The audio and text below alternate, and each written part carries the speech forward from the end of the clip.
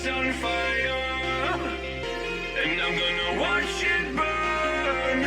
We cut the live wire, and now everyone's concerned about how are we gonna get out alive. So don't you ask me, 'cause I don't have time to lie. No, I don't have time to lie. When it all comes to an end, our minds they comprehend. Will they lie and play pretend, or will they save us from ourselves?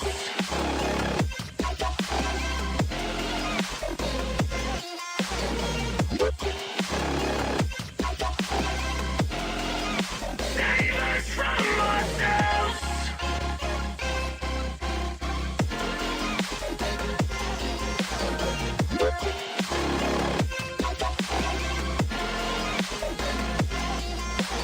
Yo, I'm not a healer, I'm a killer.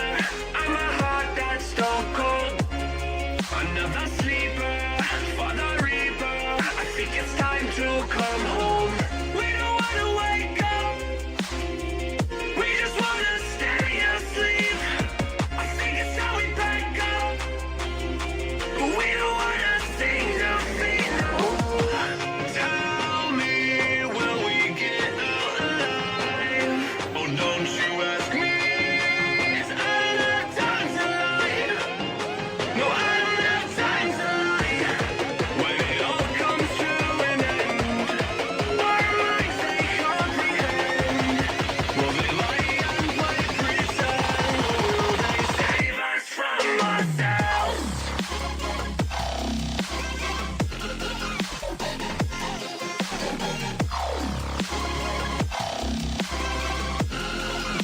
Save us from ourselves.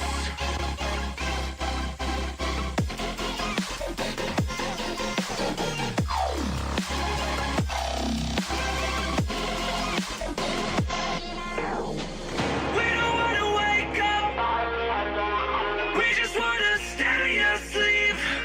I think it's how we back up, but we don't wanna sing defeat. No, we don't wanna wake up, we just wanna stay asleep. I think it's how we back up, but we don't wanna sing defeat. No.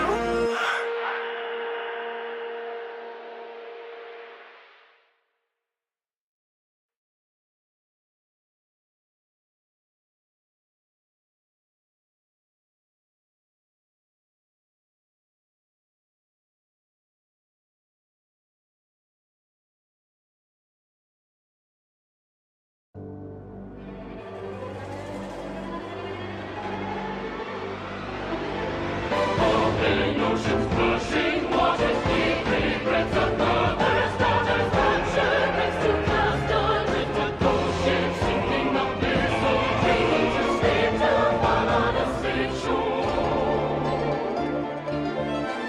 Holding a paper wall, building a dam. They are flooding circuits to find who I am.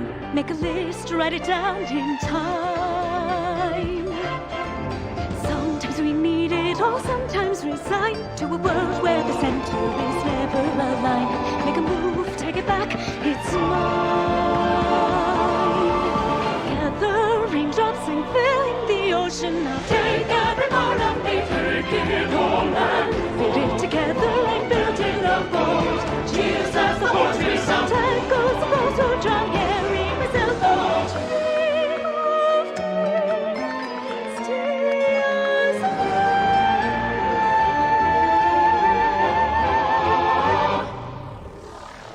find the break, water warm, keep it calm, be afraid to rattle the cage.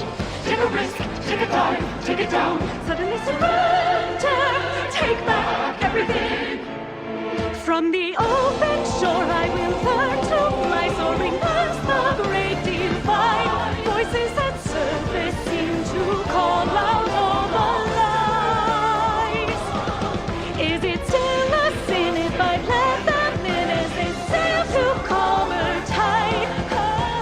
I'll awaken what's asleep inside.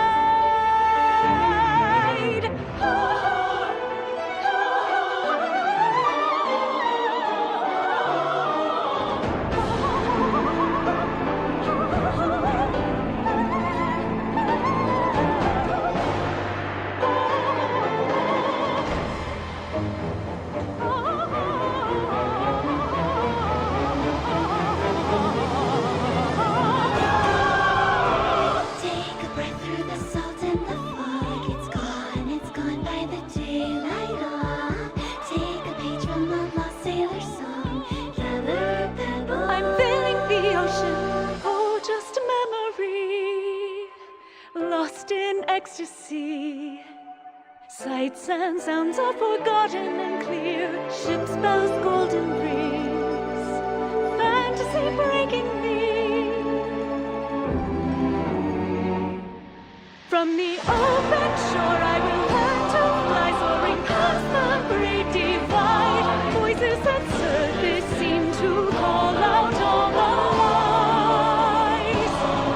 Is it still a sin if I let them in as they sail to colder tides? I'll awaken what's asleep inside.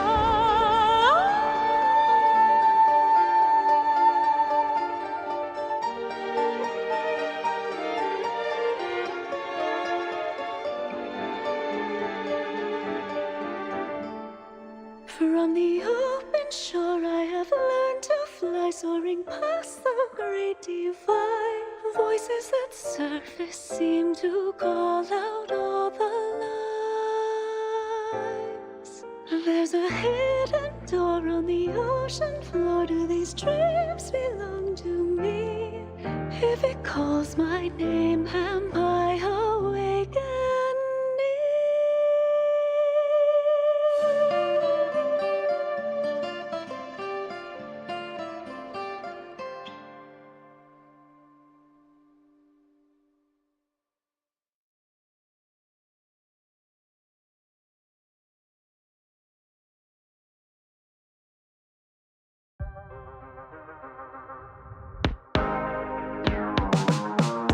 Progress only shows up as scars, decorates me with permanent marks.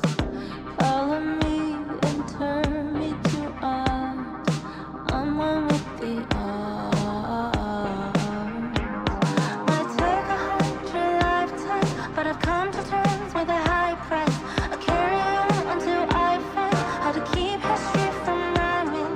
I hit 'em with my soliloquies, so to say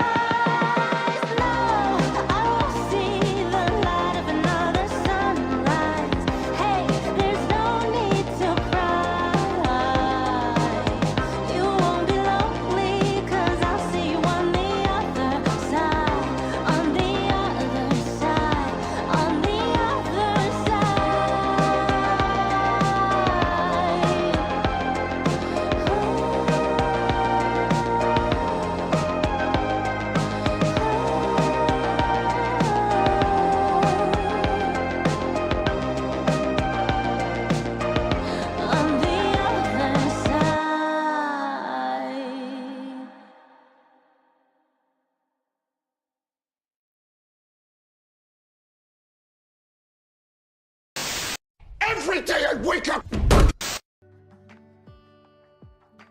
Okay. Oh. Okay. Let me do a quick run of this fucking stage though, because I can actually level up on if I get one of these chips. I think I only need one. I need a lot. Fuck me, bro. How many does he need?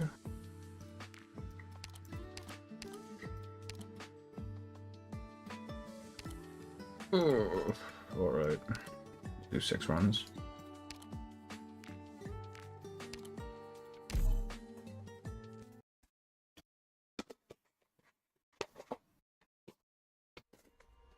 Moving out.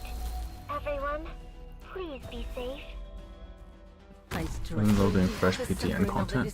Oh, was there an update? Hell yeah. I've been meaning to, because I told Autumn that I would give PTN a try a while back, but I've just been really lazy with it. You know how it is with me and picking up games. The mountains pledged to me.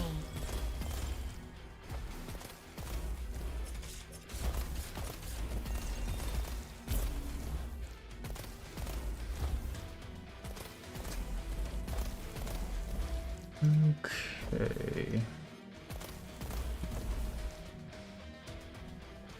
Since like, no, literally since last year. Yes, April of last year. I remember that because it was right before the April Fool's stream.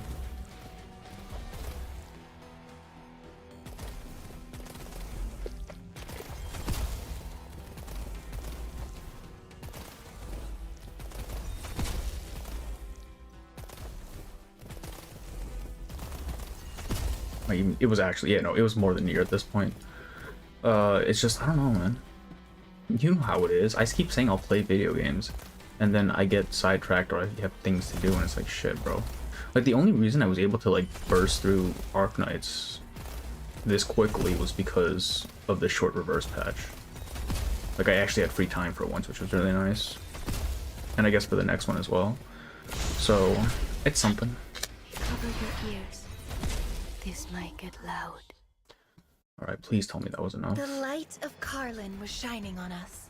It should be enough. I need 5. I need to be able to craft 2. I need to make this depressed man big. Where is he?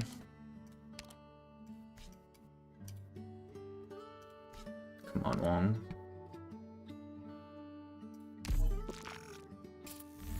Products received. There we go.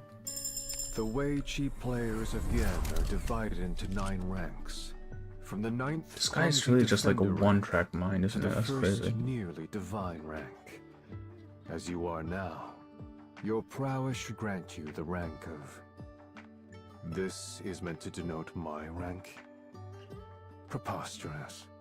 Bro, why you gotta say it like that? Do you truly wish for me to point out all the flaws I see here? Bro, please. Have mercy. Specialist. Oh my god, I actually have specialist tokens. That's amazing.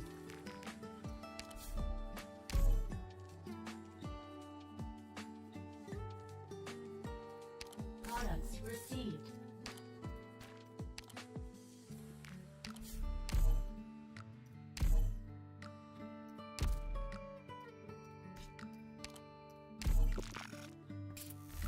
Products received. Let's go. There has only ever been me. He's actually useful now. Isn't that crazy?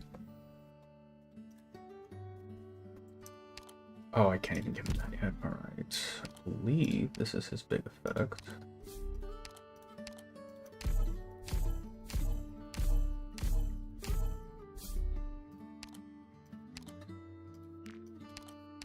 Where's the book?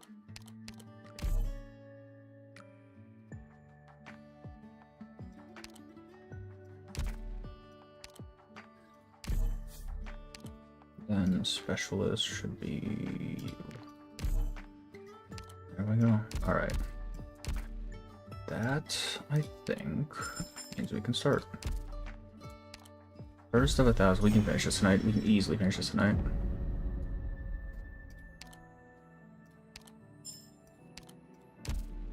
Record of an autumn's end. Enveloped edge.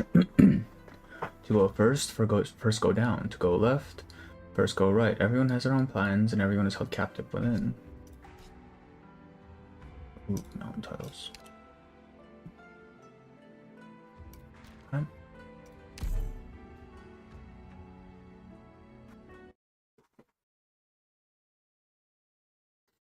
Two days before the full moon, hour of high. The man walks past rows of fallen bookshelves, trying to return the scattered books to where they should be. Earth's blessings have granted this stone to its people. The heaven's blessing shall bring an end to Sui. But in this 1,000-year river of history, is fate ordained by heaven and earth, or nothing more than a coincidence? Lord Zuo and Miss Chen, it was they who brought the token to the Sky Mirror Pavilion today. Was it a coincidence, or this mayhem? What happened? Who was it this time? Someone joins him, stepping lightly, and bends down to pick up a book from the ground. It's this one again. Mr. Liang. Miss Ning, why are you still here? I swear to God, these two. Did you forget that I am an official of the Ministry of Rights? Neither of us should leave until all the civilians have been evacuated. You are quite right. Is the evacuation of the civilians complete?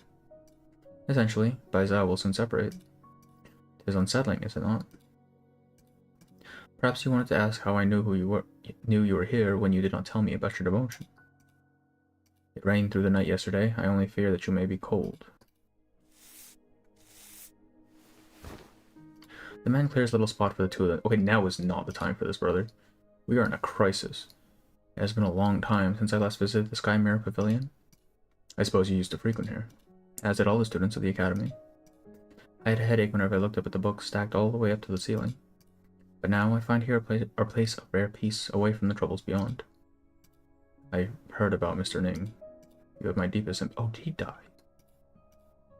My grandmother do it. Oh no, he was put in jail, that's right. He would not have kept the secret for so long out of selfish interests. He did it to protect the younger generations too. I cannot reproach him, whether with reason or sentiment. Of course, he must also pay the price for his deeds.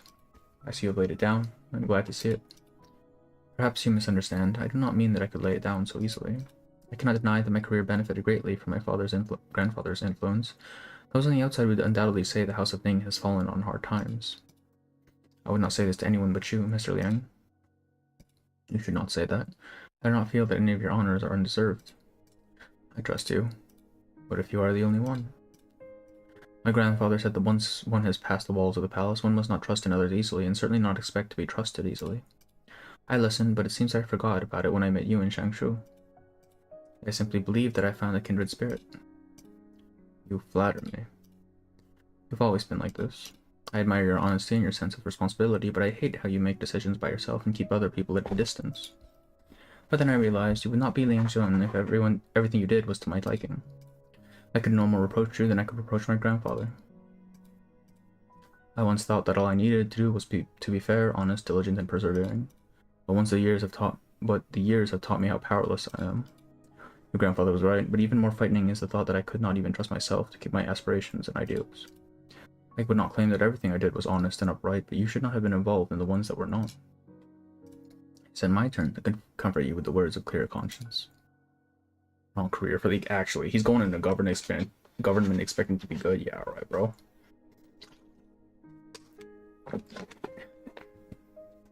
You and I have done all we could, following the path of justice that we believed in. Perhaps we are ultimately powerless to change anything. Perhaps this entire city will be no more when the sun rises tomorrow. Then, here and now, at least, my conscience is clear. This subplot, I swear to God, they've been pulling this shit on. The end of this whole arc is going to be them with a kid or something, I swear.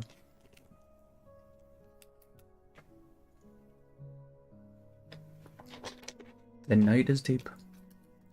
The ancient library has kept some old rules. All is quiet except the passage of time.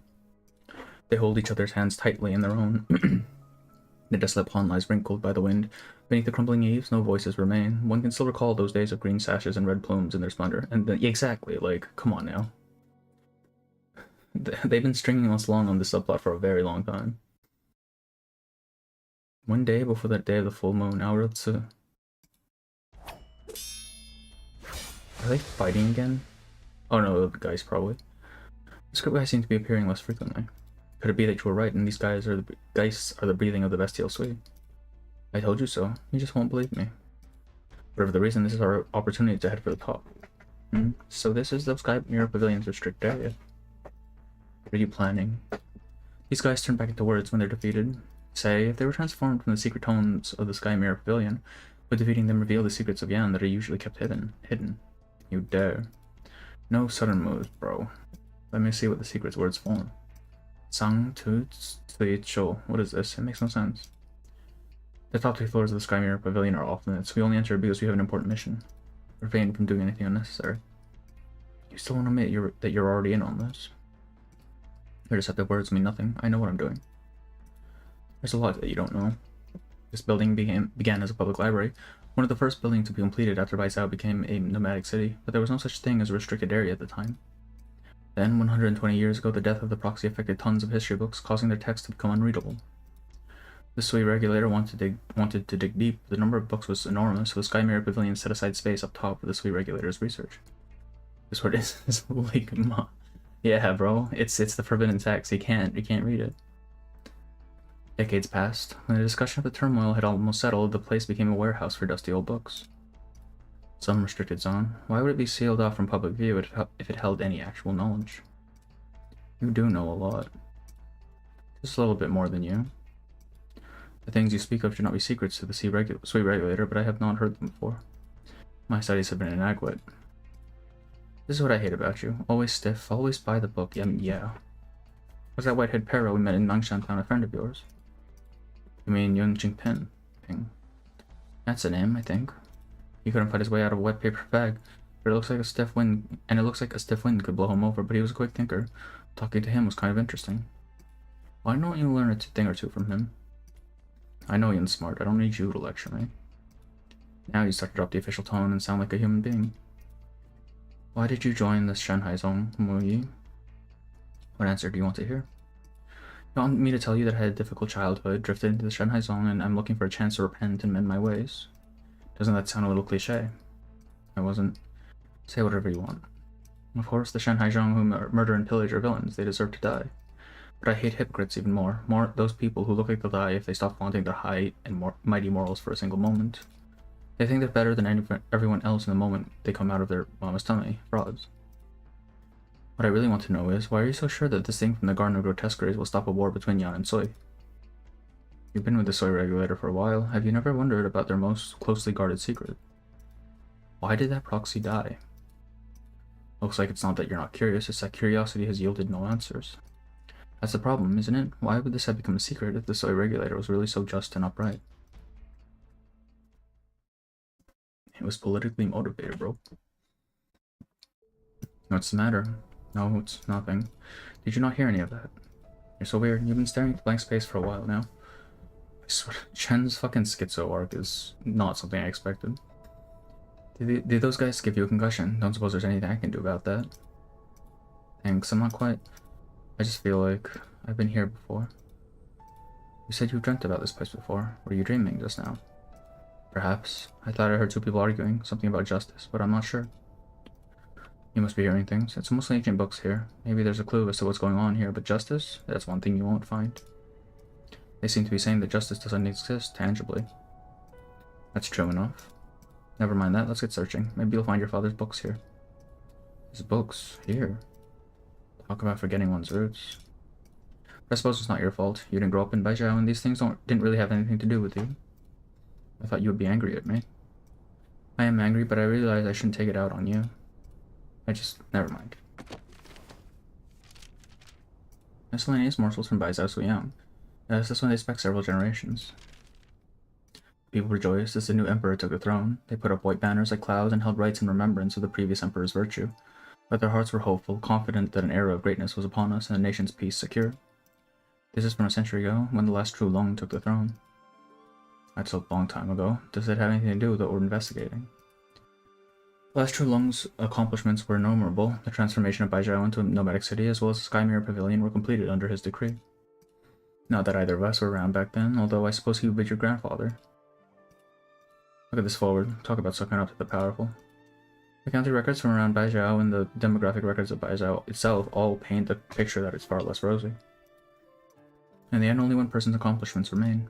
Same old story, no matter where you are, I guess. That is kind of strange to hear from a close blood relative of that emperor. When the city of Baijiao was completed, the emperor ordered the tomes of all the archives to be gathered in a single place. The scholars worked by candlelight, collecting fragments and tales, validating the facts and compiling them so that the scattered records are whole again. That's strange. The Imperial Historical Cabinet's efforts to collect the scattered histories happened after the death of the proxy, more than a decade before Baijiao was built. By the ambiguous way that it's written, the older generations were always stringent about scholarship. Why would they make such a mistake? Could it be that even what little they left behind was altered and rewritten? Chen Huiche is not listening to her companion's mutterings. She is on guard for any unusual movements around them. She wanted to tell Chen Chaoqian to get moving, but she had a hard time saying it, seeing the sad look on Chen Chaoqian's face. I never asked you, what happened to your family, the ones who were in Baijiao? The Chens were a family of historians. They were well regarded but not illustrious. They generally stayed out of conflict and politics, other than the occasional offense they inevitably caused in the course of their work as historians. All I remember is that my father said that it was as though the sky had fallen when the family learned about the marriage arrangement with the princess. That cousin was the only unmarried man in the family. He and everyone else knew how dangerous it was, but they were in no position to refuse. The rest was history. Princess Yanjing died in Langmen, and my cousin passed away soon after. His Imperial Majesty did not punish our family, but rumors of strife took on a life of their own. You can imagine what happened to us when everyone decided our house had mistreated the princess. That's not what Mother wanted. I doubt it was Wei and Wu's intention either. I was very young then. All I saw was... The elders were always sighing when they came back from the morning assembly. Many felt ill out of sheer worry. Brothers and sisters stopped communicating with one another. Everything was shrouded in gloom, but I didn't know why. Father moved from place to place, selling off the family's belongings, until we finally left Baijiao together, yet he never once told me the reason. As for what happened after, there was a time after becoming Magistrate of Water here in the Sky Mirror Pavilion, when I thought I couldn't let the family tradition of history die with me. I didn't complain about the job. Most of the position's responsibilities had been replaced by machines anyway. My colleagues, while not the friendliest lot, had little interest in political backstabbing. I had time on my hands, so I thought I would start my family's history. Was it because the Magistrate of Water's rank was too low? I felt like I had stumbled into a thick fog, getting more lost with every step I took. I knew my family didn't do anything wrong, but all the records I could find denounced us for our arrogance, our abuses. I tracked down the ones who were still alive. Oops. To ask them what they knew, but they couldn't get away fast enough when they learned of the Chen family and the Chao generation.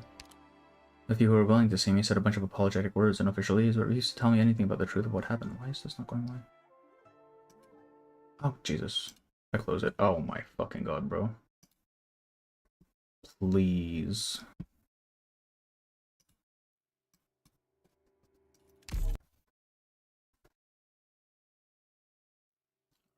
Alright, slight, hiccup.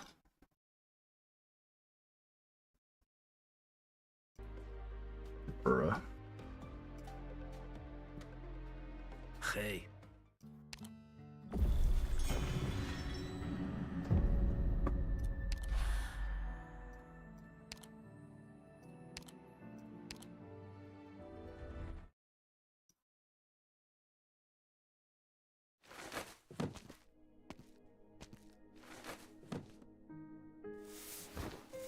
Is this 32 times? Goddamn, bro.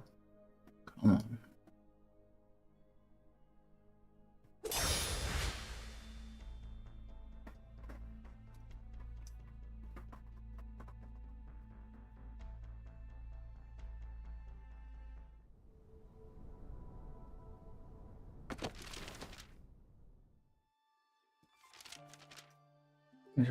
Okay.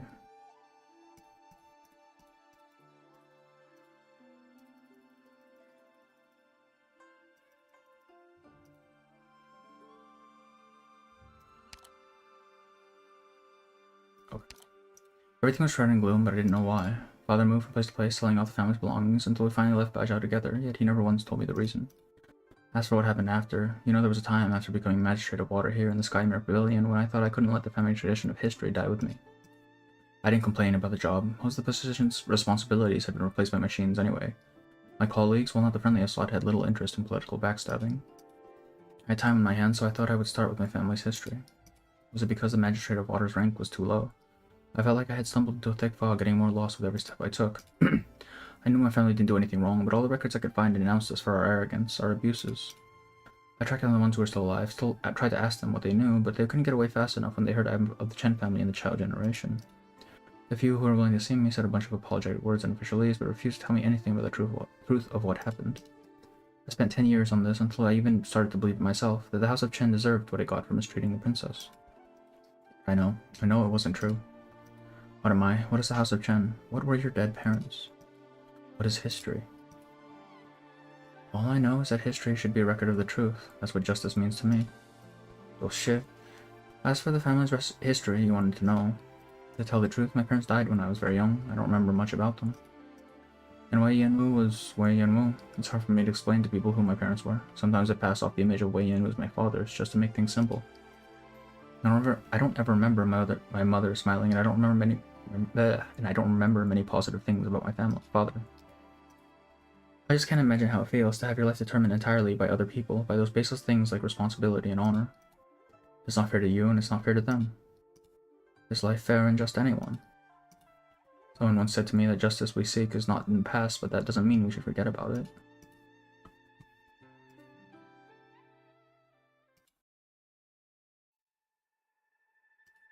Wait. Huh? Oh, because that was pre-story, and please, this fucking...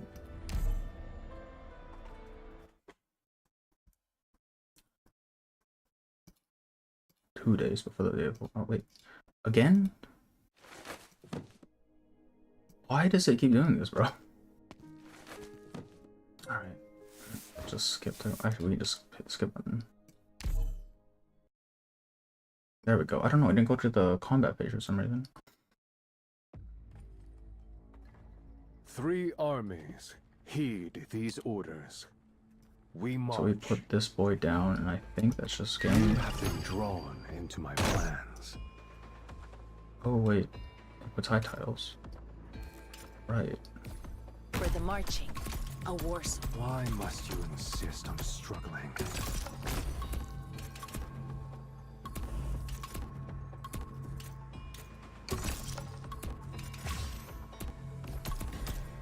Why must you insist on struggling? Oh, fuck. Okay. Stop. Forward! Discipline strengthens the will. Orders, please. Would any of you like to be my paint? There's flying units too, that's fucking annoying. I don't have any aerial units, bro. Did I really? God damn it, bro. I don't know, I think I misclicked on the fucking...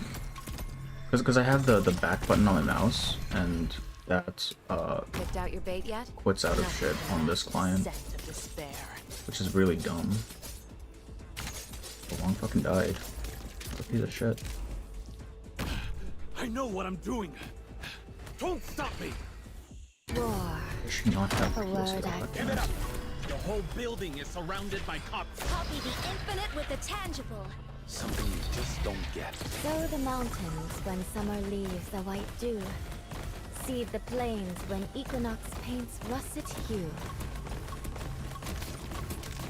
Don't keep it. I will sink your corpse into shadow. No one will find it. Give it up. The whole building is surrounded Really by cops. tanky. Definitely. Freeze! You're under arrest, but you have the right to remain silent. That's why let the straw begin. Let the straw Oh, begin. nice. Has it come to split Hellwood sinks in the sand? Great aspirations unrecompensed. Don't. I will sink your corpse into shadow. No one will find it. If you're real clear skies for tuning, rain clouds for Peru. Oh shit. Oh shit. Hang on. Don't keep me waiting. That's why I like being a cop, because I think all human life is important. Don't keep me waiting. truly one word to address all beneath the heaven. One scope to spare none upon the Alright. earth. There we go.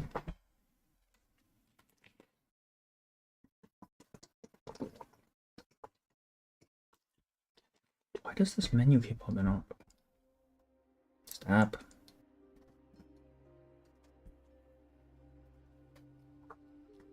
I am a military map that he has drawn 1,000 times in his mind. Before him is a faint silhouette of Baizhou. The reign of the Heartlands is unfamiliar to one used to the sands of the frontier. The clouds hang low, suffocatingly so. The general's thoughts drift away.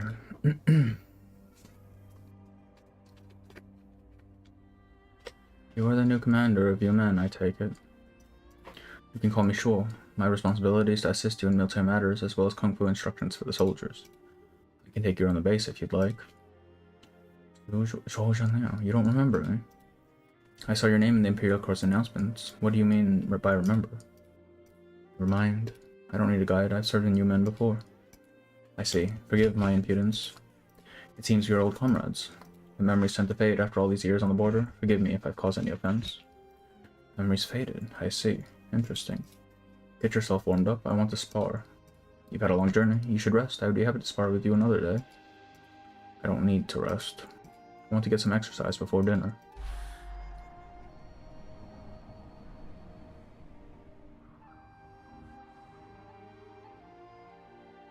We should go no further, General. The supply lines and the troops' morale have been stretched to the limit. Cannot afford to be reckless when fighting demons. To push forward would be very risky. We're so close. It's already a remarkable victory, General.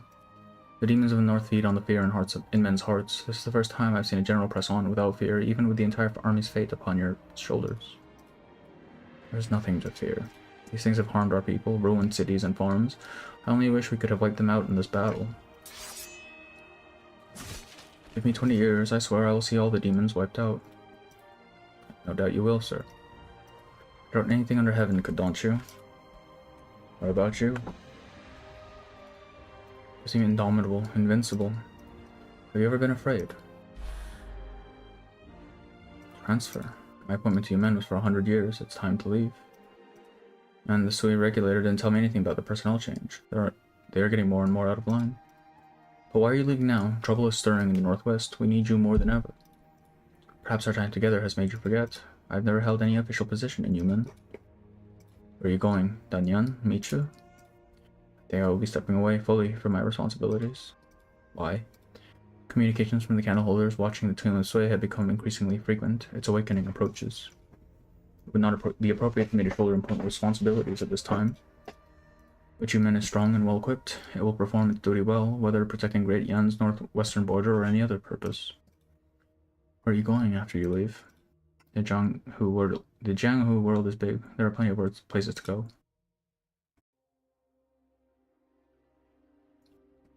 Report. Have the scouts returned? Not yet, sir. And we have received no instructions to Baizhou in the past 3 days. The Sui regulator should be communicating with you men regardless of what is happening in the Tomb of Sui. Send out messengers. Sir, they're forcing their way in. What is the meaning of this? Oh. Right, bro.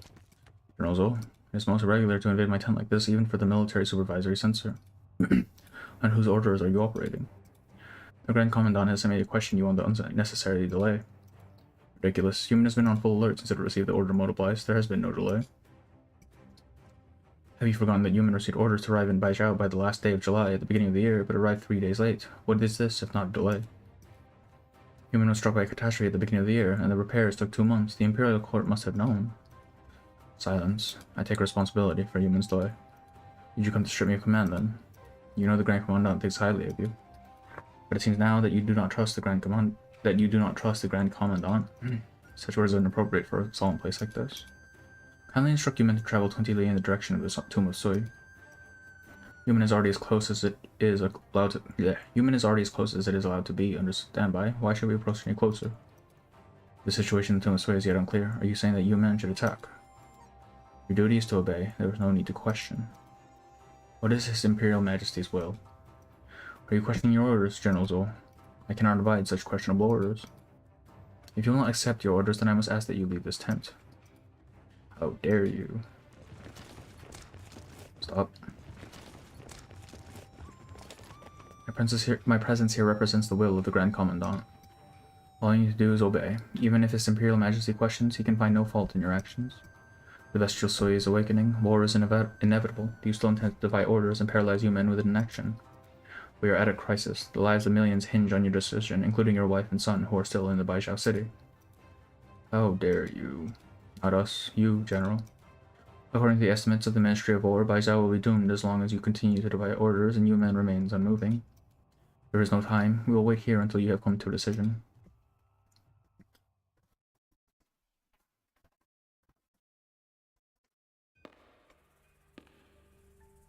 Oh, look, it's Jun. Does it look familiar?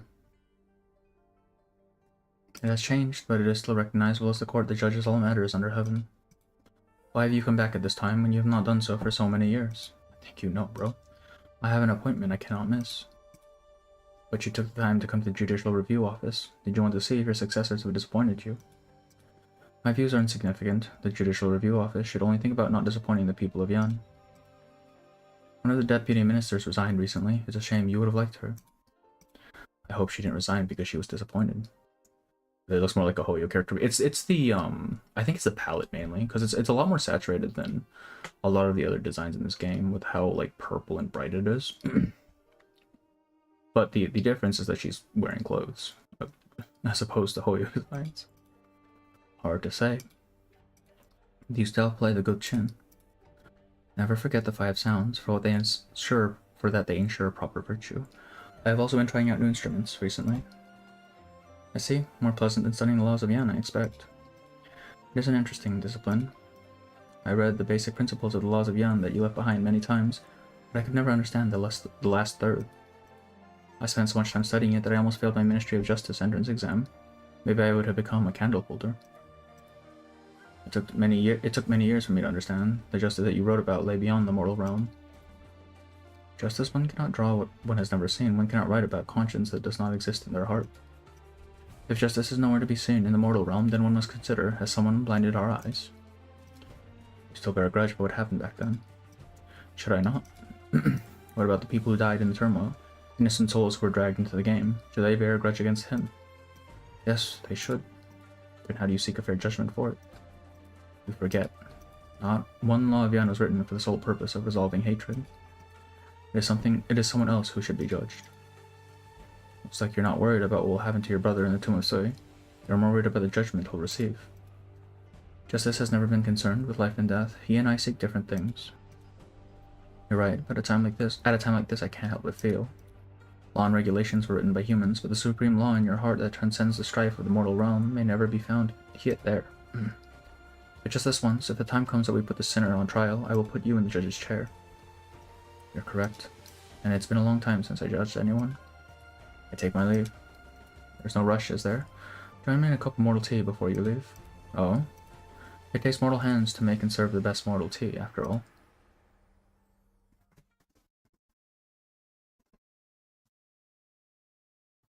One day before the full moon, I'll review.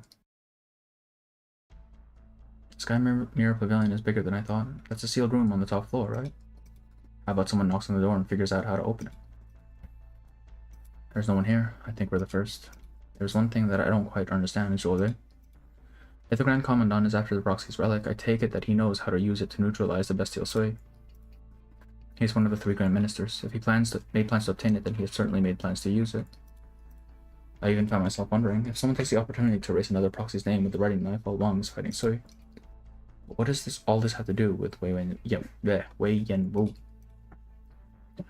The Grand Commandant wouldn't have needed the writing knife if he was that powerful. He could have gone into the Tomb of Sui and killed Sui with his own bare hands. Oh, bro.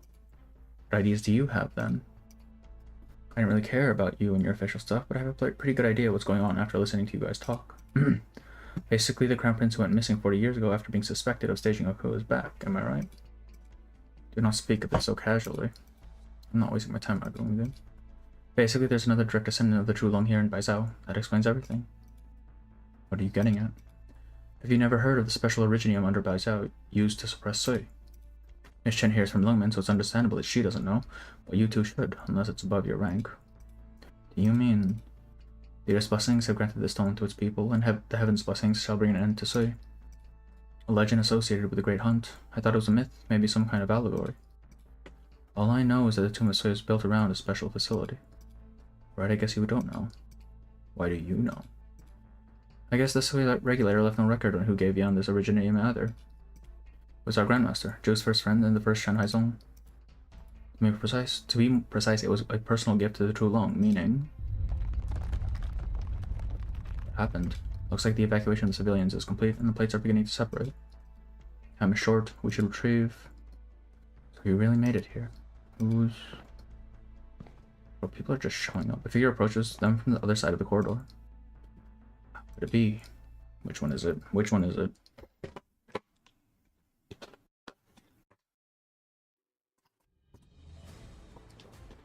All districts have been fully evacuated, Your Imperial Majesty, and all the ministries are ready. They await your command. Tomorrow is the day of the full moon. Yes. Very well. Separate the plates.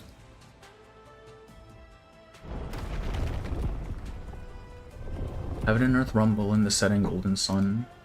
The plates of Baijiao begin to separate, starting from the outer areas, casting numerous shadows in the vast wilderness. They are the legs that carry the city and the foundation of its existence.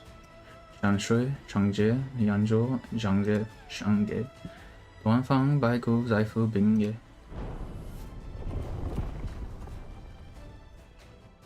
8 districts have seen 100 springs and autumns together. They have long been standing united, overcoming hardships. Now that they are separated, the future is uncertain.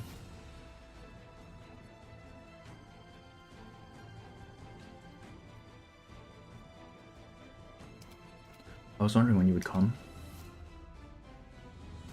Your Imperial Majesty, it is time. Daring to add ingredients like that? What is this? You've definitely got the potential to be a top chef. There we go. TA7. 1,000 employees exhausted, the body a cage. Parting from the stones, from the self voiced in the gaps and the one held in mind. Between every gap, a severed slice of memory.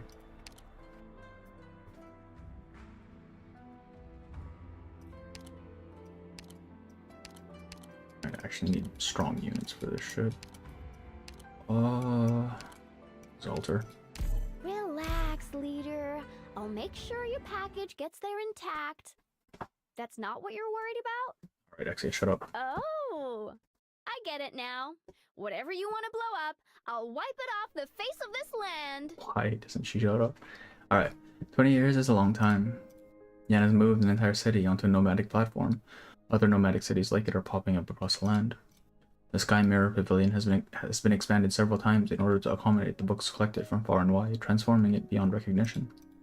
20 years is a short time. Our family rarely saw one another. Zhou and Ling remained on the border. Jun is planning to move to Danyan after compiling the laws of Yan. Zhou is living in Dahuang. Ji and Yi travel far and wide, each for their own reasons, while Yan is as carefree as ever. Rumor has it that Fang has left Yanni's territory. Dusk refuses to come out of her scroll. Meanwhile, business at Yu's restaurant is booming as it has been for decades.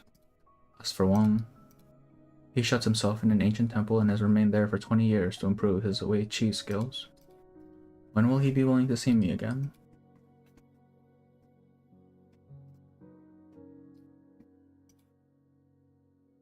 Jia, the Imperial Historical Cabinet wants an update on the review of Jiangqi's local chronicles. You caught me slacking off.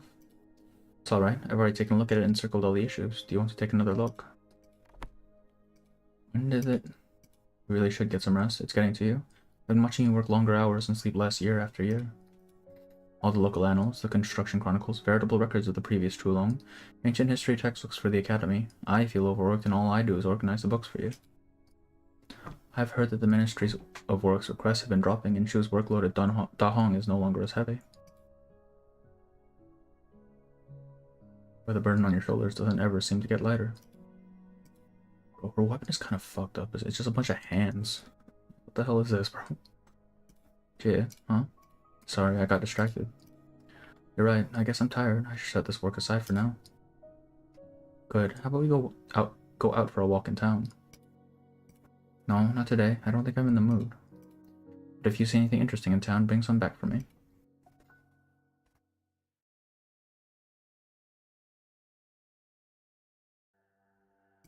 Candle holder Chun. Yes, that's me. What's the matter? I have an urgent letter for you. For me? From who? Someone has sent a letter to the Sui Regulator. The supervisor is shocked by its contents and forwarded it to His Majesty, as well as every candle holder who deals with the proxies directly. What's in this? I do not know. The supervisor's instructions to you are to be ready, but refrain from acting without permission. What's this? Your blank blank birth. Your blank blank fought Shuo resulted in a great property damage to the people. And the Mandarin for a crime he did not commit in order to cover up for one of his own kind. Met with the other proxies and was secret without the Sui Regulator's knowledge. The Sui Regulator suffered a fire several months later, the cause of which is unknown. Claimed to kill the bestial Jew, but had in fact allowed it to leave the domain of Yan.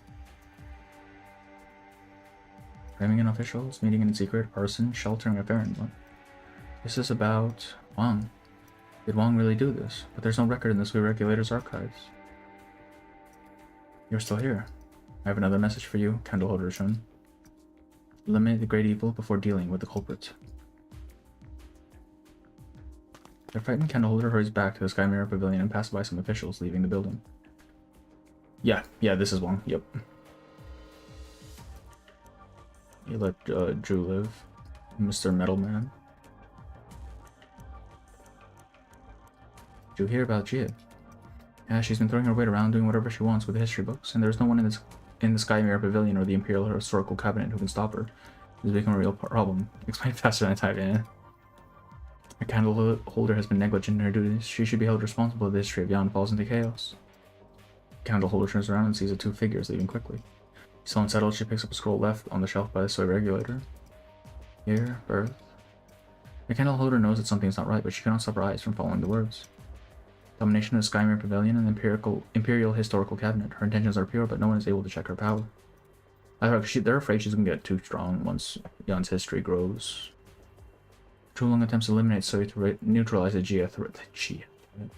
The tomb of Sui is empty when it was open. Imperial Historical Cabinet abolished, takes control of the written language of Yan. No one may oppose her. Reviews the livelihood of every household in the land. Anyone who has committed fraudulent acts has their name erased and is exiled to the borders. Thousands die. Not real. None of this is true. She's not like that. Several visitors gaze curiously at the woman in candleholder garb. Chun wipes the cold sweat off her brow and sees an ordinary book of poems in her hand. I must be possessed. Yes, that's it. She's not like that. Are you sure she will never become like that? Of course. The frightened candleholder can no longer tell who is talking to her. She will change as her power continues to grow. She will become it. It. She does not want to become it.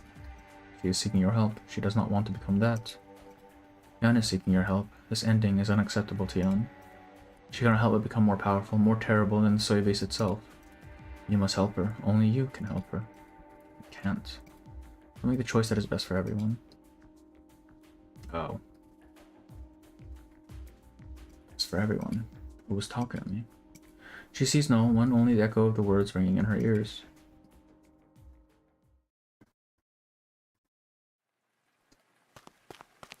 Your Imperial Majesty. The young official walks into the magnificent hall. It is her first time here.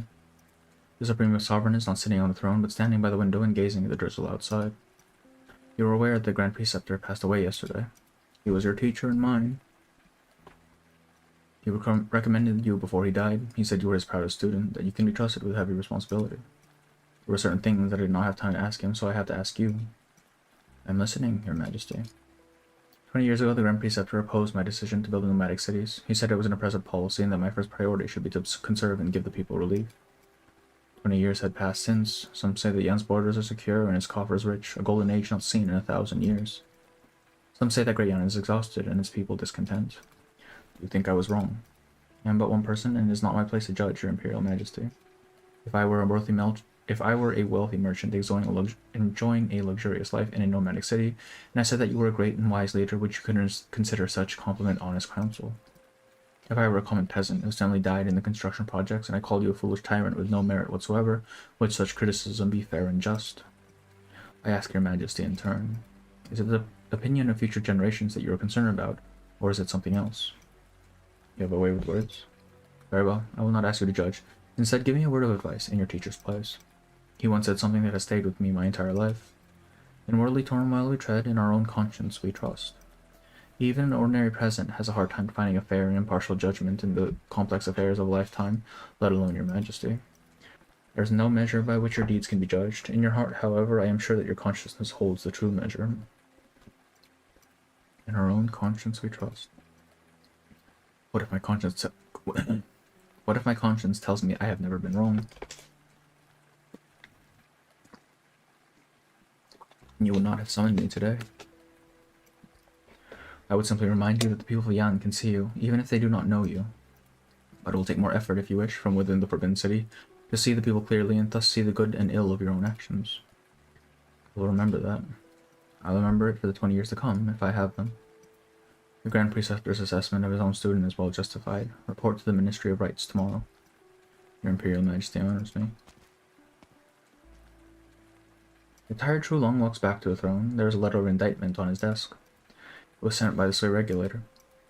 In worldly turmoil we tread, in our own conscience we trust.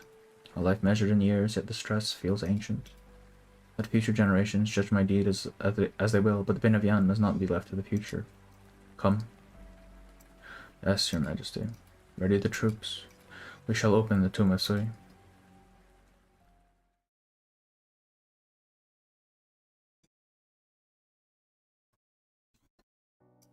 Another long, tiring day. The proxy returns to the familiar temple and casts his gaze at the weight sheet board in the corner as is his habit. One glance is all it takes to notice that something is not right. Someone has been here. The weight sheet board is empty except for a single object in the middle, though it is dark in the room and he cannot see what it is. As he approaches, he sees that place at the center is a ripe, white ginkgo seed.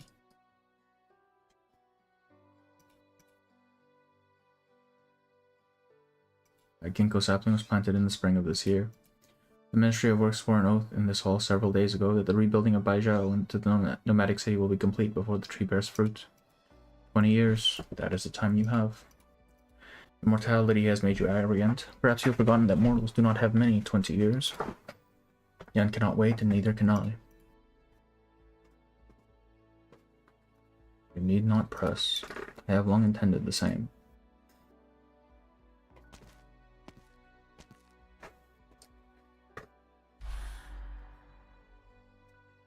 You truly found a path, tell me and I will come with you. Our chances would be better that way.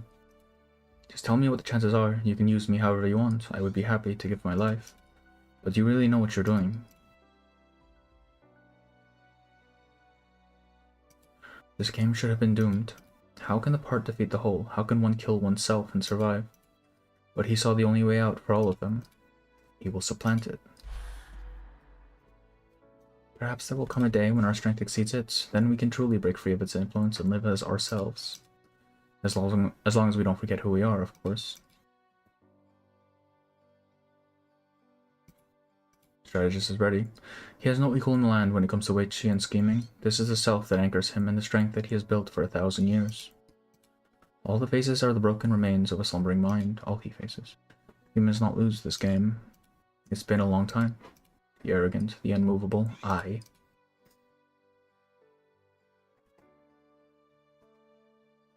Returning to this dark tomb for the first time in 1,000 years brings back countless emotions. Anger, frustration, shame. As he steps inside, he feels himself chilled to the bone. No, no, this is impossible. How? How could you have already awakened?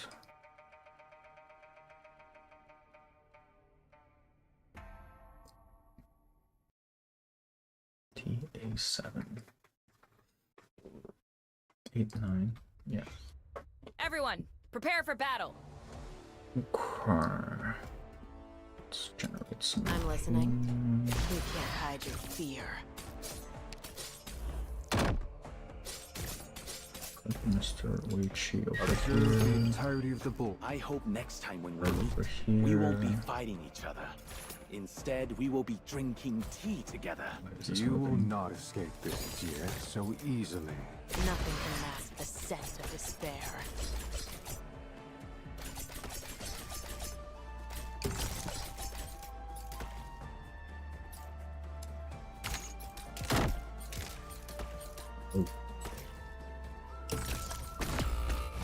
You will not escape this, dear, so easily. Can help, bro. Forward! Tactics sharpen the Cease. mind. Standing by.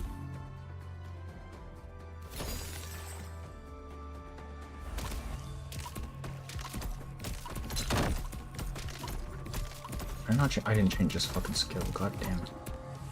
No wonder he hasn't been doing his nuke. I'm listening. Truly, the split halberd sinks in the sand. Great aspiration. Nothing can mask the scent of despair.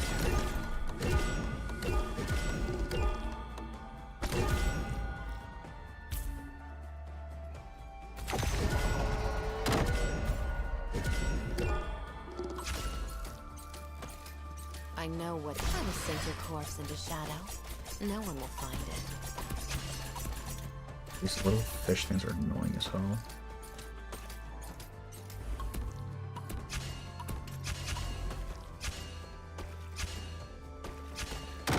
Truly evocative. One word to address all beneath the heaven. One scope to spare none upon the earth. There we go.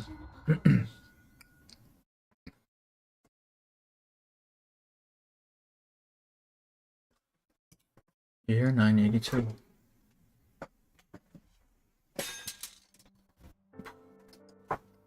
Damn, it's just a sword. How could this be screwed up? Getting rusted. The smith scratches her head in confusion and takes out another steel ingot from storage. Bottom is wet this year. It's suffocating. Something just doesn't feel right.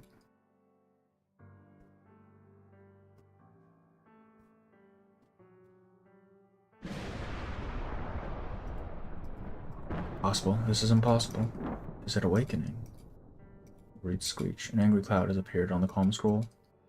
A crack of thunder leaves an ink trail on the white scroll, looking decidedly out of place. Unless terrible ink spirits appear out of nowhere, scattering across the scroll, covering everything on it in black ink. I didn't paint this. Go away.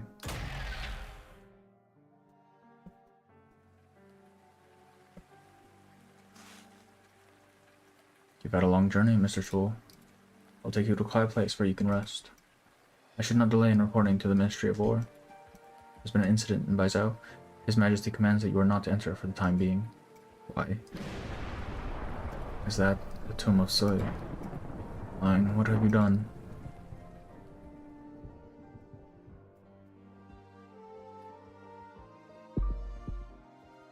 Did the heart skip a beat, or did it beat twice in an instant? Or was it the vibration of the nomadic city from some sudden movement? Or was it? Plop. The scroll that was in the proxy's hand is now on the ground. Wang. Chia, what is it? Look at this. A letter of indictment for Wang. Who gave you this?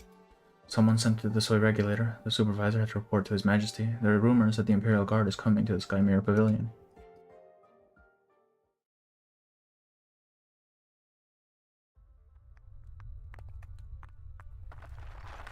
Finally. Finally. You're here. Salutations. Hello. How are you, Danny? Daniel? Welcome, welcome. Why are you awake? No, your aura is almost identical to its own, but you've appeared in that hollow visage. Hollow visage that is also yours. In any case, you're not awake. You're still in the dream. Of course I'm awake. You'd awakened me centuries ago when you intruded upon my dream. You're bluffing. I would not be standing here if you were truly awake. You flexed in your dream and thought you had woken up. You, a mere dreamwalker not yet awake, dare call yourself awake. Dreamwalker. Very well. I'll call this a journey in a dream. But I see those games you and your siblings play with those puny humans, and your foolish, flawed, presumptuous plan to replace me. You want to become the same as the humans, to become such fickle, puny creatures in order to escape your fate. How pathetic, how laughable. You forget that these puny creatures defeated you and imprisoned you for 1,000 years. Does it matter if you're awake? You're a shadow, a reflection, a phantom questioning its own shade, a reflection in fleeting water. Killing you will not be difficult. Is that so? The proxy turns around to look at the corridor that he just walked through, but finds no path. Why are you afraid, then? It took so long for you to get a chance to see me like this. If you're not afraid, why have you not torn me to pieces in your hatred? Pathetic, foolish. Watch your tongue. Didn't you want to fight me to the death? Then come, do what you do best. A witchy board appears in front of Wang with a familiar crack on it. Without asking, the mysterious foe takes the white stone and goes first according to tradition. The first stone is placed in the Tian Yuan position, the center of the board. First move, Tian Yuan. Are you mocking me? You'll find out when the game is ended. Your turn. He takes a black piece. The 19 by 19 board is intimately familiar to him. He has not tasted defeat in a long, long time. Yet it seems as though his opponent sees through his every move, every thought, every emotion. He soon finds himself at a disadvantage, even though his opponent had forfeited the opening move. Possible. Why would it be? Have you not realized that all the intricate moves that you have pondered, all your puny stratagems, are no secrets to me? Because I am you. Giving up already? No, no, that won't do. You must finish the game. So be it. He clenches his teeth and picks up another stone. Every move causes a splitting headache. Every move drains his spirit. The game is finally concluded after 100 moves or so. With all endgame play settled, Black wins by the slimmest of margins, half a point, as the points are already tallied. The player is exhausted, at his last gasp. Hands feebly. You lose, arrogant as ever. Aha. Leaving aside whether this child's play even counts, do you think this is the only game between us? The name of this game is Wang. You may have won this round, but have you any idea how insignificant it is in the big picture? Step back, go there and look back, and see if there's any meaning in these moves that took every last drop of your being. Against his will, Wang gets up and takes a few steps back. It is only a few steps, but the board that he has been seeing has shrunk to a tiny piece. No matter how you flail and struggle, it is no more than 1/12 of the game. All the twists and turns of your black pieces have not determined the outcome of a single corner. Why do you think you can make me concede? Wang forces himself to look. It is no longer a 19 by 19 board, but hundreds of lines vertical and across. The game that he had poured his heart and soul into just to win by a hair looks utterly insignificant on the vast board.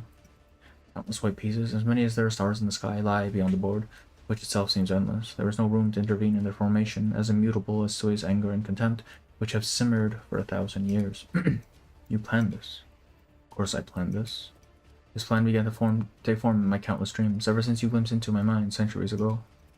A white would begin to lay the pieces around you, quietly and unbeknownst to you. What you have done, he made note of. What you did not finish, he finished for you.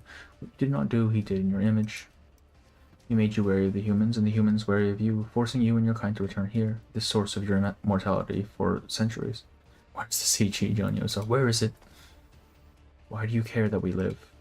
As long as I live, you will always have a choice. The last thing that Yan wants to see, to return to my consciousness and destroy everything that was built upon the Great Hunt. As long as you live, I will never regain my full strength that will allow me to break my shackles. Our lives are too intertwined for peace to be a possibility. He would seek peace with the humans. Yan would not abide me, who almost became their god. Why would they abide you when you replaced me? You are not worthy to play this board. I will take your life and the lives of your siblings. Vanish now is your inevitable fate.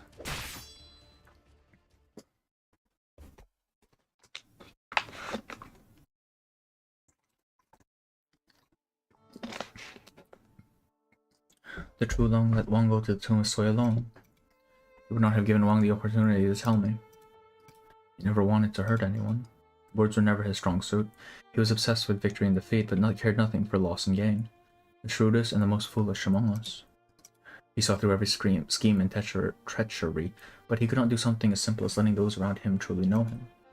Besides, am I not the proxy that the Sui regulator and you have always feared the most?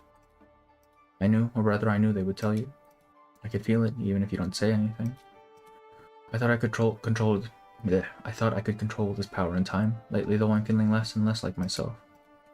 My memories began to grow indistinct many years ago. In recent years, the same has happened to my emotions. Perhaps... There's something I want to ask you, Chun, impolite as it may be. What did you feel when your mother died? Underneath her thick black hair, the elf's ears twitched. Why do you ask? Because there is still hope for one.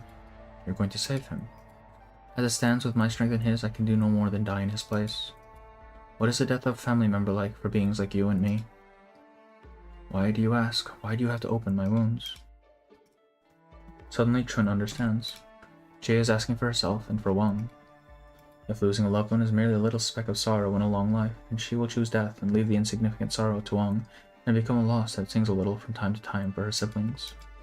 If the pain of losing a loved one still threatens to tear one apart, even for those with lifespans far beyond the ordinary mortal, then she will choose to bear the unbearable pain and the burden of those left behind, seeing the task of eliminating Sui through to the end. An immortal being, facing the possibility of losing family forever for the first time. Though she has written about meetings and partings innumerable times, finding no other measure to judge by, she can only rely on Chun to make a decision. She only has to tell the truth. That the pain of losing a loved one does not heal so easily, even after decades, after centuries. That death is liberation and life is pain, which way the scale tips is obvious. That it was best for Wang to let him go, that Jia should remain and feel the pain that lingers. Wang reaps the death that he sowed while Jia remains. It is how things should be. That Jia would cautiously advance the cause of eliminating Sui without crossing the line as Wang did, incurring the wrath of the true Long when the Sui regulator received an anonymous tip. But... eliminate the great evil before dealing with the culprits. There is no one in the Sky Mirror Pavilion or the Imperial Historical Cabinet who can stop her. It's becoming a real problem. She should be held responsible if the history of Yan falls into chaos. Imperial Historical Cabinet abolished, take control of the written language of Yan, no one may oppose her. Reviews the livelihoods of every household in the land. Anyone who has committed fraudulent acts has their name erased and is exiled to the borders. Thousands die. Chaotic, murky memories grip the candleholder's heart. It is not right. She seems to remember that none of the speakers had faces. Something is not right. It is false, fabricated, designed to drive a rift between candleholder and proxy, turn them against each other. But is it not a fact that Jia's power is growing? She will become more powerful, more terrible than the Sui beast itself. She cannot help it. It must help her. I must help her. I must do my duty to Great Yan. Two entwined wills surge in her chest. One belongs to her, the other to those faceless people, but also to a Yan that does not want to give a proxy complete control over history. She cannot help but suspect that her recruitment by the Sui regulator was not luck, but planned. She was assigned to watch the most difficult proxy to control because of her long lifespan. She would understand that the monster that Jia would come because of her interest in history. She would lose her hard-earned home if she betrayed Great Yan because she has nowhere to go. Is that why? She feels the crushing weight of her burden, a rumbling sound fills her mind, and she cannot think. She must do her duty to Yan, do her duty as candleholder, but by chance she has seen Jia at her most fragile. She must let the great evil take the culprit's place. It would be best for the proxies, even. Yan would lose a reason to wage war on them. My mother. When she passed, I felt very little. Damn, bro. The pain tore you apart. I felt as though the death of my mother left a hole in my heart, made me find something new to fill it.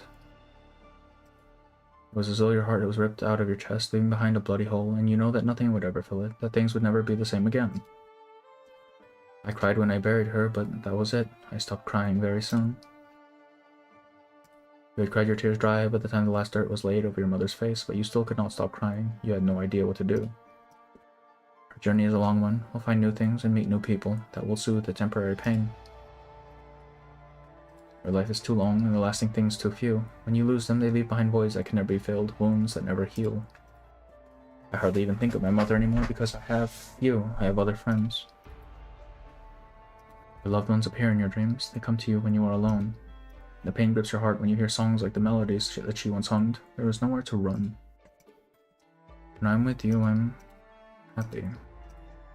She barely managed to utter those last few words. So great was her urge to throw up, she could hardly breathe. She dares not look into the proxy's eyes.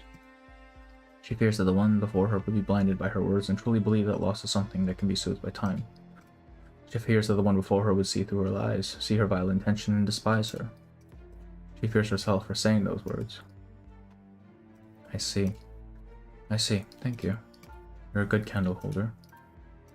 The murk in the candle holder's chest suddenly clears. There is only an empty hole there now. Rin blows through the hole and speaks in her voice. Gee, it was a cruel question, but I asked because my heart was in turmoil. On second thought, I would likely have made the same decision, whether I asked the question or not. I regretted it as soon as I asked. You're smart. You would have realized that I was forcing my candle holder to choose my death or Wong's. I shouldn't have made you do this. You didn't say anything about yourself. You chose to communicate Great Yun's will to me, that's all. Death is an adventure that is unique for everyone. There is no previous experience to draw from. We must each walk our own path. The local animals that needed to be edited are on my desk. Take them to the sweet regulator when you have time. Yeah. Chun fights back her tears. Even crying would be a lie, here and now. The dull hole in her chest continues to sob, a sound that only she can hear. Finally, she forces a few sorrowful, powerless words from her chest. I'll be going. Take care.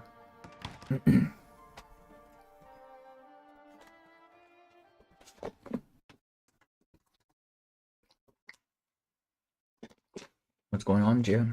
The Imperial Guard is coming to the Sky Mirror Pavilion, and I almost got shut inside my own home by my candle holder. Very ironic to accuse Jia of covering up history, examining people concerning the Blaze event subplot. Yeah, the whole thing about history. It's I mean, they're all supposed to be like tied together, even if the quest itself is not necessarily focused on the siblings. So I feel like that's actually pretty intentional. Something happened to Wong. You can hear it, can't you? It's heartbeat. When to Masui? When? 2 hours ago. We can talk about the rule breaker later. The court clearly wants to exclude us and time is short. What's your plan? I'm going to help Wong. The Rennie's just yeah, I if only it was voiced, oh god damn it. Then I wouldn't have to suffer through this. I'll go with you. No. Why? He and I will take care of this. Are you sure? I'm sure. He and I have been making plans to eliminate Sui. There is no time to explain the plan right now. Your presence will not help. It will only increase the risk. Besides, there's something that I must ask you to do.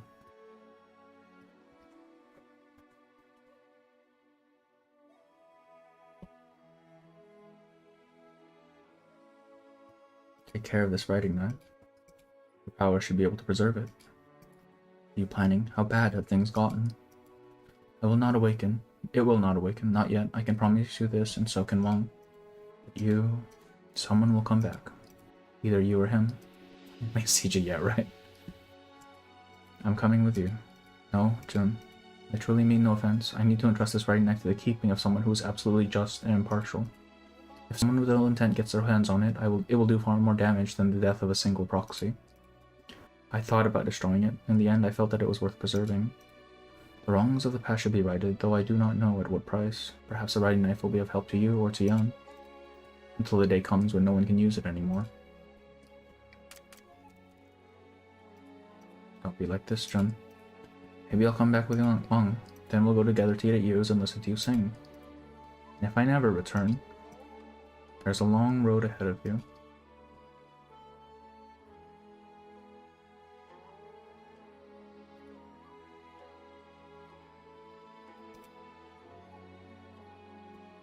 It's not so easy to not look back. She looks at the innumerable lives and deaths recorded upon the shelves, many of which she had written with her own pen. Would she become one of them?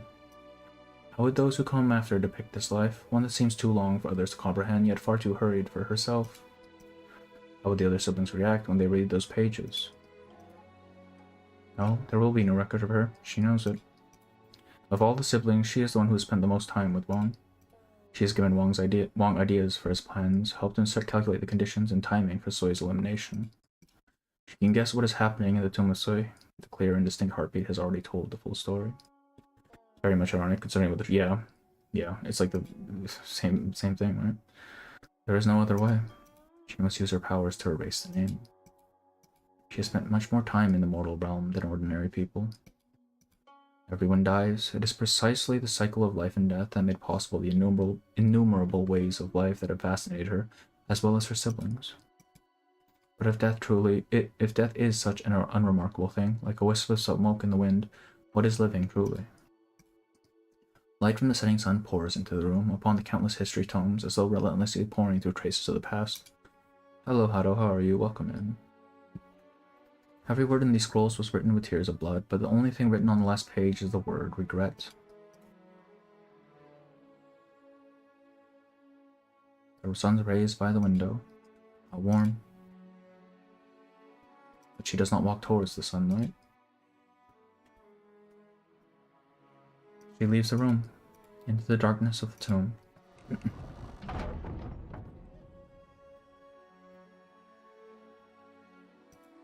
No words need to be said. Wong knows it is a fragment it has retrieved from his own memory, an image that he has never forgotten for even a moment in the last 120 years. He lies exhausted on the ground. 100 white pieces on the board have turned into blades that impale his chest, and he is slowly inundated by the pure white, until the golden light surrounds him. Sorry. Wait for me to come back. For you to come back. It was the other side of the dream, a place that he should not have been able to touch. But she seems to notice him and turns around to look at him. There is a faint smile on Gia's face, and she nods lightly. Light gushes from behind her, surrounding the figure, swallowing it, dissolving it, sweeping away the dream realm and revealing the true face of this place.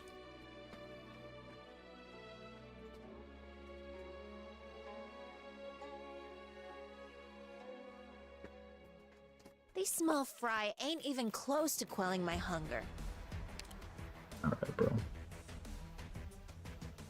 TA8. The word golden erasing blade.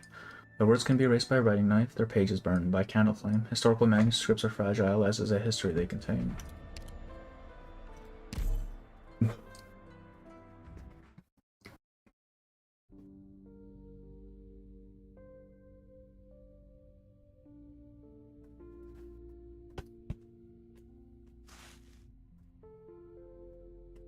Your uniform suits you. Supervisor, Soleil reporting. Eddie, no need to be too uptight your first day on the job. Better that you maintain your youthful energy. Understood, Supervisor. You know where we are, Soleil. Upon the peaks was the beast cornered and killed. This was the battlefield where we killed the Farinmut during the Great Hunt. But, Soleil pauses, unsure if he can continue until he sees the patient gaze of the Supervisor. This was also where countless soldiers and civilians lost their lives, where living, breathing people faded into a graveyard of lines of cold numbers between the pages. You'll realize something that many candle holders older than you do not. Carry the fire that drives out the shadows of the Farinmut and travel amongst the people to learn their troubles. It was the first candle holder holding the torch that discovered the existence of the Farinmuts that made possible the war with gods, which secured Yan's future. Even today, the existence of Farinmuts is only known to a select few, which makes it all the more important that the candleholder's fire remains brightly lit where shadows fall. I will do my utmost to protect the people. I am glad to see your resolve, but let me ask you again, what are the Farinmuts in your eyes? What are the proxies who live amongst us within the season, on whom we keep a constant watch? Hearts of people are fickle, the hearts of beasts even more so. Perhaps some amongst them have once aided Yan, but be it out of a whim or true sincerity. But weighing the pros and cons, ultimately, they are different from us. They are enemies. Enemies, you say? Enemies.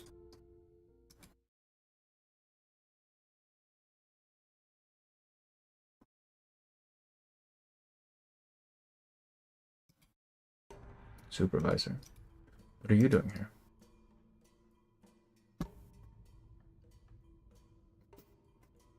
Of course it's her. That question should be mine to ask. Where have you taken the token? Where have you taken the token from the Garden of Grotesqueries after the vocation was completed?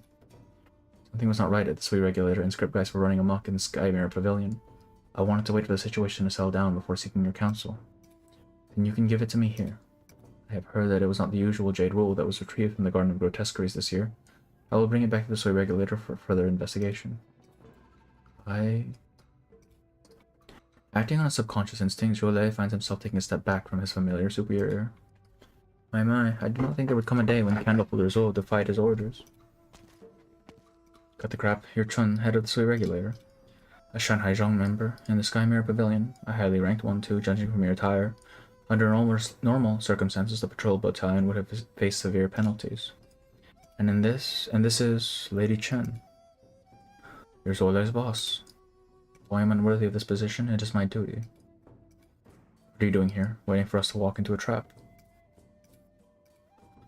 Unfortunately, it is not you that I am waiting for. Hand over the token, Jolet, and you may leave with your friends. We can discuss your association with undesirable elements later. I thought you would tell him to take me in on the spot to make up for his transgressions. We're in the courts of Yan, not some bandit camp. Fine enough for you to say.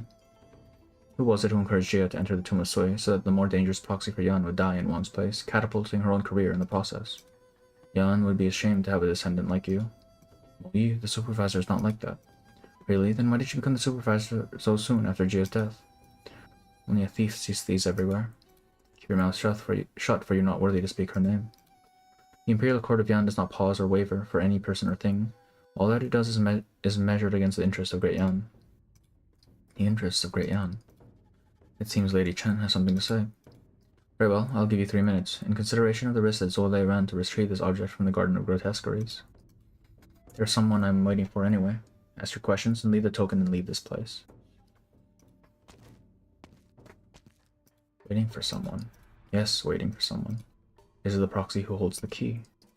Why do you say that? Guys run rampant through Baizhou, but Zole is the only one who's trying to tackle the script guys at the source, and on no orders at that. The LGD was never so negligent, even when Wei Yanwu's oversight was at its laxest. The first thing you asked about when you saw Zole was not the script guys, but the token from the Garden of Grotesqueries. You seem to care nothing for your responsibilities. The Sui regulator is not the police. Wen Baizhou was more qualified than the Sui regulator to deal with the script geists. Your goals are aligned with the Grand Commandant's. You want the writing knife. If Mo Yi is telling the truth, no one in Baizhou is closer to the writing knife than Jun. You're the LGD proud, Superintendent. Why are you assisting the Grand Commandant's plot? What do you plan to do with Wei Yanwu, or have you already joined forces with him? Plot. You may have been an excellent officer of the law, Lady Chen, but it is not your place to intervene in matters of national interest. I've been to places and seen things. There's no need for grandiose words. If your plot is indeed in the interest of the nation, you should feel no shame in saying it aloud. Only those involved in political squabbles would keep bringing up national interest when questioned, beating around the bush and deflecting the question. You should be careful with your words, Lady Chen. The matters of state are complex and interconnected, and it is not unusual for officials to have differing views. Your words insult all those who serve the state. For 1,000 years, the Sui regulator has had one mission, and one alone. To do what is best for Yan in matters pertaining to Fahrenheit. Nothing else matters to us. Even if the Grand Commandant's actions are indeed drastic, extraordinary times call for extraordinary measures. The use of the writing knife does not constitute treason. Then what is he planning? At this point, I doubt this damned old elf is going to talk, so I'll do the talking for her. Yeah, she got politician brain. That's crazy. As I suspected, the Grand Commandant wants to rewrite history with the writing knife and completely eliminate the bestial suite. The price is the True Long's life. But why? What does the True Long's life have to do with destroying a Fahrenheit? We were just talking about it before we were interrupted. 1,000 years ago, the Grand Master discovered a piece of Originium that he presented to True Long as a weapon that can end the Great Hunt. Realizing its importance, the True Long had his Feng Shi perform a ritual that linked it to True Long's bloodline. Henceforth, the power of the Originium may only be harnessed by the reigning True Long. That True Long had a bit of a conscience at least, and he set a condition in the ritual, probably to prevent his descendants from abusing it. The full power of the Originium can only be unleashed by sacrificing the life of the True Long, hence it was given the name Bufan, no rebellion. But does the True Long's life to be sacrificed really have to be the Emperor's? Why did the Grand Commandant go to such painstaking lengths to obtain his writing knife if his goal was merely a coup? Oh, they're going to use Wei Yanwu. You mean the Grand Commandant wants to use the writing knife to change the record of who the current True Long is? The Grand Preceptor incited the Prince to regicide. What is the truth of what happened that night? Who sent the Yulin Guard away? Who actually entered the Emperor's chambers? These things are not specified in the record.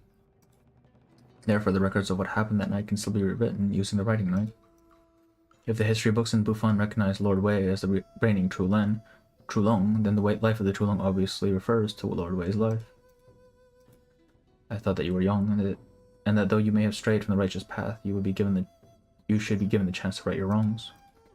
Regrettably, it seems I cannot allow you to live. Not putting on a show of honesty and uprightness anymore, are we? Supervisor, hand over the token, Zole. Whatever happens after that is none of your concern. If what Mo Yi says is true, then I voice my dissent to your methods, Supervisor. I cannot comply. I don't want to damage the Sky Mirror Pavilion. Don't make me do this. You're talking to the wrong person. I have the token. Chen's vision is obstructed by several maple leaves. The lamplight sways slightly. Chen steps back and prepares to engage, only for Mo Yi to step forward and block Chen's attack. To the Supervisor, the Sui regulator is not above sneak attacks, like a thief. One can be subtle and reserved with words, but action must be decisive and without hesitation. It is as true in Wei Chi as it is with all things in life. Supervisor. I've read about the writing knife in the past. In Jia's hands, it can indeed alter history and greatly influence events. But we are not proxies. Our tempered historical records will never endure for long. An instant is all it takes to activate Bufan. Besides, after this there will no longer be a disgraced deposed Crown Prince in Yan, only a pure Chulong whose legitimacy is beyond question. Is that right? That is not the Sui regulator's concern. Since her death, Great Yan's history is already in tatters. One more change will hardly make a difference. How can you be so sure that we cannot record history truthfully? Chen Chaoqian, Magistrate of Water for the Sky Mirror Pavilion. I wanted to ask you as well, Supervisor. For many years you assisted Jian compiling history in her office. Why is it that you have now turned to tampering with history? The records of Yan are classified into 4 parts: classics, history, philosophy, and literature. The divisions of history and philosophy may seem distinct, but even the masterwork of the one venerated as the saint of history was merely the personal treatise within philosophy. Those who follow, modeling their brushes after his style, produce what is ultimately but the statement of a single house, and the House of Yan. Those writings are no more than comments after the fact. The truth has long faded into the cracks of time. How could you say that? You must have read the saint of history's notes. Despite imprisonment and torture, he always wrote the facts as they were and exposed injustice. You must have read the history tomes of the Sky Mirror Pavilion, written by thousands of sages who poured their hearts and souls into them, striving to set this record straight, to weigh every word in judgment of right and wrong. You must have heard of unofficial historians, meticulously investigating and analyzing their sources, coveting not the court's wealth and rank, but striving only to uphold justice for the common people. I saw with my own eyes the elders of my family dying on white fields of snow because they wanted to write down the truth, nay, because they were honest to themselves. These people who wrote history with their own flesh and blood, who willingly became the flame to illuminate the truth even for a moment. Who are they to you, Supervisor? They are the writers. True and false, right and wrong. These things always depend on the stance of the writer rather than on what is actually right. You ought to know, even the revisions of countless esteemed scholars, the histories we read are still rife with embellishment, omissions, and lies. The ironic thing is, we could not even call such things evil. The curl leaves make a sharp sound against each other, questioningly, lamentingly. Stand back, Chen Chaoqian. You are neither candle holder nor Shan Haizong, nor the niece of a deposed crown prince. This is not your fight. Did the Imperial Historical Cabinet truly take up responsibility for writing history after her passing? Did the Sky Mirror Pavilion truly fulfill its duty of righting the wrongs? You are the descendant of historians. If you take up their mantle, can you truly guarantee that every word will be true for all eternity? No, you dare not shoulder this responsibility. I know about you. You wanted to change the Sky Mirror Pavilion's culture of obsession with the analysis of ancient history while neglecting recent history. That's why you took up a minor position at the Sky Mirror Pavilion, hoping to lead by example by studying your family's history. Decades, centuries, millennia, how could you claim to speak her history when you have not borne witness to time on the scale that she knew? Stand back. The maple leaf sharpened. This time no one saw what Chun did. All she did was wave her sleeve. The next instant, Chen Chaoqian was lying unconscious on the floor. Chaoqian. Supervisor. She's just unconscious. She'll wake up in a couple of hours. There is no need for her to sink any deeper into this mire. She is but an unfortunate, ordinary woman. She shouldn't have to be like you, or like me. I hear elves live a long time. We do. You don't believe in history or in lasting justice in people's hearts, because the one who had walked side by side with you on the long road of time died because of you? This question is not yours to ask, Chen Huiche. So now if you don't know where you came from, whether there are any of your kind left, or whether there'll ever be a home for you. My past, present, and future belong to Yan, and that involves tossing your fellows into the abyss. Having her die in one's place was the appropriate decision under the circumstances. This is beyond all doubt. Compiling history, recording the passage of time. Have you any idea of the power of these years, the power of time? The beast walks with a generous earth. She had gone one step further. Her power was rooted in words and lived in history. As long as the records of Yan continued, her power would continue to grow without end. If left unchecked, what sort of monster would be created in the end? It would be something even more powerful, even more terrible than Suyan itself. She was my mentor, my confidant, my friend, but I could not endanger Great Yan with my own selfish interests. I've seen people like you, people who abandon their friends but long to see them again in dreams in order to beg for forgiveness. Head of the Sui regulator, what would you do if there was a way to see her again? I warn you, do not play games with the lives of millions for the fantasies of a madman. Wang did not go into the tomb of Sui for the sole purpose of eliminating Sui. The object that he had you retrieved from the Garden of Grotesquerie surely has something to do with his deranged plans to bring the dead back to life. I'm surprised. I thought you got along well with her when you were her candle holder. Isn't there a part of you somewhere that wants this plan to succeed? He already failed 120 years ago. He will fail again. Allowing him to continue on his reckless path will only lead to more disaster. How can I trust a madman who treats heaven and earth as his weighty board, and all lives and souls as his pieces? How can I trust a sinner who has caused the death of his sister? How can I trust the obsession of a Fahrenheit? Because like you, he walked this land, lived in the seasons, and vowed to become human, to become part of this land, and those who live upon it. Human. Humans are humans because they live and die. This is why they shine as the candle's fleeting glow. She has lived and she has died, long ceased to disturb the slumber of the dead in defiance of the laws of heaven. Even if its delusions somehow came true, how can you be sure that it is the departed herself who has returned and not a geist, a hollow puppet that only carries her image? You just don't want to believe. And seldom go the way people want them to. The outcome may not be exactly what we want, but to be shackled by regret and not even have the courage to take a single step, that is nothing but cowardice. You have a way with words, Chen Huiche, but I don't see how you intend to carry out the justice you speak of. The token and the key, I am only here for them. Continue to play games with words and I will crush you before dealing with them. Let's see who's crushing who. About you, Zole. I apologize, but I must cause offense. Alright, bro. So be it. Those who stay near ink get stained. You have made some good friends, candleholder Zole. Do your worst.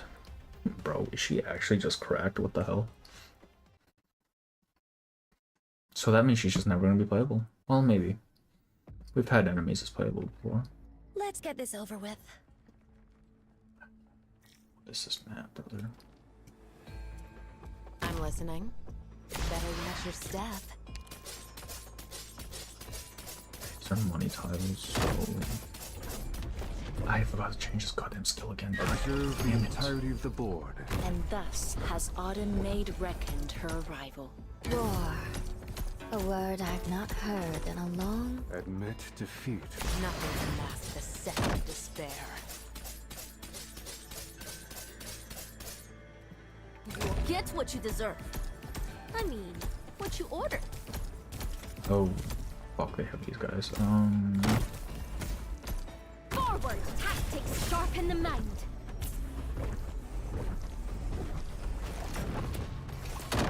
Oh, there she is. Okay. There's no space there to place anyone.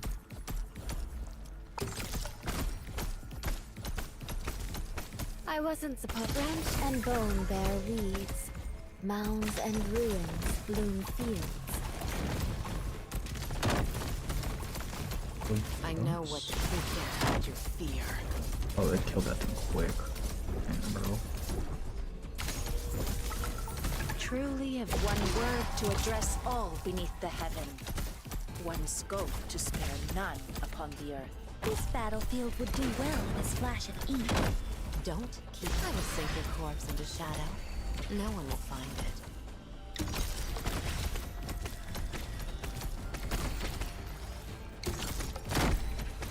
I wasn't so the mountains when some All oiled into a hot, the setting of the sun, the brush draws out the peaks. Okay, this is awkward, but I'm the only one who's not so high with your sound. Damn. That was quick. so long as you're here. When will the heat Oh, sunk beneath the right. battlefield Teleport disperse? Oh, bro. I wasn't supposed to act, but Where'd she go? Is she dead? Wait, did we beat her already? What the hell? When 'tis a choice of life and death, why we shouldst did. thou lay down thy arms? Quickly!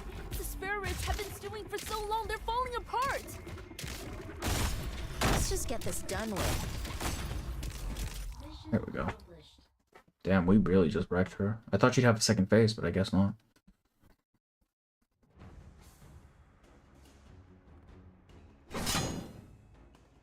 Almost hit a bookshelf.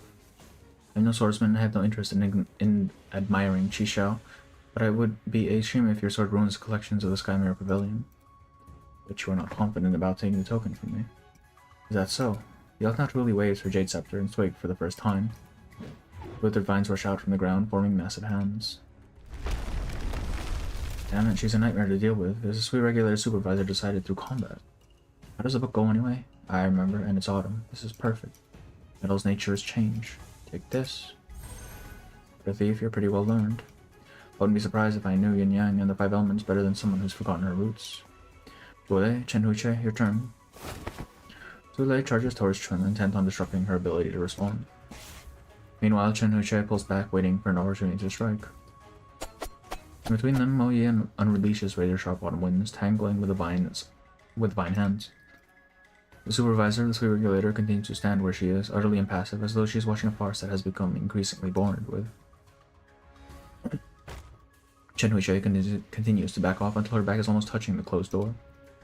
Can't hold on much longer. Chen, Chishao, splits the clouds. Riding on the autumn wind, the sword aura sweeps away all the vines. The elf looks surprised for a brief moment. Then dried leaves sharp as razors fly out from the vines towards the trio. Moyu urgently casts a defensive spell, but the leaves cut their clothes and bags open. The token that has slumbered since it was retrieved from the Garden of Grotesqueries falls on the ground. This is the token from the Garden of Grotesqueries. It is a Geist. It is indeed a Geist. The Wei Chi player had taken Sui's wildest imagination from the Garden of the Grotesqueries and hollowed out the interior, leaving only the gleaming exterior. The memories of his siblings were then injected to create this object. Made of glass-like substance, the tiny Geist lies immobile on the ground for a while, then it seems to grow ethereal. It awakens. It does not seem to feel pain, or perhaps the pain was overcome by the urge to return to this familiar place. She begins to stumble towards the door. That is impossible. All it takes is a single thought, but from the elf and the churning vines could shatter this object to smithereens, but Chun cannot bring herself to do it, because she truly does see a familiar figure in it.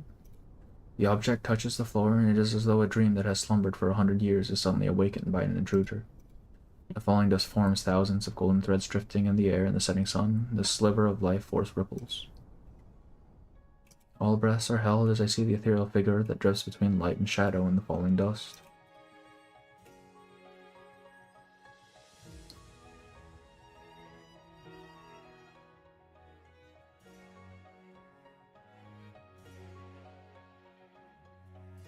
It is blurry, indistinct, the only clear feature its grey robe, like paper that has grown yellow from the passage of time, but still smelling faintly of old books and dried ink.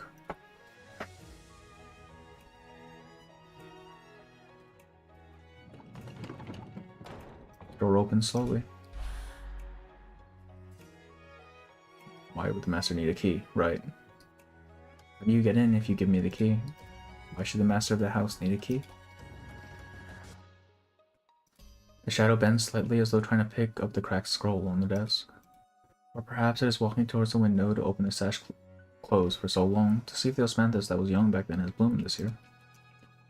But her movement ultimately freezes between the done and the undone, a faint wisp of melancholy suspended in the sunset.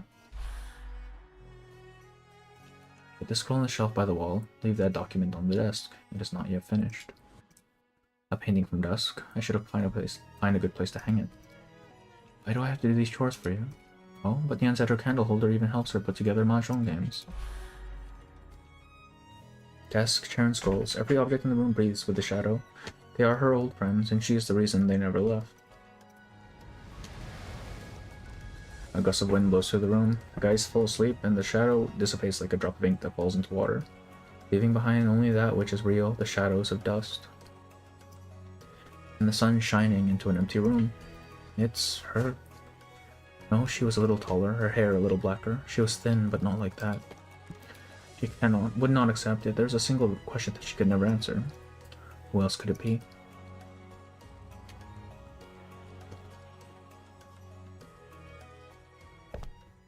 Oh. Who else could it be? The stun elf does not even notice the appearance of the proxy, one who was very much flesh and blood. She continues to stand at the same spot, staring in the direction where the shadow disappeared. I came as you asked. But it seems you no longer have anything to say to me. It's her. It's really her. I never thought. It's Jesus human from an age, yeah.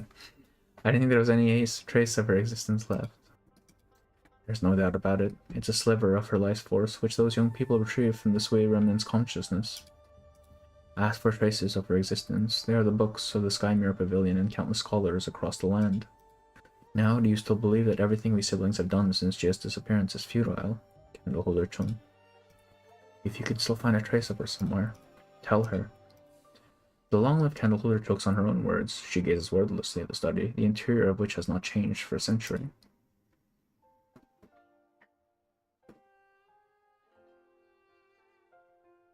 Having taken it all in, she turns around and slowly walks towards the exit, fighting the urge to look back at every step. Leaving this place she knows best, yet brings her the most despair.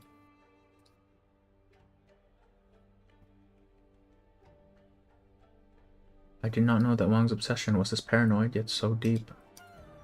I saw you at the city gates, and we meet again. You are Jun. Thank you for protecting her token. Lady Jun, no, Master Jun. I heard you were a close friend of the Grandmaster's, and I have long heard your name spoken of with reverence. It is an honor to meet you. Don't try to curry favor with me. I'm not even sure if I had been born at the time of the old carpenter's death. I'm glad to see that someone still remembers his views after 1,000 years have passed. But did you do what you did at Mangshan Town out of a desire for peace, or out of your own bitter cynicism? Do you really need me to tell you?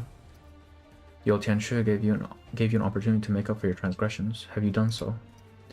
The proxy does not raise her voice, and there is no anger in it, but her voice naturally begets respect. I've long heard of the Second Sui sister's unapproachable nature. Today I got to witness it. There is always hope for those who learn from their mistakes. Chole, Academician Jun. Words cannot express my gratitude for bringing back this sliver of Jia's life force from the Garden of Grotesqueries. Our family will remember the favor and repay it when the time is right. Are we going to give him an altar? I'm simply doing my duty as candle holder. The supervisor lost her composure, but the candle this way regulator remains lit. She was trapped between the greater good and personal desire, and was eventually crushed by her own obsessions. You must not repeat her mistakes. When the time comes for you to take on greater responsibility. Me. Now, though it is more useful for you to go outside than to stay here and look at relics of the past. Take this girl too and put her somewhere safe downstairs. It is late autumn and the floor is cold. I trust you will handle the matter of the writing knife properly, Academician Jun. Of course, one more request, if I may. First ever W. Yeah. One W in a string of losses. It's fine. It's going up for him, trust. Jun turns around and picks up the geist from the ground. He has turned back into the small, quiet doll, perhaps exhausted from the action she just performed. You know that this geist was formed by the last speck of Jia's life force. Wang drew you into the game and had you retrieve this object so you could deliver it here and allow it to recuperate in preparation for her return. But consider it a burst of sentimentality from a reunion with someone long thought lost. Please deliver it to the Tomb of Sui. The future is yet unsettled. Our family will gather outside the tomb. I do not know if the day will come when Jia returns, but if Wang sees it as Jia's foundation, she should be there for this meeting. Wang is in the tomb, and I must help him. There will be a battle. Carrying this object would be unsafe and perhaps cause a delay. Leave it to me. The Shanghai Zhong snatches the token from the woman's hands before the candle holder can react. I will see it done in the name of Zhou Shi. The dignified woman bows deeply to the two youngsters. Thank you. So, Lady Jun, you blocked the attack against me at the gate and protected Jia's legacy. Chivalry become a habit of yours. I do what I do for the sake of justice. What is justice? Justice making sure that Wei Yanwu does not die an unjust death and giving the old case a proper trial. Justice is to bring closure to all that has happened between mother and father, between the imperial family and the House of Chen. Justice is making sure that the proxy who did so much for Great Yan did not die in vain and give Great Yan a chance at peace. What about justice for you as an infected? 1,000 autumn. It's 1,000 autumns. Hey Autumn, what's up? Welcome, welcome. I have seen so much suffering in my journeys. This land has been too kind to me. I wield my justice for the sake of others. Very well. I can't help you with the justice you seek, but perhaps her relic can. Do you mean the writing knife? Take it. The justice you seek is closely linked to the incident 40 years ago. You are the only one to whom I can entrust this knife, who can right the wrongs for your family, for your country. There should be closure to the matters of the Chen family and Lord Wei's decision and the 1,000 years of records for the land on which she once lived and breathed. These were the hopes that she placed upon the writing knife. The history of Great Yan should be written by the Yanese people. Come with me.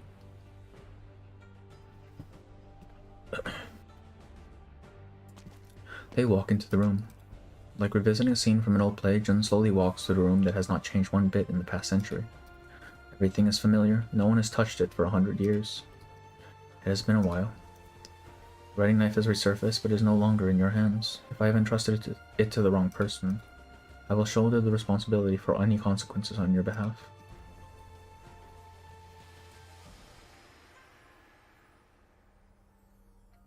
Chen's palm closes around the knife. Her fingertips tremble as if the weight of 1,000 books is upon her heart.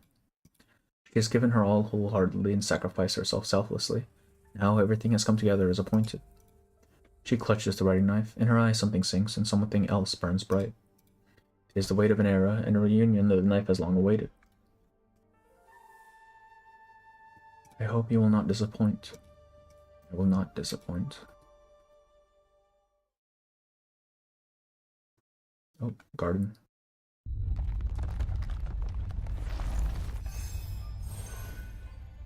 What's going on? These guys just appeared out of nowhere. The annals among Shantown recorded that some similar scenes of rampaging guys were spotted during the turmoil caused by Soya 120 years ago. Is the bestial sea awakening? A headache. I guess it's happened after all.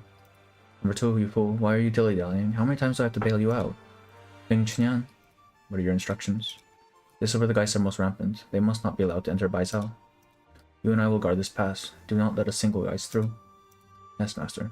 Can't hear you, girl. Look lively. Treat this as your entrance exam. Pass the test and I'll take you as my student. You can make your old teacher call you master. Wouldn't dare. Is there anything that I can help with? Help? What could you do? Bro's a nerd, man. Watch my moves and record them. Then you can show them to your teacher and see who's better. The fire rises.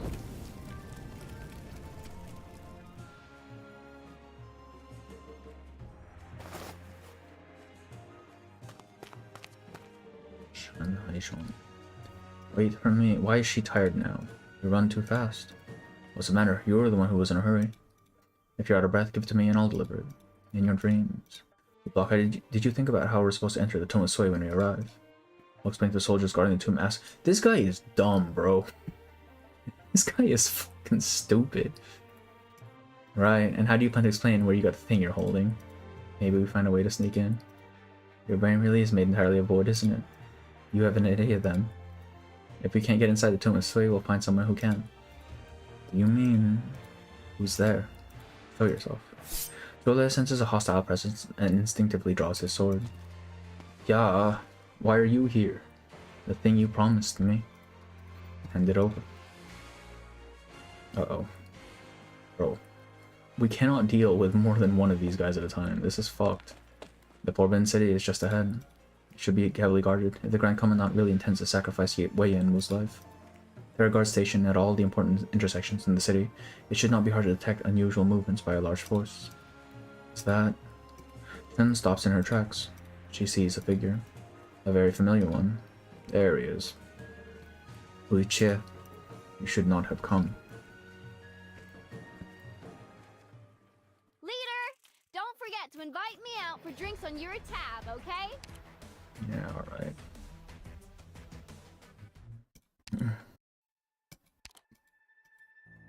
Interesting way to start the time.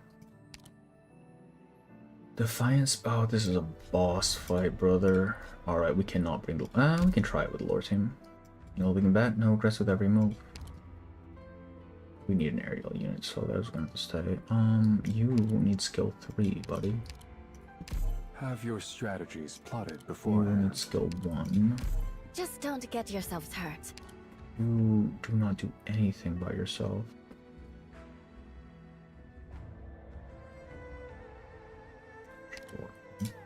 I won't fight for nothing, but for the right price. Priest block. Guess one thing's never gonna change with time. And Dusk is Swords will useless, so there's nothing to be inevitably doing there. clash.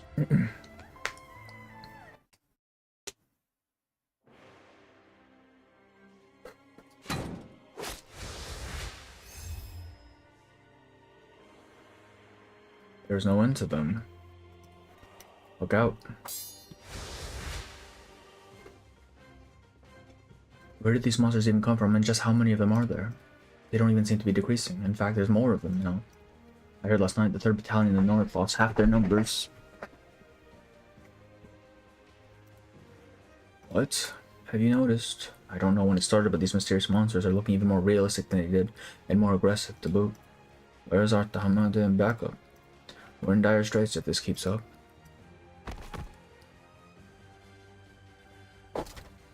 Oh, the Imperial Guard is here. Stand up. We must uphold our duty to guard the land. Imperial Guards. All units form a line and prepare to meet the enemy. There is no retreat until we annihilate all evil inside the city.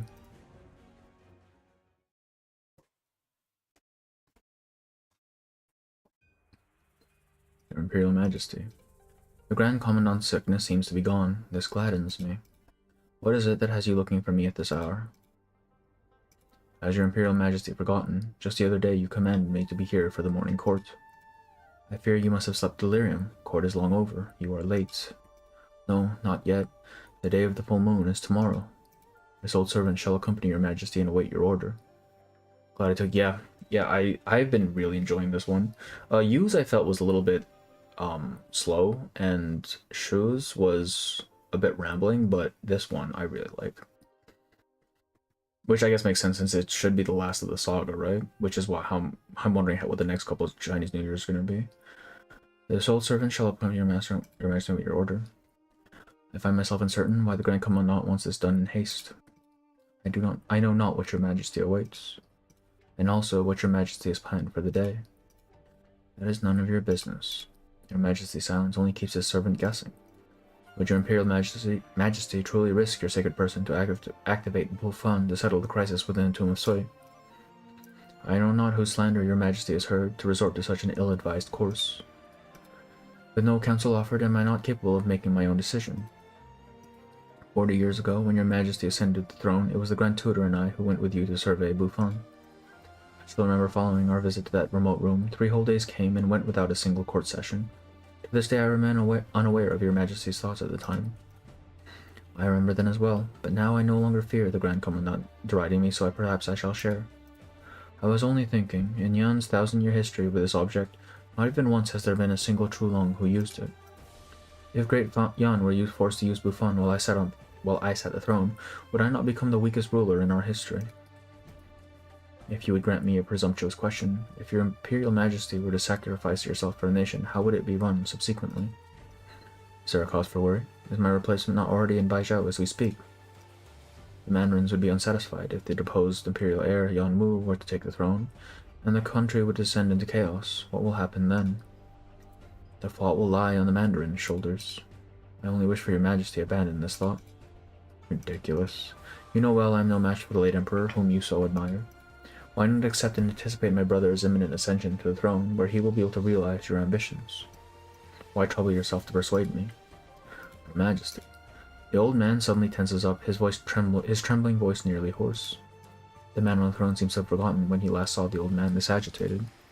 For the past 40 years I have witnessed your Majesty toil tirelessly to grow our country. Not even once did you slacken from your imperial duties. In those years Great Yan has enjoyed stability, our population swelled, and the treasury remains full. Has there been an era in our history even more prosperous than this one, or an emperor more capable and benevolent than the one we have now? Places event with the... Yeah, exactly. Like, it wasn't really... The Sui part was really only towards the end. And yet, your Majesty, do you intend to idly watch as our nation's golden age? The golden age? The golden age return again? Vanishes into night during this turbulent time. Oh. An urgent message from the Sui regulator. A strong energy wave has been reported from the depths of the Tomb of Sui. Far stronger than the wave 120 years ago. And how fare the troop and civilians? Under control at the moment, Baizhou's peripheral blocks moved away before the energy blast, and non-mobile settlements nearby have also been largely evacuated. The damage is minor. Mount Maung has suffered more damage, but the Tianxis are at their post, and the Garden of Grotesqueries is still suppressing Sui. There are Geists running amok in the city, and the Imperial Guards are cooperating with the patrol battalion to establish a defense line. They will give it their all. I see. You may go. From behind the curtain, the Trulong rises from his throne and descends the steps until he's next to the older man. It's about time. You may withdraw, Grand Commandant. The battlefronts of Baizhou and Yumen await your commands.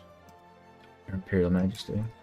For the sake of Yan, is your Majesty truly unaware why I strongly advocate for war? Do you still remember why the court came up with the 28 policies? Victoria, Lathanian, Kazdel. This whole great land is plagued by unrest, great genocide. We are now in terrible peril, and the nation cannot afford to be passive. We must proactively seek change. Has your majesty not learned from what happened in Ursus? The Chamber of Heaven's Design has yet to figure out what sort of power managed to wipe out that entire Originium vein. If the Crystal Age truly ends with the depletion of every prime vein, then Great Yan must take the responsibility and prepare to lead all of Terra. What the fuck happened in Ursus, brother? What do you mean a prime vein got destroyed? Attack Ursus in the north, repel Victoria in the west, pacify Mitsukoi and Kusarigawa in the east, and settle Rim Billiton to the south. Furthermore, we must keep a close eye on Columbia's developments as well as possible naval incursions from Eager's own city.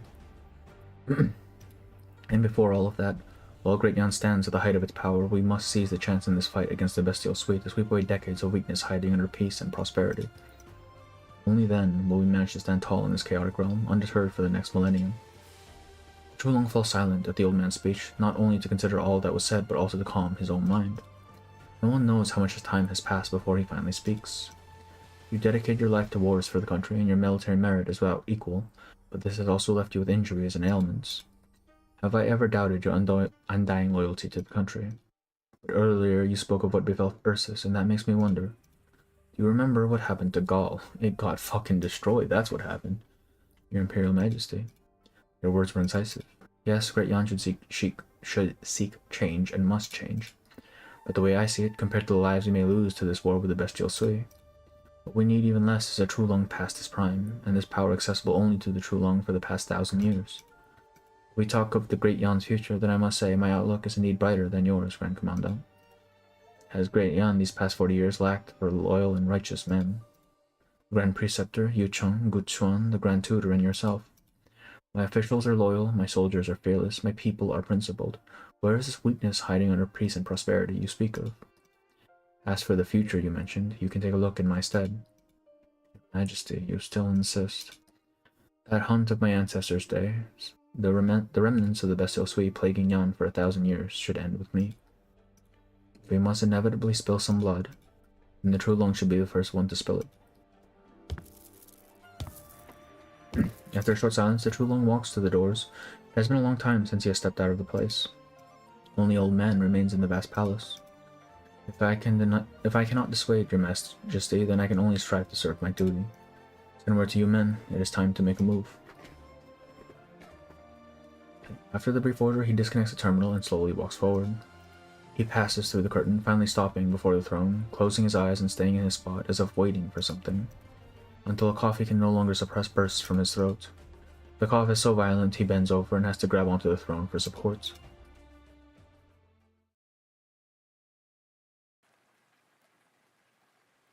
One day before the full moon hour of high. You came in the end, so you were here.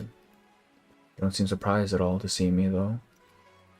Chen Huiche is somewhat caught off guard by her target simply showing up before her. Still the overbearing posture, still the unfathomable look, as if they were not standing in Bai Zhao's Forbidden City, but in the backyard of this official's residence in Lungmen.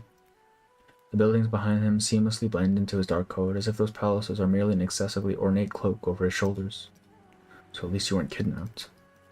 I still don't know just who on this land could manage that. Everything I've done has been of my own volition. I've never stopped hating that attitude of yours. Why are you here? Is that backup plan the Grand Tutor kept telling you to make? Is this then?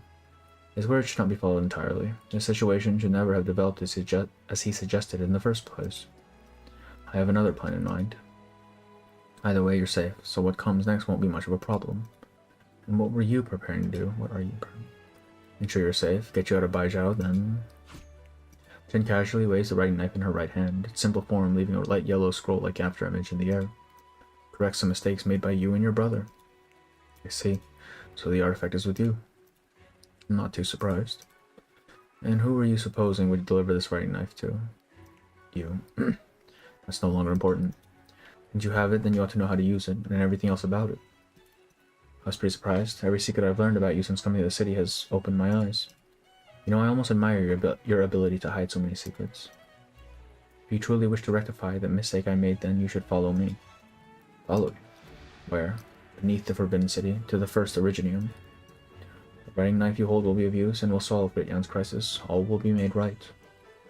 Of course, I prefer you hand the knife to me instead. It'll be quicker and you'll have less trouble to contend with. But you won't trust me. I'm sure you want to see it. You want to see it all yourself before you'll give up. I don't really mind, though. Haven't had enough of playing the tragic hero. You're just conveniently skipping over the part where you'd actually lose your life. We stand before a great crisis, and this is a small cost Yan can afford. There are no victims in this case. Your work ends here, Superintendent Chen. Don't tell me you forgot. I resigned right in front of you, 5 years ago. But the man standing before me now isn't even fit to be called Chief Wei. You're telling me to watch you throw your life away. That's not even part of your words that's pissing me off the most. Your sacrifice isn't going to move anyone's heart but your own. And right now, you don't even have the right to end your life just like that. We share, there's no petty squabble. This matter concerns the fate of Yan and its people. Of course I know that. But get over your own ego. The country's fate doesn't fall on your shoulders alone. There's definitely other things you should be doing besides glorifying your own suicide. Very well. You don't have to come with me. Give me the writing knife and go back to Longman. Too bad I got 2 blades here, but I can't lend you either of them. You don't have any more time to lose, and you still want it your way. And you still want it your way, Superintendent Chen. I'm not the one insisting on having it my way. Must you force my hand? Fine, show me. Let me see how much your swordplay has grown in the last 5 years. That's more like it. Chen Huichie grips the hilt of her sword. Since she first took up the Qishao, she knew this moment would come one day. Would one day come. She unsheathes her blade, pointing it at the Baijiao autumn breeze blowing between her and Wei Yanwu. Sword air, shadows trace. Cast off is cast.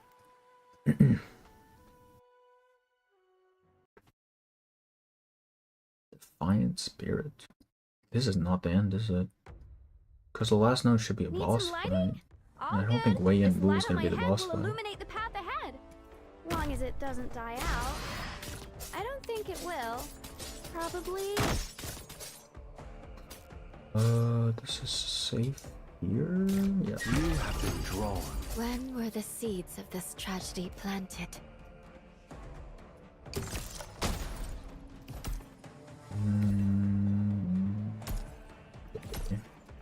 You take the credit. I take the blame. That's why I like let the spa begin. I don't think so. It shouldn't. Because That's why I this should be the last one. Like, this is a book. Cause the title is First of 1,000 Autumns, which implies that this is the end of Sui the Beast. just don't get. Some things are priceless. I know what to do. Don't order me around. Would any of you like to There might be 10 notes of this, in which case, fuck, bro. I mean, I have no problem with that. I'm not on time limit tonight. Always do. But, I say tonight, but you can see the fucking sun behind me. First of 1,000 Autumns. Oh. Well, no, because that means, like, I think the implication is 1,000 years of prosperity, right?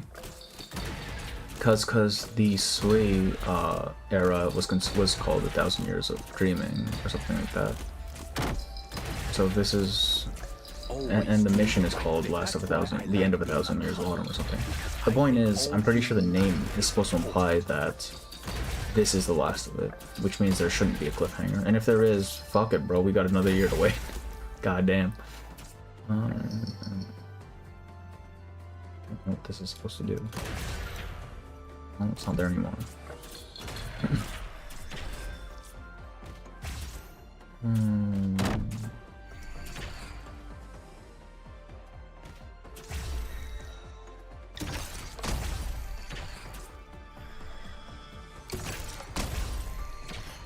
That's why I freeze.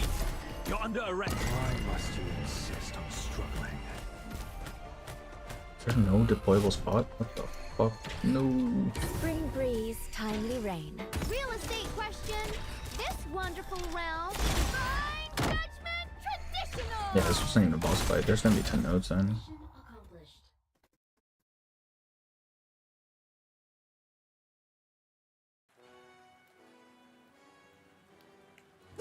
This was 9, right? Yeah, then there should be one more for this. Ah. Do you intend to use Heaven's Eye? Scared. Skillful but not yet the peak of perfection, the Grandmaster once said of your swordplay. Your skills improved much in 5 years, and you surpassed my expectations in comprehending Qishao's techniques. You are still one step away from Heaven's Eye. I have Heaven sees all and nothing. Only when the clouds are parted is heaven's wrathful eye revealed. Let your heart guide the sword, never looking back. Turn around and the sword loses its sharpness, harming the user.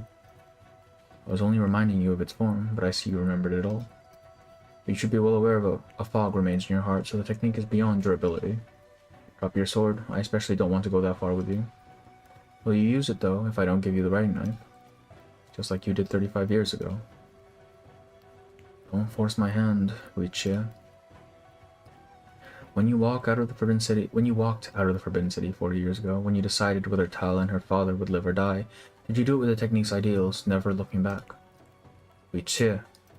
If that's what Shishao's final technique demands, then I shall never be able to unleash it. Trial, justice, good and evil, right and wrong. They aren't weights that you can easily tell which is better when placed on two sides of the scale. Don't judge your life until its end was never a positive term to use. The same goes for people, and even more so. They shouldn't be used and unceremoniously abandoned. Workers in the Victorian siege, warriors of the Ursus Tundra, and even the casino bosses in Solis, all of them understand that. So you are right. I won't use Heaven's Eye. I can't learn it. It's not my blade work. What are you getting at? More than keeping a resolute will to abandon everything, I'd rather pick the path of knowing what I find impossible. Lucia, you still don't understand. You're right. I don't. I don't actually understand what happened that night, whether your father actually died by Chishao or something more sinister. I don't understand what you were thinking. I do know Edward and Tal both bore the curse of their bloodline, while I could only watch from the sidelines. I don't understand why Mother resented you, Father, and even me on her deathbed. I'm only clear on one thing, and Tal knows it too. Apologies from the dead are meaningless. If there are people you want to apologize to, then tell them you're sorry while you're still alive. Otherwise, you're just a coward consumed by guilt to the brim, putting on this heartless and stoic act for a ridiculous facade. I won't let you keep making the same mistakes. There's no real merit in winning a verbal fight. If you truly have a strike that surpasses Heaven's Eye, you shall indeed become a legendary Yanese swordswoman. Show me. Prove in my blood that you are right. Show you. Oh, CG, look at that. Chen silently switches Chishao to her left hand and wields a writing knife with her right. I'll prove that if the dilemma itself is fundamentally wrong, you'll never get the right answer, no matter which side you take. I'll prove that before we reach an inevitable dead end, we can take a step back and consider other options. A choice that requires no sacrifice or abandonment, but allows all things to thrive. You plan to use Chishao's swordplay with the writing knife. You said the techniques of Chishao were all about one state of mind, so it doesn't really matter which sword you use, right? Cool. I still remember your last words to me when I left Lungmen. Wei Yanmu's fingers stretch and bend before finally settling into a sharp form.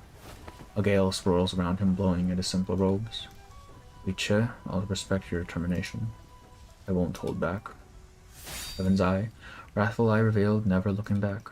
Even without a physical blade, his fierce form remains like merciless sunlight, never to return once it has shone. Remorse does not linger on his fingers, nor in his sword's aura, yet it pervades the air like mountains of withered leaves in late autumn. Hesitation, regret, self-blame.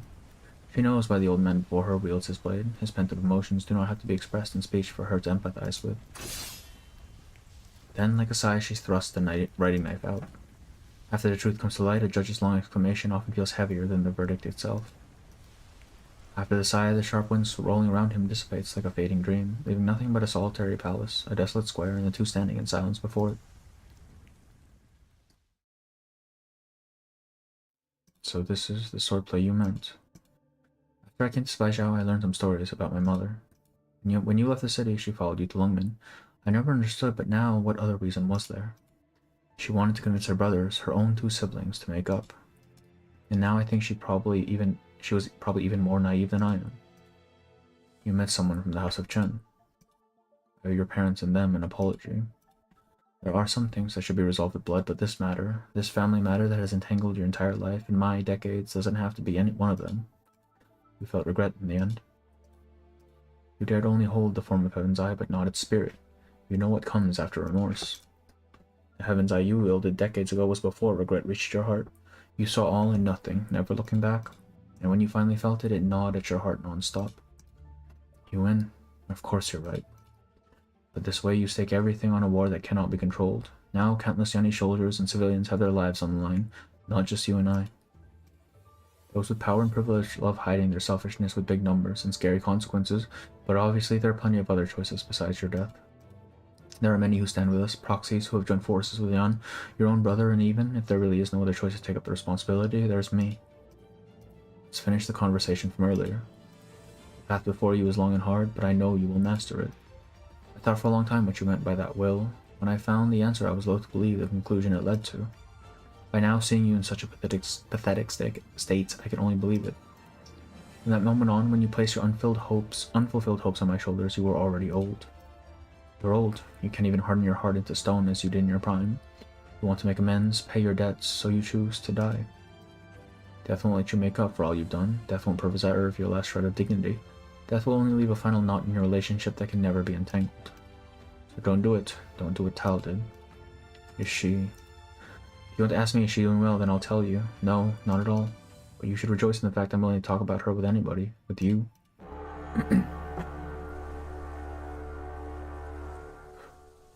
What's that? The horn signaling attack. It's not from Baizhao, but outside. From Yumen. Yumen's about to attack Tomasui. The Grand Commander has issued the command, but whether or not the troops move is up to Zhuo Zhanliang. He cannot hold on forever, though. Yumen's troops are not his personal army. I should go. To do what? Family matters have to be resolved, but those incarnations of the Fairmont, the same goes for them too. They'll try their best, and I'm willing to trust them. And that Grand Commandant, you can kind of guess what's on his mind. He's not selfish, but he thinks his judgments are logical and realistic. Disasters caused by people like him are usually the worst ones. Wait for Lungmen, what's left of the House of Chen. I should try and win whatever peace is possible for Yang. I know you will. Right, before I go, and if you want, help me think of a name for the move I pulled off. A name like Heaven's Eye that would get a young me all excited. Heaven's Plaint? What? Doesn't that sound a bit old-timey? What is a plaint? Whoops.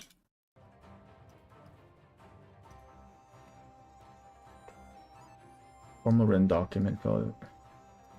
It's legalese. Complaint, right. Surely you don't have to remind me of my age every 5 minutes. Even so, there are some things that I must do myself. Such as? This time I will do something that won't leave me with regrets.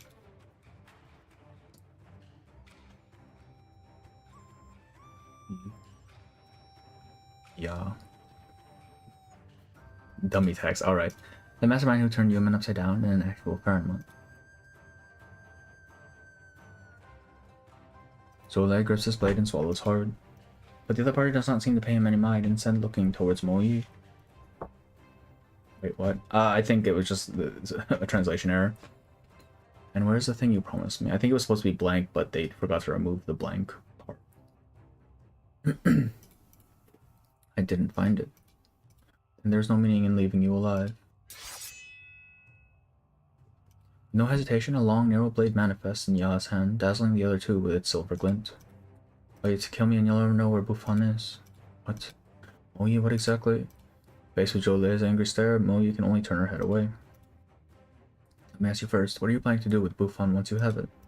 Just kill Sui, or do you want the whole city, or even all of Yan, to also die alongside your grudge? That is of no concern to you. I only promise to help you exact revenge against the bestial Sui, but before I give it to you, I need you to promise me something. Your rage can only be directed at Sui, and once you're done with your vengeance, you'll leave Yan. Absurd. Why should I promise you anything? No particular reason, but I'm not giving it to you unless you agree. You've exhausted my patience with your life. Rulai steps in almost instinctively and takes the blow. He realizes once more just how much power a Fairmont holds. Bro should be a smear on the fucking ground right now. All he feels is his inside churning as blood spurts from his mouth. Rulai. This Sui regulator will not allow you to harm anyone, even if she is a Shanshai. Ridiculous. This is a very human game that I hate. The light flick of her longsword and the candleholder's own blade flies from his hand as his throat meets the edge of her blade. And the whereabouts of Buffon are his life. No way, you can't. Don't hurt him, I'll tell you. The Shanhai Zhong takes out an elaborate box from her pocket and opens it to reveal an ancient map within. He's gonna attack. Yeah, that was his 1W, and now he has to. That's it. That's all he gets. It's from the Skymere Pavilion. When did you? Sorry. Lord Joe, I admit to the crime of deceiving you over and over again. Dare I ask you to trust me, and if a chance comes, let me be the good one and make amends. You mustn't. Ignoring the candleholder's futile attempt, Moyi hands the map over to Yeo. The latter immediately sleeping glance at it before the parchment turns into ashes. Enough. I did what you wanted. You should leave. It took me months and still hope for me to trust you. You shall come with me until I find Bufang. Ya raises her long sword but does not point it at the two, instead slicing a rift into the air. And just stand there, run. Moyi is swallowed by the rift, leaving only withered autumn leaves all around Jolie. What did you do? Stop. Where are you going? I think it beneath me to make another move on someone I have no business with. If you cherish your life, then leave. Jolie suddenly picks up his blade from the floor and steps forward into a fighting stance. Brother, stop. Countless times he has done this against formidable foes he thought he could never defeat. Do you have a death wish? As if merely following the proxy's murderous intent, a chilling autumnal breeze blows by, and sharp withered leaves cut tiny wounds on Jolie. But right after, he sees something he can hardly believe. The dead leaves turn into flowers and green, and the piercing autumn wind is gradually replaced by a gentle spring breeze. It's... okay, it's these two. Why do we always run into each other when a fight's about to start? This encounter is no different from the one 1,000 years ago. The former foes are gone, as are our dear friends. To draw your blade for vengeance now, how is it not a futile grasp at the past? You two. The proxy is loath to address her kin by the names human gave them, yet she realizes how else are they to call one another. I detest these names. Po, Ju. So you were both alive all along. As you can see, we were no illusions or walking corpses, so yes. But this is no place for chit-chat. Can your hidden realm welcome us as guests?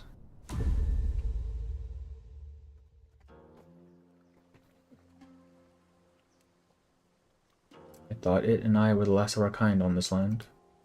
How have you survived these last 1,000 years, and why have you come here today? Do you want to stop me as well?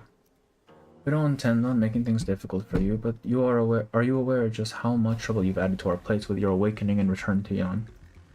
Since that day I've been followed by hundreds of eyes, and even when I'm just casually angling for some silverfin on the Dusk River. Staring at your decrepit shell, those ants sure are experts at wasting time. One mountain streams, bodies weak and sick. That's all we are now, and you're no exception. Weak and sick. Yet enough strength to leave another wound on it that will never heal. But the only thing you've gained from your long journey. After this millennium-long journey, all that remains in your head is wanting to settle a score between you two. Seriously, your smarts are not up to par. Anger, humiliation, discontent, confusion. You came back on account of these, and you used them as excuses to lever your blade against your own kind. Humanity gave a name to this obsession born of anger. They call it vengeance. You proudly claim to be a Fahrenheit and look upon human emotions with contempt. But you've changed. When did you become so obsessed with the boards and games of humans play? And when did you primordial beings pick up the rhetoric used by those crass pests? Fooling humans, hunting your own kind. When have we ever suffered such humiliation? When have we suffered such a betrayal? Vengeance, boards, games. This is a war between it and me that has yet to end. Land shorn of life, mountains split asunder, rivers choked with crimson. The war at the dawn of time is not worth my remembrance. Aeons ago, before you granted these insects your cunning, they had long embarked on the wrong path. Now look at you, taking on a form similar to theirs, comical, ugly, broken, unbearable. You make me laugh. And you, Ho, the ancient bestial Sui, the nature of antiquity, you who once floated between heaven and earth have too learned how to live like an ant. One can live as they wish in this realm, rafting, swimming, fowl watching, fin catching. You're not me, so how would you understand the joy I derive from this land? You find joy in dragging your tail through the mud. Seasons change, life and death come and go, joy is but a speck and sorrow the same. To me, these joys and sorrows are but floating weeds on the Dusk River. Where the winds blow, I go. If one day a thin beast devours me whole, I shall drift freely for 10,000 miles with the current. If a foul beast snatches me, I shall be lifted up into the highest heavens. Way less human you can move though. He's just a straight up robot. I don't even know if there's anything in there. Will you raise your weapon against the wind, a fin, a foul beast?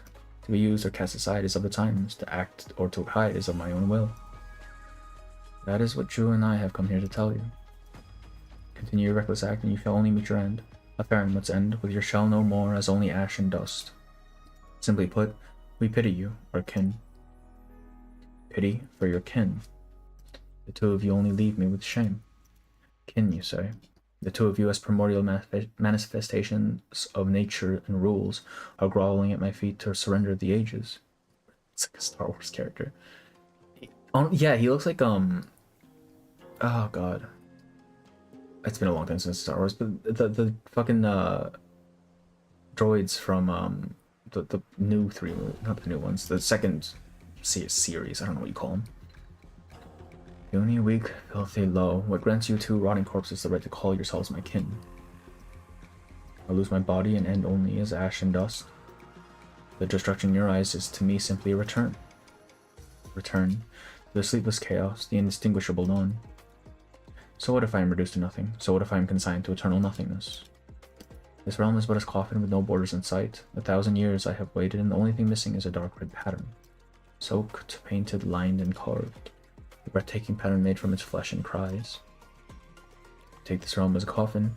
Is it then not a waste preserving this vast realm when only death awaits you? I dwell within a leaf, but I see an entire realm within. All things arise from the mind, and it should stay free and unfettered. What is it this realm that confines you? The land trembles from its master's rage. The chill of the cold, jade mountains grows even sharper from her raging fury. The old man merely taps his long staff on the water surface, and a plum blossom blooms on a river that has never melted. Do you wish to face me in my own realm? It's knocked. Yes, use your arrow, your staff, your pest-like forms to smash all that you see as coffins.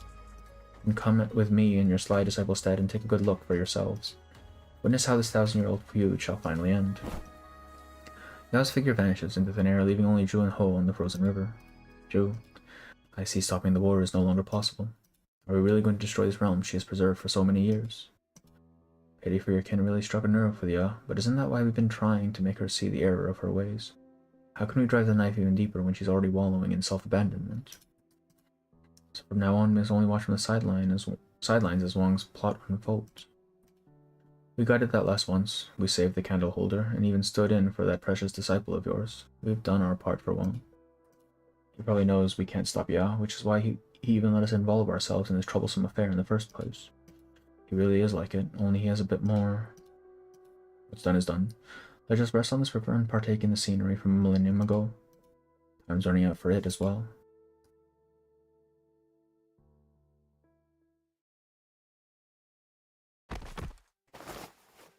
Ayo.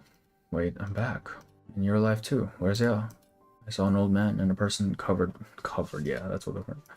They stopped Ya, then they all vanished. Someone covered in metal, don't tell me. I was so close. Why am I the only one who hasn't seen him? Forget it. Since he's already here, I'm sure I'll get another chance to meet him when this is all done with. She's a simp. Thanks for saving me earlier. Saving you? My convincing performance, she would have thought my actual intel was fake, right? Wouldn't that be a real shame? Without. What were you planning? Divulging the location of Buffon to that proxy? You're asking me what mission the old Tianshi gave me, right?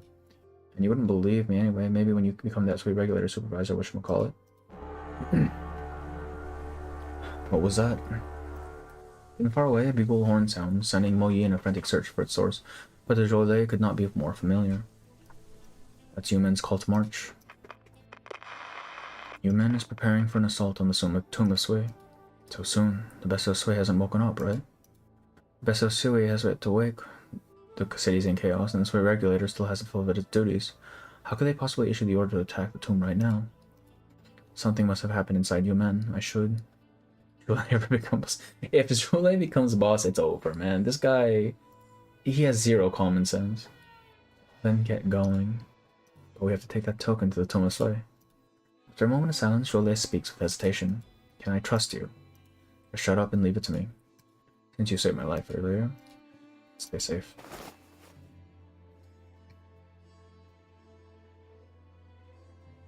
Day of the full moon. Here we are. Baizhou outskirts near the Tomb of Sui. An old man stands alone amidst dry grass and withered poplars, silently staring at where the barrens end, in the direction of Baizhou's urban core. It's been so cold this autumn. What are you doing out here all alone on a day this cold? Waiting for someone. Oh, have you eaten? Here, I have a bag of buns with me. Fill your belly a little. We can eat once everyone's here. If we're gonna wait for more, then I better prepare a proper meal. Buns won't do. You think they'll come back?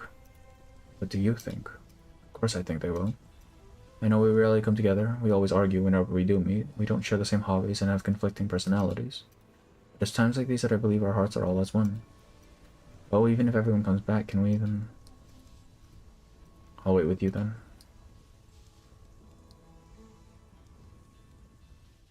Leader, don't forget to invite me out for drinks on your tab, okay? Alright. T. Okay. It's the last node. The rain fell upon the battlefield for 3 days. Heaven's plained as the board at last grows clear. Oh, this is a boss fight. We are so fucked, bro. Okay, Chen needs to not be this Chen. Sodo. Well, we'll try it with this team. It's not gonna work. There's like zero synergy here.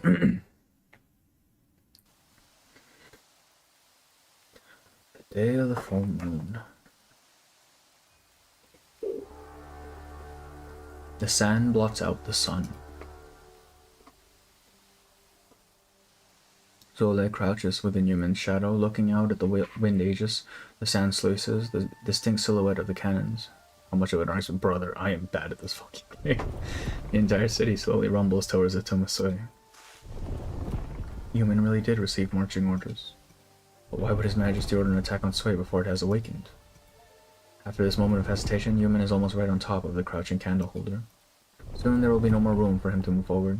There are only the city walls jutting up perpendicularly from the ground. You wish to leave via the sand sluices. Have you perfected your Qinggong yet? Not to mention once you head out. Never mind, you will see for yourself. Do not think that your fall will excuse you from punishment. It would be the one thing if you caused this trouble on your own, but you dragged Qingping into it. General, it was just because Zhou. Do not make excuses for him. You should have thought of how to come back up before he jumped down. All that bravery, but all he knows is how to fight, and how make others nearly die of worry. Back to your place, and once your wounds have healed somewhat, come and receive your punishment. The city walls are only 10-some meters away from Zhou, and so he takes a great leap forward. The Qinggong others praise him so much for is now the only thing he can rely on. Though the sand sluices have not started up, the wind aegis has been fully erected, its smooth walls nearly impossible to find perches on. A single slip would mean a horrible death. Halfway up, and there are still battlements he can use to support himself, but to go further would be a strapping thousands of caddies to himself. Faster. As he passes through the yellow sand, the young man sees the figures of soldiers manning the walls. Many of them seem to have already forgotten just how long they have stood atop these ramparts. However, with the sudden blast of a horn, they have now been tasked with spending the rest of their lives on this new hunt. Faster. The higher he climbs, the clearer his thinking becomes, the steadier his steps. Even so, the final stretch of the walls is no stroll down a garden path.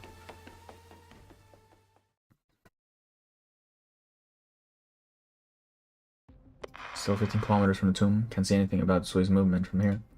Still no news from the Sui regulator. Did the higher-ups really give the order to open fire? No, I would never. Yes, understood. Ooh. Right, bro. My apologies. I like how they're shading out his face as if we don't know. Don't move. Help, there's a spy. This area's long evacuated. Shout all you like. Play for the plotter. I've heard the Nikki story is very good as well. I've been tempted. The things I really don't like gameplay. I'm not a fan of the arcade shooter style thing. If he picks something, like, actually, though. It's crazy. I mean, Silver Palace beta, if I ever get into that, god dang it, let me in. How would you know? What are you up to? I'm an Imperial Envoy. I've come to investigate why Yumin is taking action without permission. Imperial Envoy? Didn't they already come by earlier? You think you can pretend to be one of them while sneaking around? Already come by earlier. Of course I'm an envoy in the court. Don't you recognize these clothes? Be shit you are. Those are nothing like the clothes they wore. They had proper court mandarin uniforms on. Ministry of War. How do you know that? Not long after the Ministry of War's envoys came to Yumin, the order to deploy was passed down, correct? Had General Zhou made a public appearance since then? Before any great battle, he would always personally beat the watchtower drum to inspire morale. Fought dead in LA. Actually, though, bro. Like, why did they screw it up so bad? I mean, they're still doing updates, but damn. This court One Piece is good, so who knows?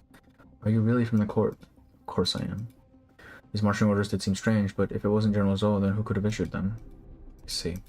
I've already untied your wrist. Returning to the tower now will most likely raise suspicion, so I suggest you wait here a while. Goodbye. Their soldier rubs his eyes with his numb hands, wondering why the young man leaping away with his Qinggong seems somewhat familiar.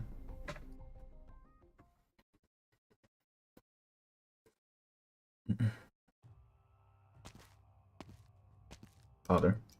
Ole, how did you get into the city? I climbed up through the sand sluices. Well, that's not important right now. I'm just glad you're safe. Where are the men from the Ministry of War, Father?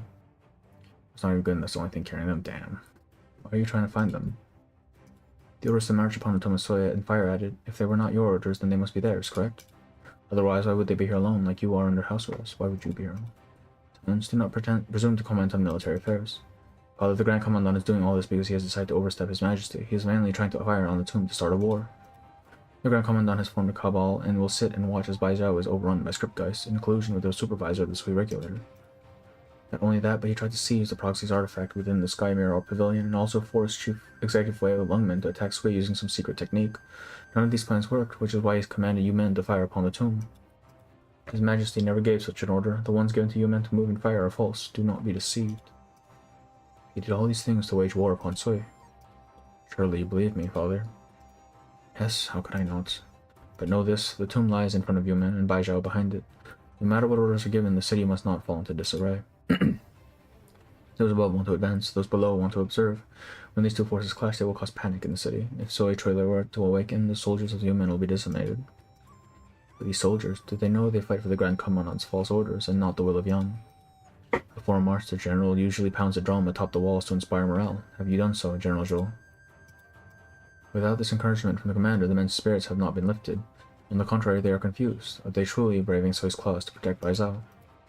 Or are they the inevitable first sacrifices at the altar for the belligerent Yan, the Grand Commandant of Visions? Father, you are not only General Zhou of the Yumen, but also the Lord Exorcist of Yan. You have received reports of a suspicious individual infiltrating Yumen. It appears he stole into your residence. What crime should your son be charged for his trespassing to military fortifications, General Zhou? Just as Zhou Zhanyao was about to open his mouth to reply, Zhou steps forward, drawing the sword at his waist halfway. I assume you heard all I said earlier, sir. Considering you can still say such things after that, you must be in league with the Grand Commandant. You're talking nonsense, you insolent child. Are you going to turn a blind eye to your son's disrespect, General Zhou? But I truly must wonder, why is the Grand Commandant so eager to wage war against Sui? Still questioning your orders even now, General. With terror and such turmoil, the entirety of the court unanimously passed the 28 policies. But outside those 28, there were two more hidden policies, the first of which is that the Sui menace must be eliminated. If we do not eliminate it now, surely you don't need to wait until our enemies from abroad are at the gates. I shall tell you the truth, General. It is not only the Grand Commandant who supports this policy, more than half the court mandarins do as well. And what does the Grand Tutor say? What does His Majesty say? It is not your place to ask. It is also a question I have been meaning to ask, sir. Besides the Grand Commandant and the Ministry of War, the mandarins of the 6 ministries and His Majesty, do they know all the facts? Have they agreed to all this? It does not matter, as you should concern yourself with Zhou Zhenliao. You are merely a general. So they do not know.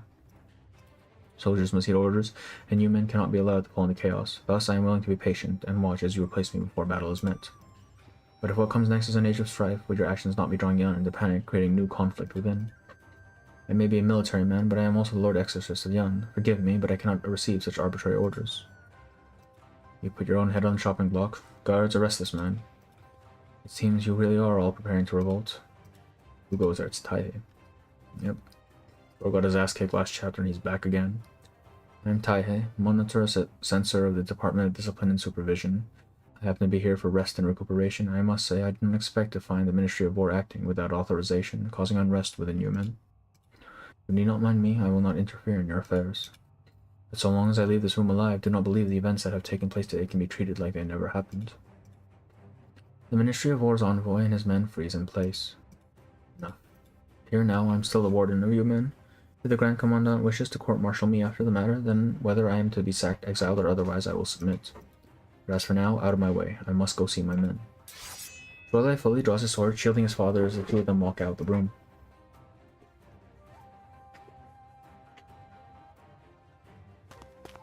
Those so-called envoys are now in detention, father. Good. Next. Brave news, General. The city's communication systems, they've been severed. It seems those ministry men picked up where the wind was blowing before they barged into the meeting room, so they performed some sabotage. We're relying on runners right now. The mobility layer still works fine, but there are artillery emplacements all across your men, and the order has already been passed down. The orders the men received keep changing. Begin repairs immediately, and do everything you can to stop the cannons from firing. Yes, sir. Kaye, relay my orders to the mobility layer. It shall be done. Oops. I entrust the emplacements within the deepest region of the city to you. Yes, sir. One more thing. You've done well today. Damn, another W, look at that. He's on a roll.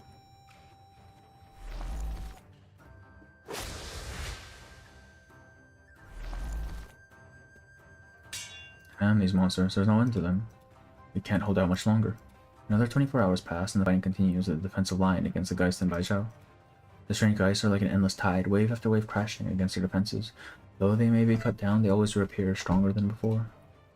There is no doubt. The force the defenders face now are the god hunters of days long past. He's a better messenger boy than the whole, like, actually. Bro's entire calling in life is just to go from one place to another and tell people things. Oh, there she is. Hello. Brother, give her a name already. Holy shit. Keep your shins up. The battle's not yet over. There is no time to admit defeat. The sword in her hand is bent, her armor slowly but steadily getting covered in a mass of scars. His Majesty decrees. All soldiers, whether patrol battalion, Yulin Guard, or otherwise, are to gradually withdraw from Baizhou's core plate, join with the troops stationed outside the city, and pull back defenses to a 10-kilometer perimeter around Baizhou. Pull back our defenses? That's ridiculous. The Forbidden City is right behind us. Don't tell me His Majesty is prepared to abandon even the core plate. I double-checked. Those really are His Majesty's orders. Majesty. Where are you right now? After 40 years, he steps into the secret chamber once more.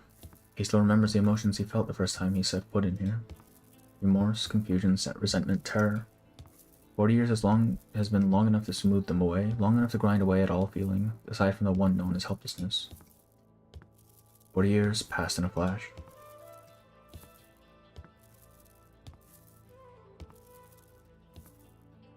If you're still unwilling to bow your head to Yan, then I alone will bear your 1,000 years of rage. The sin of disloyalty I shall also stamp out alone. This millennium of grudges and grievances shall end here. From now on, Yan will begin a new chapter in its history. Why wait for heaven to bless a nation? There is only the triumph of man over nature.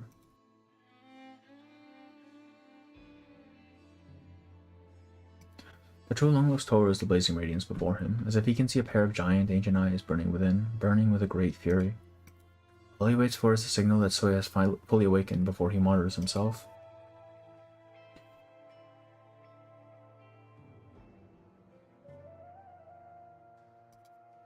The heart-pounding golden light has nearly faded away. All that remains is an afterglow that falls into Wang's palm.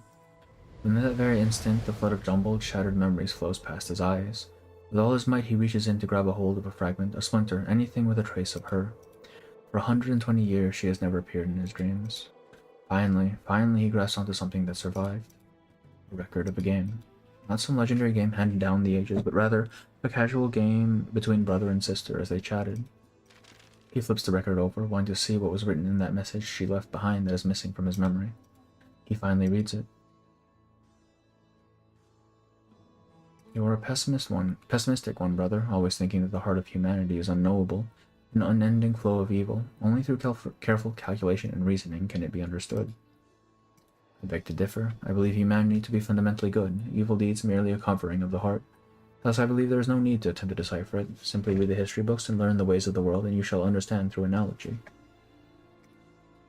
You knew I was lacing about, brother, which is why you came to give me a board, written atop your board. Even before you placed your first stone with that blatant scowl on your face, I knew you had come to poke fun at me. Both interpretation and analogy are fine. These split paths shall meet again at a summary of the human heart. Of our family, only you and I walk this self-defeating road, always wanting to know the hearts of men.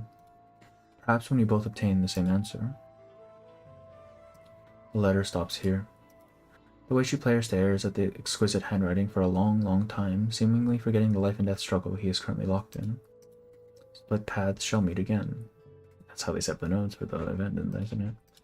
Split paths, she is long gone. But to meet again, the game nears its end. How amusing. She was the first of you to raise the flag of rebellion against me. I must admit, over these past 1,000 years, I truly did fear her growing power, even if only for a moment. But her plan was defeated by her lack of cunning, defeated by the unknowable heart of humanity. What is even more preposterous is that she chose to give you a chance to live. She was never once been defeated. Through her own force of will, she brought the rest of us a chance to live. Because she believed that after her death, we would be able to surpass you. How pitiful. Are you actually feeling regret? You came to do battle with me, so determined to die, but you could not even triumph over your own weakness. Do you care for her? Yes, I care for her. I once thought I did not. I thought the outcome of a battle should be the only thing I cared for. Until I learned something later on. Hearts of men, you, a wild beast, will never understand. And so, you are doomed to pay the price. Enough.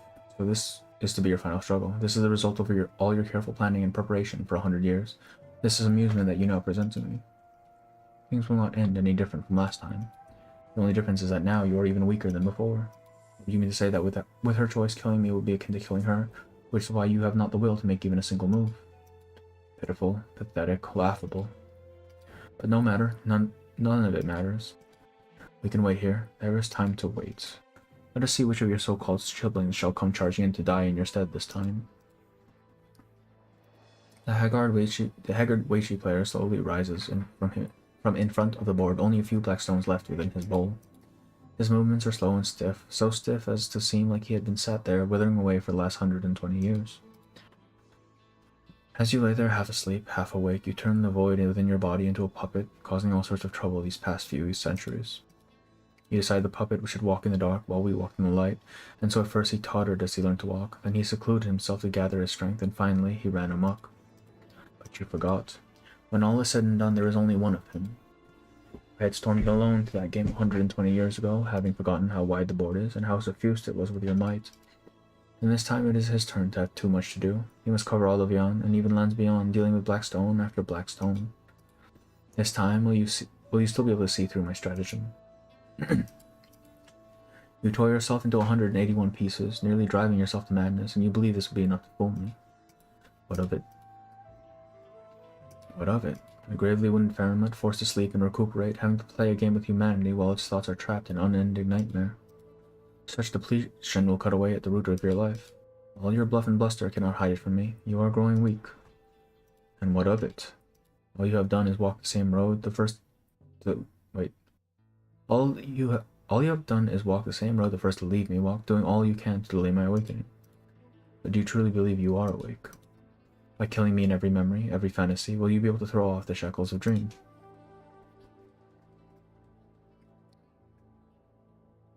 How could the clash between he and it be limited to these confrontations? Countless possibilities, countless imaginings, countless conclusions. Even more things that have transcended cause and effect gently fall through the tomb of Sui like snow. The proxy looks through each and every snowflake, seeing game that leads to his death in all of them. Enough.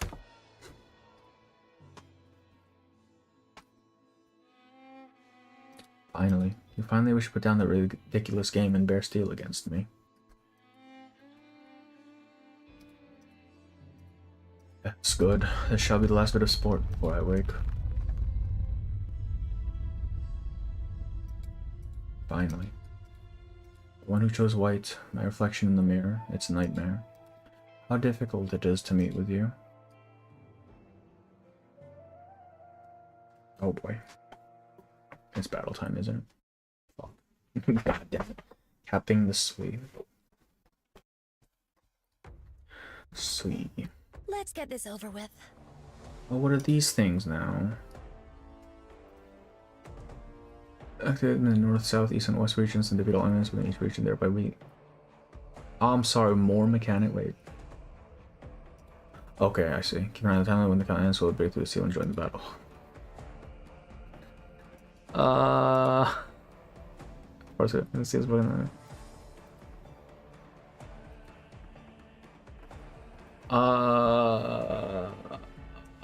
What is this, brother? Okay, so okay, activate, sure, bro. Oh, I see.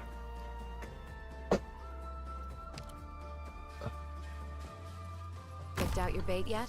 You can't hide your fear. Oh, fuck. Alright, we need heals.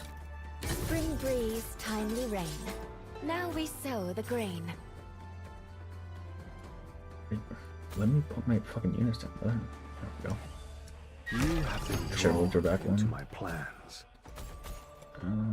Ling... I mean, what's her face? Well, we will put down Ling, I think. And thus has autumn made. I will sink your corpse into shadow. No one will find it. Just like that. What does this thing do? Oh, this just forces stamps to go down. Oh, these are enemies. Wait. Oh. You save it. You save it. Get what you deserve. I mean, what you ordered. What?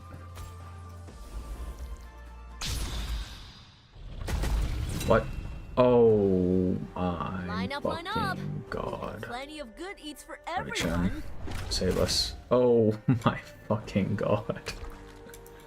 Bro. Timely rain. Clear skies. Can she sustain through it? She cannot. Alright. Let's Defense, just get defense, this defense. done with. Enemy spot. Time is limited.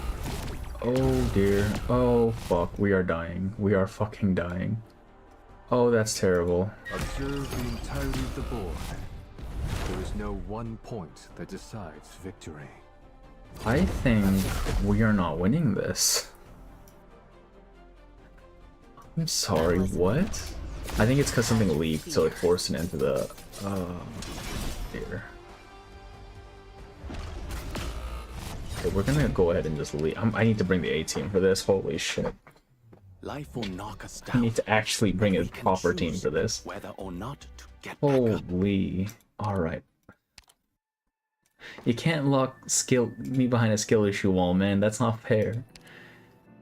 Alright. Jesus Christ. Alright, Vanguards. You and you. I think we can run Abyssals here. They're generally fine for most things.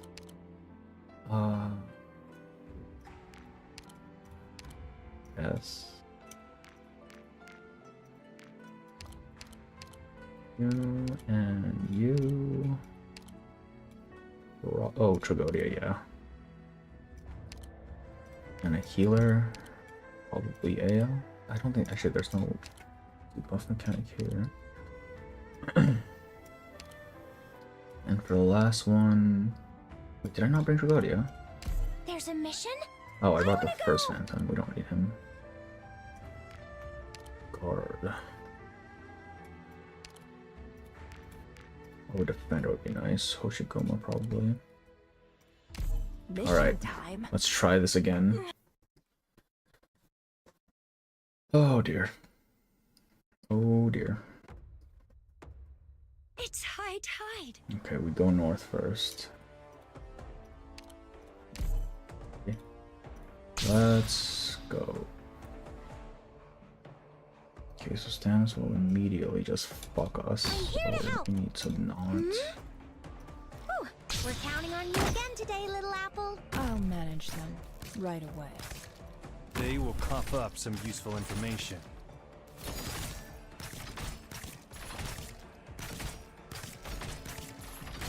Will the fish? As you Stop. wait, playtime's over. No, they still go under. What the fuck? How does this work, bro?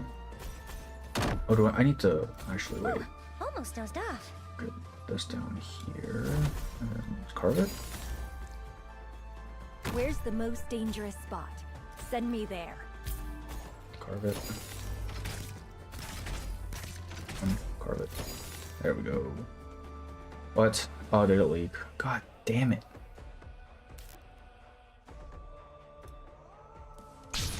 Oh, I picked. Okay, I picked the central pillar, so it forced the. I see. Real estate question. This wonderful realm. Sky shattering. Mm-hmm. She could probably just solo this, honestly. Oh, maybe not.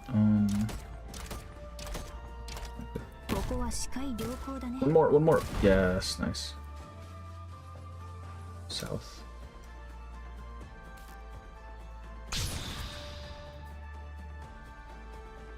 So lane hold, we can do that. Oh, do not like that. Can these things hit ranged? I come from They the cannot. depths of the ocean. Tragodia. Je suis partout. Humbly return to the abyss. Problem is that these things fucking resist. Every battle. Resist me not. Come to my song.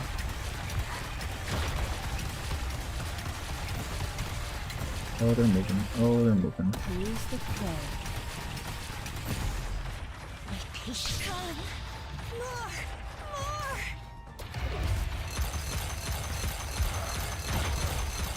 Speak your mind, watch Oh, these things need arts to kill them. God damn it, I don't have an arts unit. Oh, gladiators. No, we're fine, okay. Good. Finally, to this side. And then we get our ass kicked by Sway. Great. Fantastic. That's blocked off there. What's she gonna come Where's here? the most dangerous spot? Oh, Send more me aerial there. units. Alright, bro. Okay, this is awkward, but I'm decided what to carve on your grave yet. Oh, there's rats. Alright. Fuck.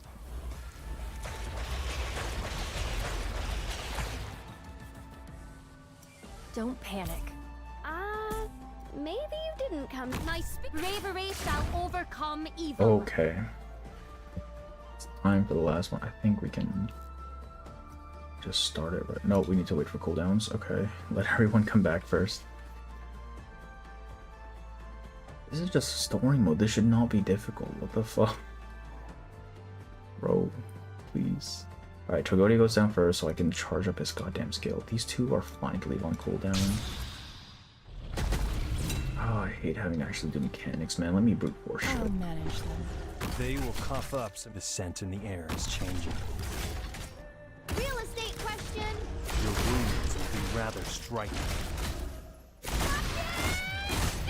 Damn, it's a lot easier when you have a proper fucking team. Speak your mind, time is over.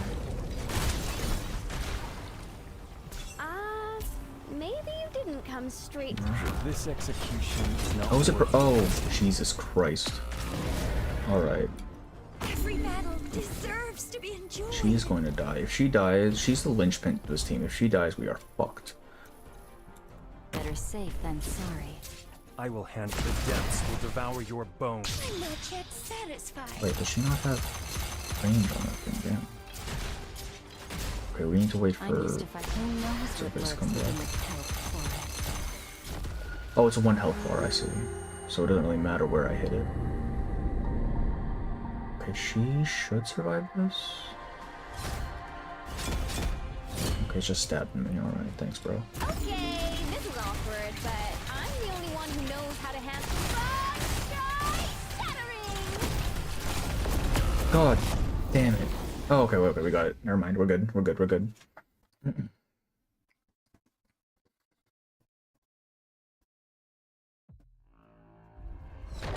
Yeah, you just bring the most OP shit and it's fine. Irk. Pathetic, just as I expected. The exact same ending once again. We're not bad entertainment by my standards. Let us end it here. I must also thank you for this grand gift you have given me. With your strength I shall be able to fully awaken and devour the power of U12 whole. The strength you have gathered over the past 1,000 years shall be my nutrients, and I shall become far stronger than I was 1,000 years ago. I shall become a true god. I shall rule over this land and lead all those weak insects in breaking through the curtain separating us from the stars, stepping over. He wants to get past the star pod. Brother, that is a bad fucking idea. With your combined strength I shall see and obtain that future. And you, as a part of me, may use my eyes to see it. Foolish dreamer. I resist. You'll be like that consciousness you call a younger sister. Return to where you should be. Return to the primal chaos you came from. The dream you 12 have been stubbornly chasing after it shall be realized within that chaos. No need for hellish preparations, no need for wasteful schemes, no need for fragile freedom. You will be me, you will be us. A great illogical terror intrudes upon the proxy's mind. His heartbeat quickens as cold sweat drips down his brow. His body dearly wishes to leap away, but he cannot even swivel his eyeballs. Blessing. Split consciousness returning to the whole would be the cruelest of blessings. Abandon your desire for hardship, abandon your worthless obsessions, abandon those duties you bear, abandon those clumsy emotions you learn from wretched humanity. Abandon that which consumes you, embrace that which nourishes you. Suffering must be eliminated. You shall become a keepsake within my great consciousness, a futile yet respectable memento of the past. Suffering eliminated. Pain seeps down from his skin into his marrow. Terror spreads across his body from his backbone. What the proxy can see slowly begins to blur. Close your eyes. Yes, close them. You do not need your own, for my eyes are your eyes. No need to hesitate. Have you not thought this through? Thought this from the very beginning? The mortal realm does not seem as interesting as your siblings said it was.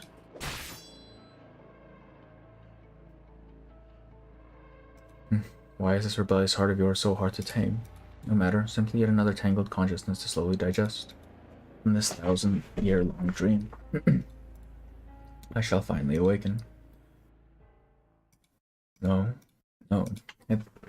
It thought it had crushed that shard of consciousness, but it does not sense its scattered strength from 120 years ago flow back into his body. What does this mean? Why am I still in the dream?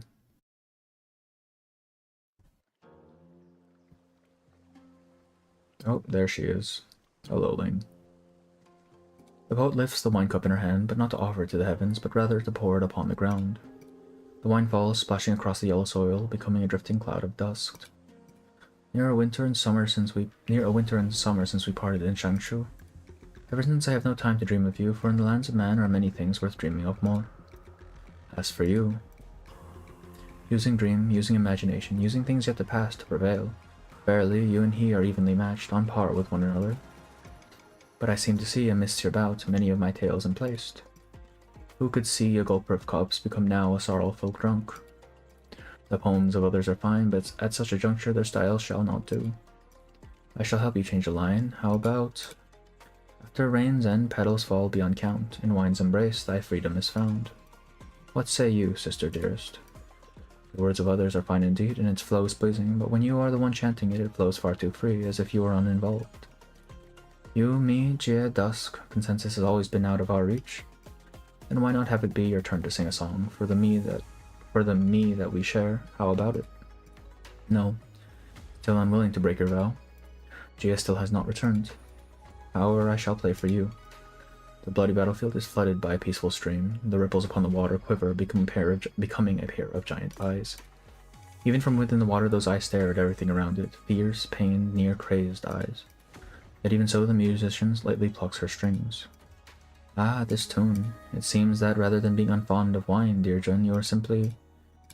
In the middle of the river, the poet toasts alongside the tune, her cheeks flushed red. She does not chant to match a tune, but with a bright, clear voice. Yet even so, it is in perfect harmony with the tranquil music. The stars in the sky spin along to the poet and the musician, blending together into a pool of sweet water. From that water appears wines, some bitter, some fragrant. Even those great eyes begin to show signs of intoxication. I invite you to share one last cup of wine. At some point, the tones that started off high and steep gradually deepened, going from near inaudible to an inescapable bass, lingering within the water. As for the simplest sounds of the instrument, no longer are they quiet and mellow. It is as if only a tenth of the strings were silk, the rest 3 parts longing, 3 parts grief, and 3 parts determination. But in contrast, the poet's recitations grow lighter, higher, as if a whisper, as if a consolation, as if a torrent of rain. Flicking it away will only serve to wet your clothes. One low, one high, one disciplined, one unrestrained. The woman's voice merges with the voice of the instrument, weaving a dream fit to entomb a firmament. I invite you to share one last cup of wine. For beyond the western pass there are no more of mine.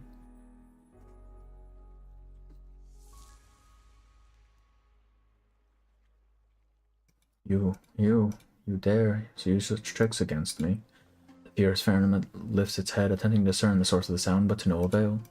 His giant bloodshot eyes first flick towards the proxy, still shackled to the ground. After a moment of quiet, it quite finally realizes that this dream will not be so easy to break free from. It does not care if this is the last of the power of the proxy that is here, or interference from proxies far away. Those great eyes staring at the outside world watch the dream that Ling and Zhong leave. As they watch back, within that confrontation that never happened, its actions, its moves, its weak points, even its psyche, they have seen it all. He has seen it all. Such base deception, such pointless struggles. Before I have my vengeance on Yan, I should kill you all first, one by one. You will not have the chance. From now on, there is only our vengeance against you. Absurd, ridiculous. Your so-called sisters may have deceived me with dreams and cracked open your shackles, but do you not feel how weak your body is, unfettered though it may be? This time I shall crush you and your miserable schemes. In that instant of fear and anger, its enormous body, as great as mountains, shifts a fraction of an inch. The entire room begins to shatter into rubble. The great structure that has suppressed Soyuz gradually crumbles and collapses.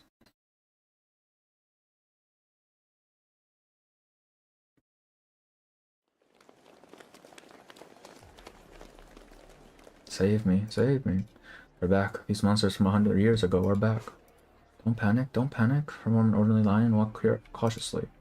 Why aren't you listening to me? Oh, what to do, what to do. Mr. Pooh, why are there still so many townsfolk who have not evacuated yet? There she is. There are so many geists here. They are hand tincture. They are not geists born from the turmoil in the tomb, but rather the original townsfolk. They are the students of the school. They are my students, yes. I cannot bear to see them lose their lives here, so I beg you to lend me your aid. The Tiantia is still guarding the mountain pass. I'm afraid I cannot protect them all on my own. I shall do my best to hold back the rebellious geists. Yun Qingpin help Mr. Pooh in guiding everyone away. Surely you don't mean to do it alone, Deputy Mr. Lin. There he is. It's long past the garden's closing hours. Why are there still so many tourists here? Sir Yi, you still remember me, and here I was worried you would forget me, what with you running circles about my garden. No need for further chatter. You are all lovers of things which make us kindred spirits. You two help this elderly gentleman see everyone out. I can deal with things here myself. I know you proxies have extraordinary abilities, Mr. Ye, but these are extraordinary times. I ask that you take care. No need to worry. If I cannot subdue even these apparitions, then I'm not fit to be the master of the Garden of Grotesqueries. If I may, by the way, a request for my humble record-keeping friend. Though you have come from afar, I regret to say I have no time to be a proper host. If you ever have some spare time in the future, I ask that you come again.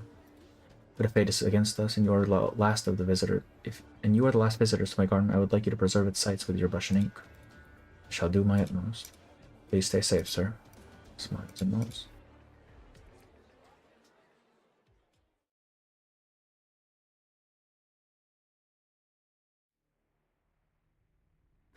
My, the shaking is far too strong, as well as this resentment.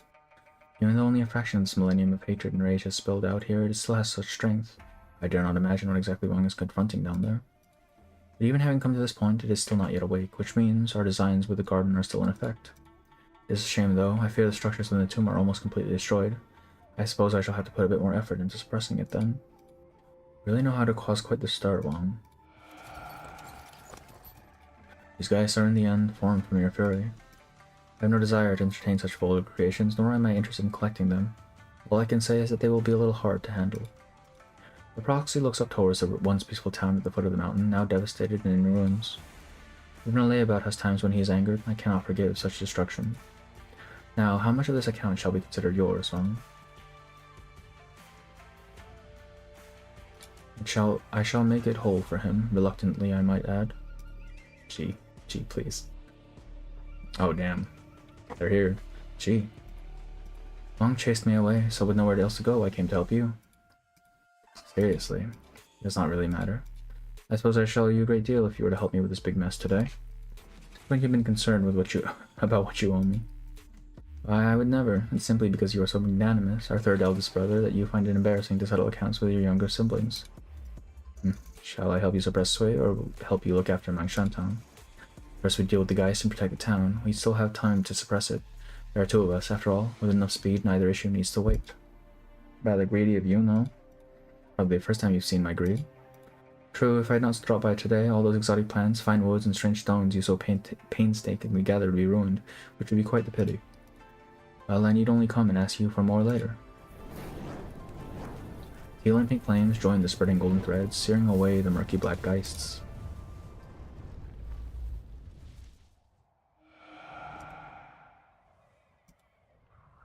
What a pain. We just got here and all these things popped out of nowhere. There's no end to them either. They just keep coming like miso that's been soaking for too long.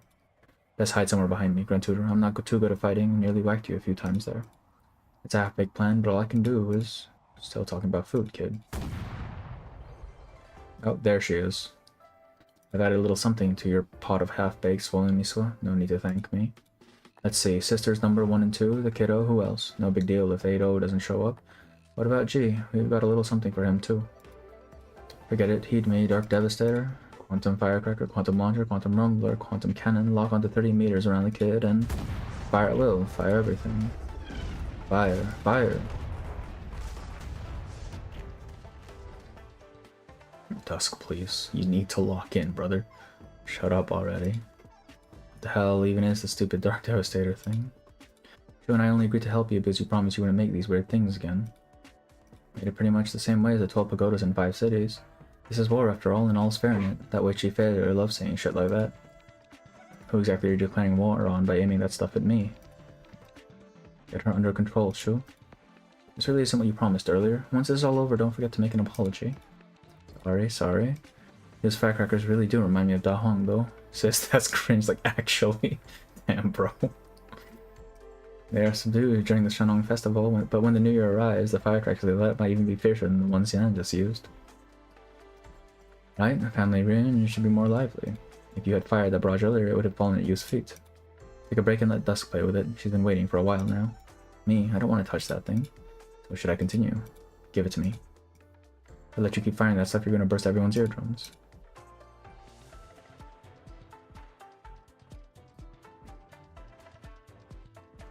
Joe and Yan and Dusk, you're finally here. Long time no see, kiddo. Dinner ready yet? You aren't done with work yet, Yan. How could you only be thinking of Yu's cooking? It's not going to affect the other. Alright, we never did give them a heads up that we'd be meeting here. Hey, Grand Tutor, it should be fine, right? Extraordinary times call for extraordinary measures. If you're able to resolve this guy's crisis together, then that shall be an act of great merit. I always knew you weren't the dried up stick in the mud you look like. You think our business with Yan has been a good one? Perhaps it would not only be considered business in Yan's eyes. Making a friend is far more important than doing business. Those are some wise words. Next time those old fogies from the Ministry of Works come to pester me, I can throw them in their face. Everyone who should be here is here. Let's take a head count of the ones who aren't here yet. They just never brought the doctor sibling in. Bro. This is Yan's New Year celebration. This is just like how Master said they celebrate it. Lanterns, banners, and screaming firecrackers, though I don't see any lanterns. This is the first time I've seen this many firecrackers, though. Alright, time to land. Watch out, Yan. Someone just flew over my head. I think they're going to land right next to you. Oh, now he shows up at the very fucking end. Who the hell are you? That's what I'm thinking, man. Based on your gear, I'm guessing you're... Ni hao, I'm Taraxacum. I'm from Sargon. I'm an apprentice under my master, though I usually just drive the cart. My master's called Fang. Oh, he's Fang's student. What the hell? Fang is the 8th sibling. Figured it'd be number 10. Man, didn't expect a shy guy like him to have a cheery apprentice like you. I'm Nyan the 9th, which means I'm his older sister. Let's give you a quick rundown. Those two chatting over there are Shu, the 6th, and our youngest brother Yu. The one on top of the Dark Devastator splashing ink everywhere, trying to melt away the geist, that's our youngest sister Dusk. Jian Yi, the 7th and 8th, are probably by that mountain over there, while our big sister Ling and second sister Jun went off to nap who knows where after some drinks. And under our feet there's number 2, Wang. Strictly speaking, today's party is all on him. Wait a second, got two into introducing the family. If you're here, where's the big 1-0? It's not that my master didn't return, he just asked me to give you this. A steel yard scale. Okay, but where's Chongyue though? Target Fairmont about to arrive at critical position. It's still moving forward.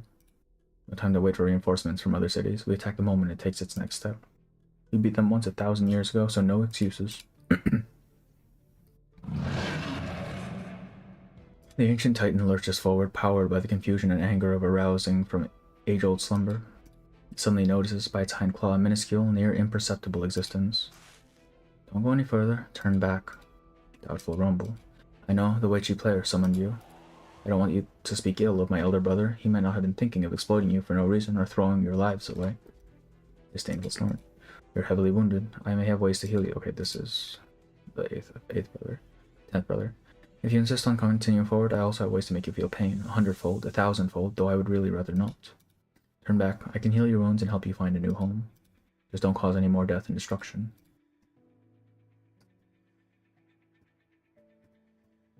And Master gave me the scale and told me to deliver it to you quick. He hasn't gone anywhere. He's still there where he was earlier, looking this way. Got it. He's still too scared to come. Scared his meeting could be the last, but he still wants to help us out a bit, and that way achieve failure. So in the end, he decided to be real awkward and send you over while he waits on some mountaintop somewhere. And our family can be such a pain in the ass. On the other hand, I didn't think dried up old Tanner would learn some proper bedside manner. Did he pick up that silver tongue in your part of Sargon? Not really. Damn shame then. I'd like to learn how to speak good better. Maybe then my next movie's funding and lead actor wouldn't jump ship halfway through.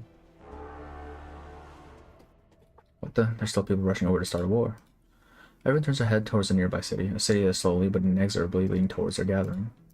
Can't just stand by and watch as a bunch of jerks stir shit up. How about we see how the Dark Devastator matches against bro? We are not attacking you right now. Like getting into a fight like this seems a little impolite. Leave it to me. Oh, there she is. Hello. Oh, you're that Chen Hui-che. You know me. You're my supporting actress, the one I cast for that movie. Shame I wasn't able to find you afterwards, or most of the rest of the cast, so I had to delay the shoot. You mean that movie Lava was talking about? The Lava told you about it. Great, we got the muddy, guzzling Dark Devastator on scene, and now you're here too. You know that thing she left behind. That's why I'm here. How'd you plan on stopping the city? With my sword. It wasn't part of my original travel plans, but I've stopped by Yumen before. I know a little bit about its structure and weak points. I heard that Master Swordsmen don't see things as things, but rather weak points and flaws. You're one of those masters. You've been watching too many movies. There are things only you and your family can do. Likewise, I have things I can't shirk from. Believe in me, like how I believe in you all. Chen Huiche turns to face the nomadic city rumbling towards her. She can see the weaponry lining the walls, the soldiers atop the observation post, and the Tianshi with their furrowed brows. She believes they can see her too. But simply standing here will not be enough. She takes a small step back. She looks at the entirety of the city structure, its treads, the wind aegis, the sand sluices, the watchtowers, the gates. She knows where this blow should fall. A sword of heaven's plaint, bid dawn is cast. The writing knife in her hand is not pointed at any one part of Yumen, but rather up towards the sky. The knife becomes a longsword, becomes a heart-pounding golden light, and then finally becomes a sandstorm that engulfs Yumen.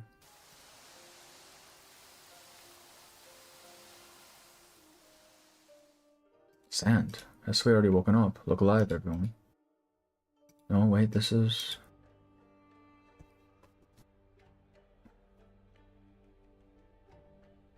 The storm that swallowed up heaven and earth is not made of coarse sand, but rather gentle golden snowflakes. They fall into the soldiers' bodies, their hands, their faces. The snowflakes melt, and out of nowhere they hear the beating of a drum. Those memories, near buried away by the sand, suddenly become crystal clear. They remember a catastrophe and those who stood within it. A poet who drank wine and spouted poetry in its face, or maybe someone who made a lonely exit once everything was done. They remember the emotions that surged through their minds back then. They worked as one, they fought as one, and for a moment they forget the confusion and puzzlement pressing down on them as one. They stop whatever they're doing, silently listening to the pounding of the drum. They count the number of beats, count all the calamities Yumen faced across the years, big and small. Until the 18th rousing farewell boom resounds, the entire weather-beaten city is like an old man overwhelmed by memory. One who slows to a crawl, then stops.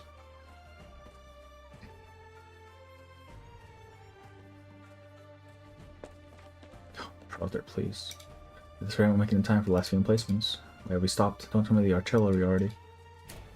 The power cut. The spent candle holder realized he stumbled upon a stroke of luck. Even a near-instant cut in power would require many short but essential checks on the cannons before they can re-engage, despite the automatic switch to reserve energy stores. It has bought him precious time. Would there be power cut now? Surely it's not the proxies in Yumen. A strong wave of emotion sweeps memories to the surface of Zoile's mind, but what he calls did not take place in Yumen. It's possible that the fate of his siblings will lie in your hands, Lord Zol. Be able to chat with you on this festive day, even but for a moment, is destiny at work. I hope that in the future you can see me as a man you can discuss things with. The unsuspicion he felt at the time have now become sort of a logical, post-realization incisiveness, though he knows there are still many things he is confused about. But he soon pushes down that sense of relief, that sense that makes him relax, even feel exhausted. It's not only about the fate of your family, there's also my family, Yumen, Baizhao, all of Yan. I might think about this now, of all times. This fateful decision is not over yet. He forcibly tamps down the wellspring of emotion flooding his heart. His haste to lose attitude pushes him onward, hastily winding his way to the last few emplacements.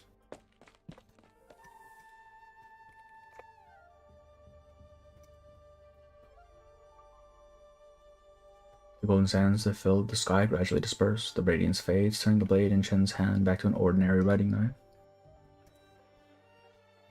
To the side, Yu stoops down, grasping a pinch of soft golden snow like sand. Through her days, he looks at the golden sheen, a sheen he has not seen in over 100 years. Also, all of the siblings are here technically, right? Because that's Jia's power. What he remembers is the older sister he last met over a century ago, but as for what Chen sees, she sees a parting far away in the distant frigid north. The snowflakes melt away. Those newly bright memories slowly fade again, returning to their worn and shabby states. All that remains is a sigh on the lips.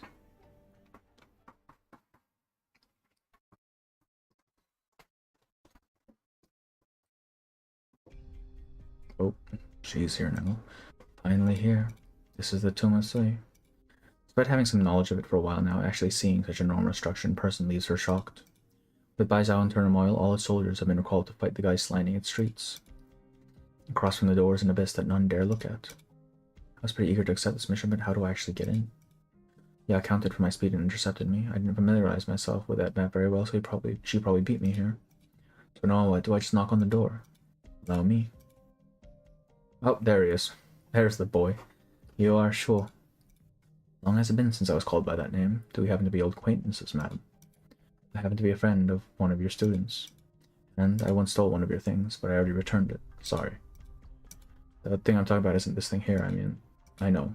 You do. I could hardly be mistaken about the scent of my siblings. The man knows the clothes on the woman before him, and his face makes a slight turn for the serious. Whether it be the martial disciplines or the scholarly ones, there should not be a splitting of sects. If you wish to eliminate the prejudice in the hearts of others, then you yourself must first have a tolerant heart. My thanks for your wisdom. The young lady carefully and deferentially hands over Jia's token. To share, madam. Delivering this drop of life to the tomb is no doubt Jun's plan. Aside from Mong, she was the closest to Jia, and she wished her here even if only as a token. But I fear that she did not adequately explain things to you. Our family will be gathering the barons outside, not in the tomb itself. What? But this is still a stroke of good fortune. Before our family reunion, I shall have this life accompany me on a trip into the tomb. Surely this isn't the piece that witchy players plan to use up when defeating Sui, right? He worked so hard to bring this out into the mortal realm. How could I betray his intention by consuming it? It is simply to bring him peace of mind, nothing more.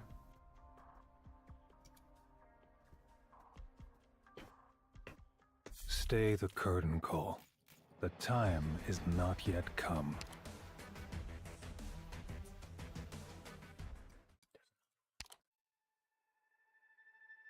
Any fucking notes are there? Wait, hang on. Let me go back and check real quick. Okay, T11's the last one. I've never seen an 11 node thing before. Shit, okay. Yeah, alright. Oh, we get no team for this. Fantastic. Eternal Cycle, you think yourself clever. Tell me then, why do humans forever chase a reunion they know to be impossible? I've literally never seen an 11 node event before. They really put everything in it, that sounds crazy.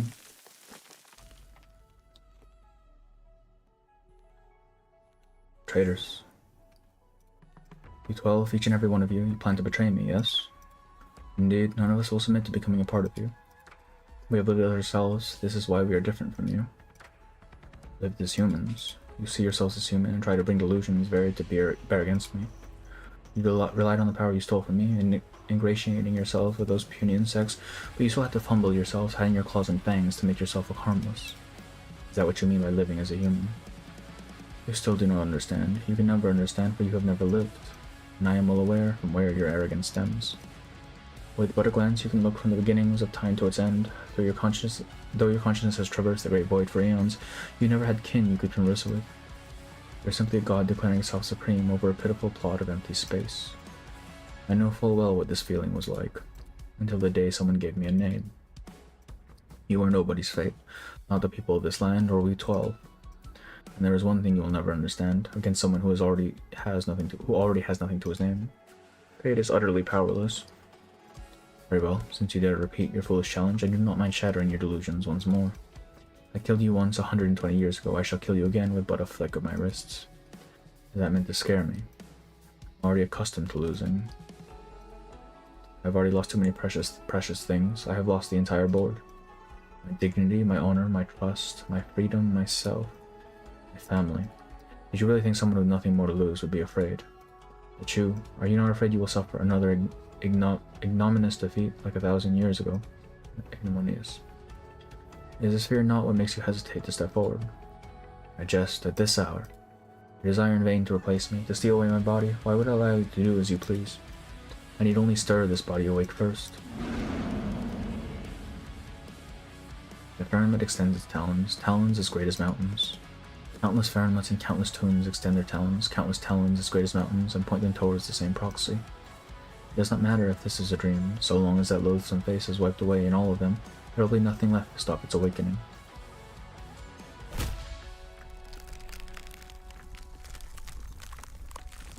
What is this? An incomparably brutal blow slams into its body, a strength it is familiar with.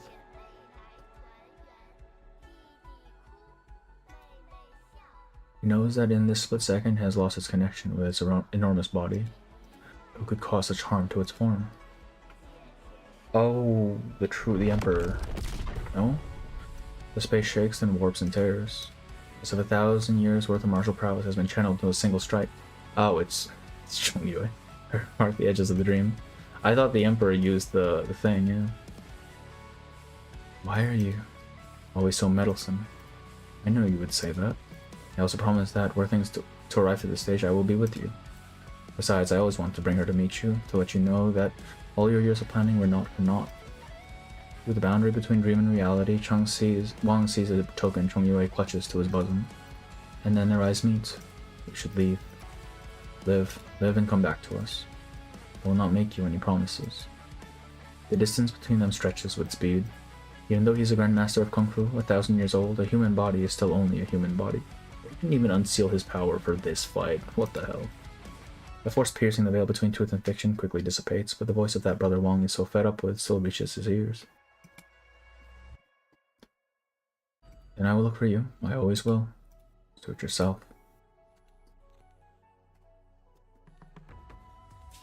What did he do? But it does not matter. It does not matter. No matter what he did, it was only for an instant. An instant.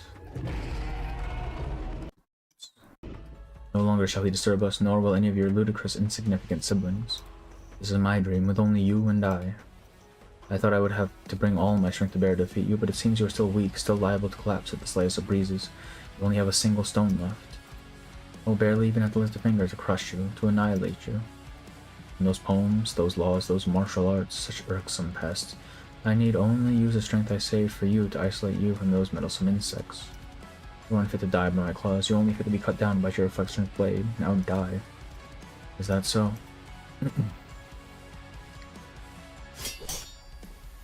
Again. Die is your end, not mine. Yes, in all these causal chains, in all these possibilities, in all these dreams, you will die. These countless repetitions within this dream have eroded away, hollowed out your most frenzied imaginings, and all without you knowing. You don't notice how intricately linked you and I are to this dream that used to trap me. You have been chained by your hateful, vengeful impulses, your evolution has reached its end. And we have already surpassed you. But your body will persist. I will take your place. And how will you do that? With your isolated stones and with your own body so ready to fall apart. You dare assume I only have stones in this body of mine. The near-dead proxy uses the last of his strength to lift his sword. The ranged Faramut gives one last howl of rage.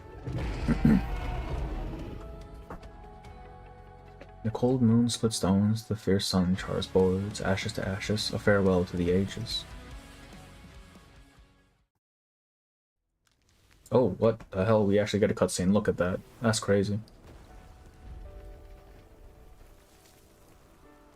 I actually didn't know there was a cutscene for this.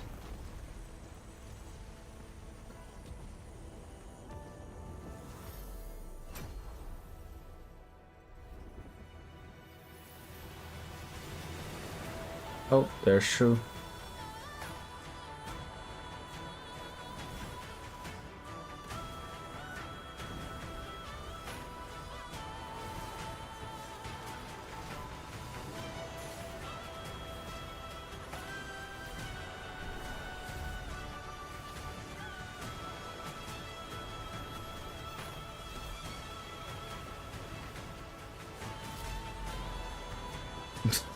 Subbing into the budget once every like fucking 6 years, yeah.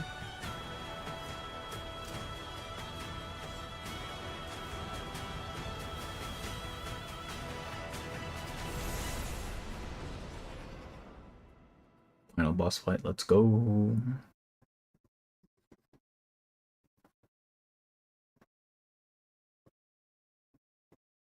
Players toy voice acting, yeah. That really does seem to be the case, doesn't it? Shit. Enough, this farce of the game must have an end.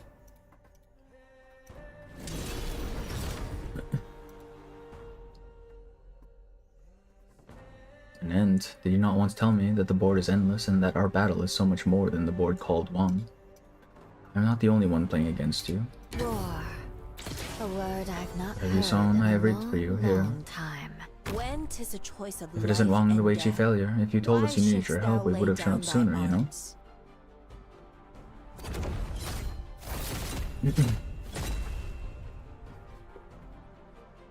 Thus has autumn made reckoned her arrival. Here lies a dream unchained. I gift unto you verse and wine, wind and rain. Not voicing the cutscenes themselves. Bro, please, please give us voice acting. And fight on an empty stomach, well. This battlefield would do well. Star shrouded snow, crude mounts at most risen.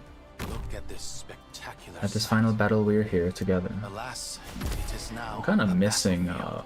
like, what are there, 4, 5, 6, 7? We're missing 5 of them, bro. They have all found their own paths. Each and every one of them has triumphed over you, leaving you in the dust. You still believe you have the upper hand? How can this be?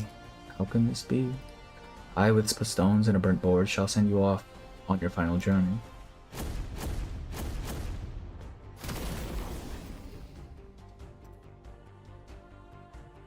No, it's not yet over. There is still a chance. Fly upon your transcendence, your own paths. Those are simply the power they have stolen from me, and your candle grows dim. My candle grows dim, as does yours. You have squandered your memories. Now upon this faraway board, we are all equally insignificant. What? You dare. You cannot. Let Chef Boy triumph over so how humiliating. You fail to see something that you can, yes. They actually have a faction buff where if you have enough of them at a time, you get big buffs to your team. You no longer need you. The people of this land no longer need you. Even the evolution and future upon which you fixate no longer need you. The unit, yes, because there's 12 unit limit and there's 12 siblings. So once all of them are released, you should be able to play them all on team. Whether they'll work together well or not is something else entirely. And when your opponent no longer needs you, your fate is sealed.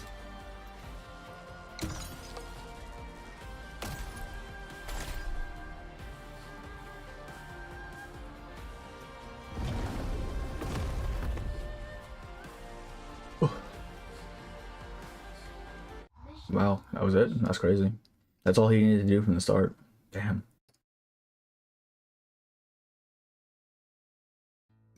Memories from time immemorial pour down like a torrential rain, washing away its enormous empty consciousness.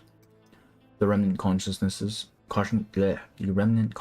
slips and slides about the lands of dreams, trying to find a single scrap of something, anything to use as a foundation. But those dreams are now as blank as unscribed bamboo slips, with only the grain of the wood to provide texture. There should be people and events written upon them, yet such things cannot be grasped. Oh, because they erased its mention from history. It has lost.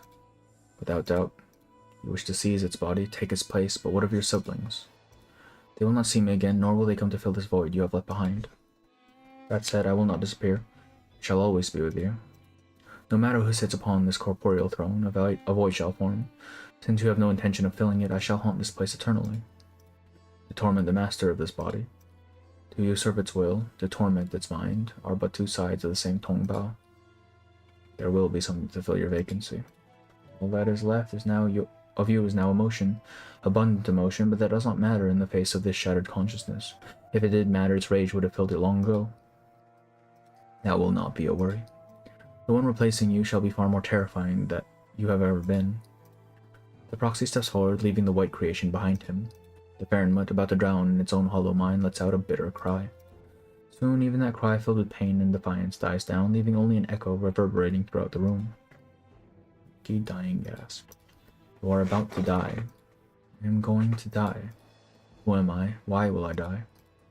You are the most arrogant of dreamers. In your dreams you pushed evolution to the endless sea of stars. But this egotistical evolution was cut short by humanity, that humanity you saw as nothing. And then your anger, your hatred, and your defiance dragged you to your grave. But at the very end of it all, you died by my hand. You will destroy the future. That future of evolution that escapes ruination, that through infinite expansion touches the face of the void. It was a dream you would never have been able to see to fruition. Evolution will not stop because of your death. Your passing will simply be release for a world that has suffered for 1,000 years.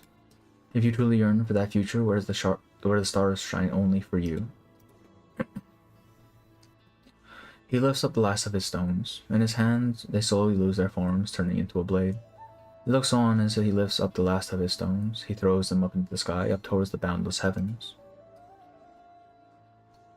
He takes the last of this congealed sharpness and thrusts it into its eye. It watches as those black stones become a galaxy that flows out towards it until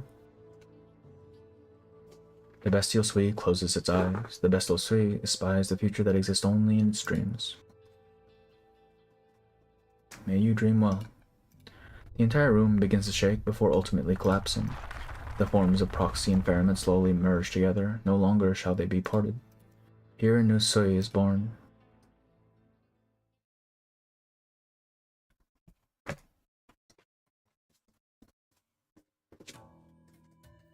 Still hanging in there, Shu. This is no big deal. It's just that handling as many of its minions takes its toll. Hey, Dust, fire that away. There's tons of guys there. Where? Where I'm pointing. There's nothing there. You stupid, there... Neon is stupefied. There really is nothing there. You're not just there. It's as though someone has sneakily wiped away the blot of ink staining the ground. The rampaging guys of just a moment ago are nowhere to be seen.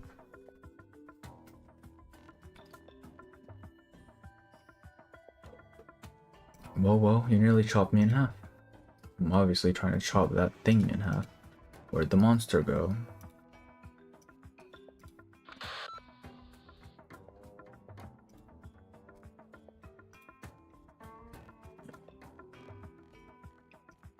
Stood. The Sui regulator reports that all the script guys have disappeared. You won. Don't let your guard down. An earthquake. It stirs. All hands move to an open space. Uh-oh. The shaking from afar arrives. Your guards built like a freaking fridge. Bro, he looks so fucking cool. Or I mean, just that bit, because there's a bunch of them. The time has come. The true Lung grasps the jade seal used to start the device. It might just be his imagination running wild, but he feels a connection between the machine and the blood running through his veins. During this moment of hesitation, a great shadow appears before him, nearly covering the entirety of the Originium's radiance. It's almost 2 AM, yeah. Shit, bro.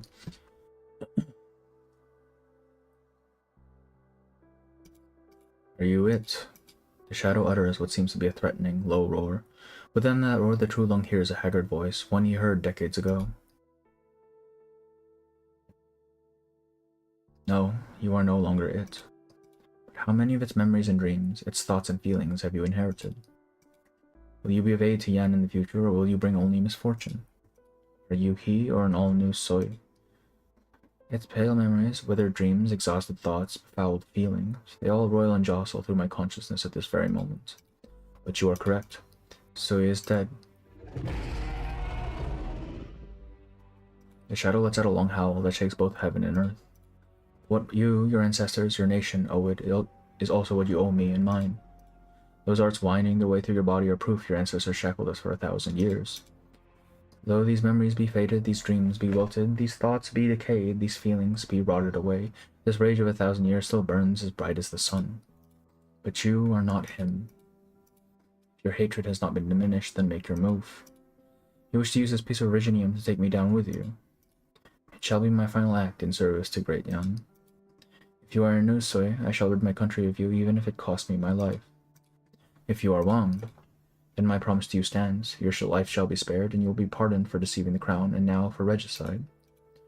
I shall also pardon myself for the crime of unclarity of thought, which led to suspicion between parent and child, the scattering of kin, the formation of factions, and unrest that rocked the nation. Do you truly seek death? If it can begin a new chapter in the history of Great Yan, why would I deny you my life? Very well, as you wish. Did you believe all our grudges settled?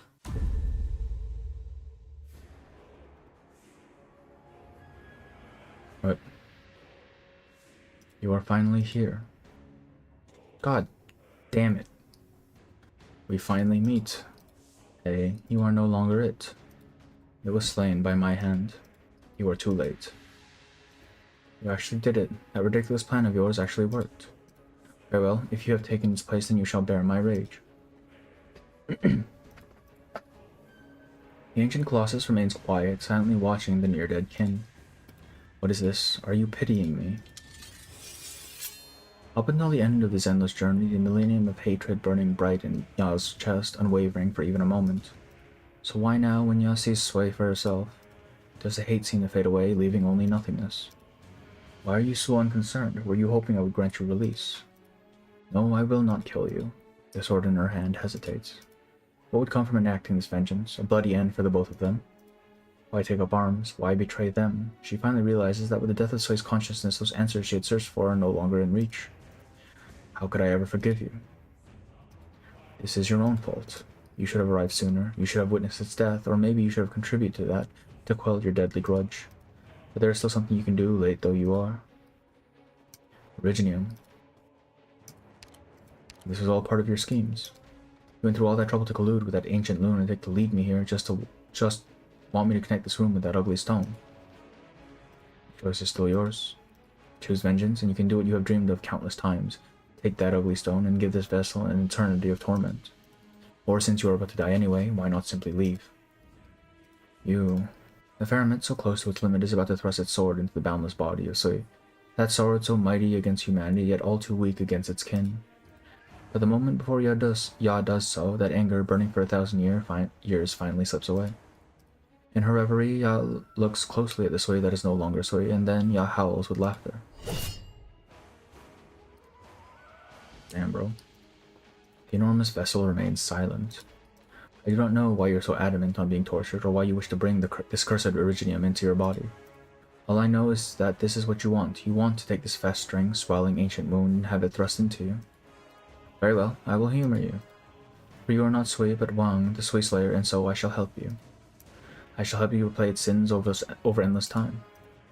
But in a vessel such as this, even the strongest of spirits will be worn away and assimilated, ultimately becoming just like it. When that time comes, I shall return. I shall have my vengeance by slaying you with my own 2 hands. But as for now, I do not wish to hear you prattle on about explanations and the like. I do not wish to hear you squabble with those insects. All I want to do to this body is have my unprecedented vengeance. One most fitting for we souls who have walked since the beginning. Cutting away the seasons is not a power without a price, especially for a Ferryman on the brink of death, meddling with the most primal force of this land. But Ya still does it anyway. That piece of Originium, alongside the space it occupies, is cut away by Ya. Stop trying to aura farm. I think she's succeeding, honestly. Then it's ruthlessly thrusts into the depths of Sui's body. And then all she sees is black. Ya has already forgotten her 2 kin she had trapped within illusion. With the fading of the last of her strength, they break free. Now they watch her body slowly wither away, their faces lined with sorrow.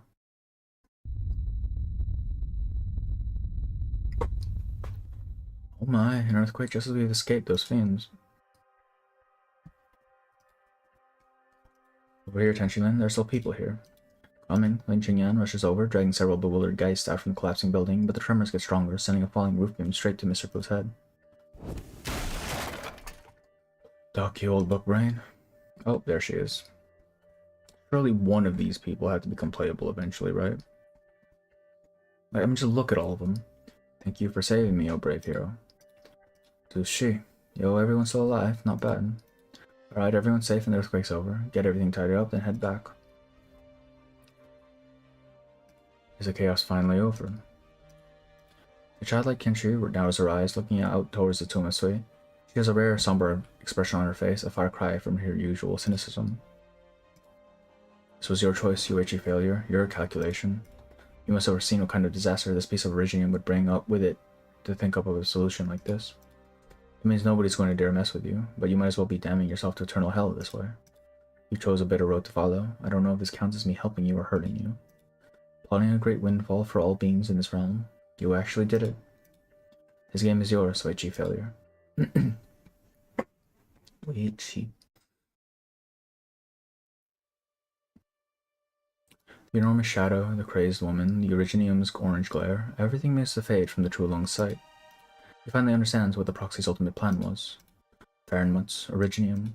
At the cost of near eternal torment, Wang ascended the seat of Sui and accepted Yao's vengeance. Bufan, or rather, the first Originium man has relied upon since the days of yore, is now buried within the deepest pits of the Fahrenmut's body and soul.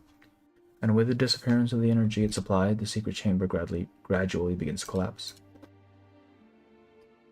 The true Lung walks towards the exit and pulls upon its doors, only to discover they have been jammed shut by rubble. Bro is dead. But he does not panic. He feels that to die here is not such a bad thing. Qishao, Oh, never mind. There's bro. For a moment, the Trulong believes himself to be hallucinating, for the one supporting him by the shoulder has an uncanny resemblance to his older brother. Don-woo, don't speak. Follow me.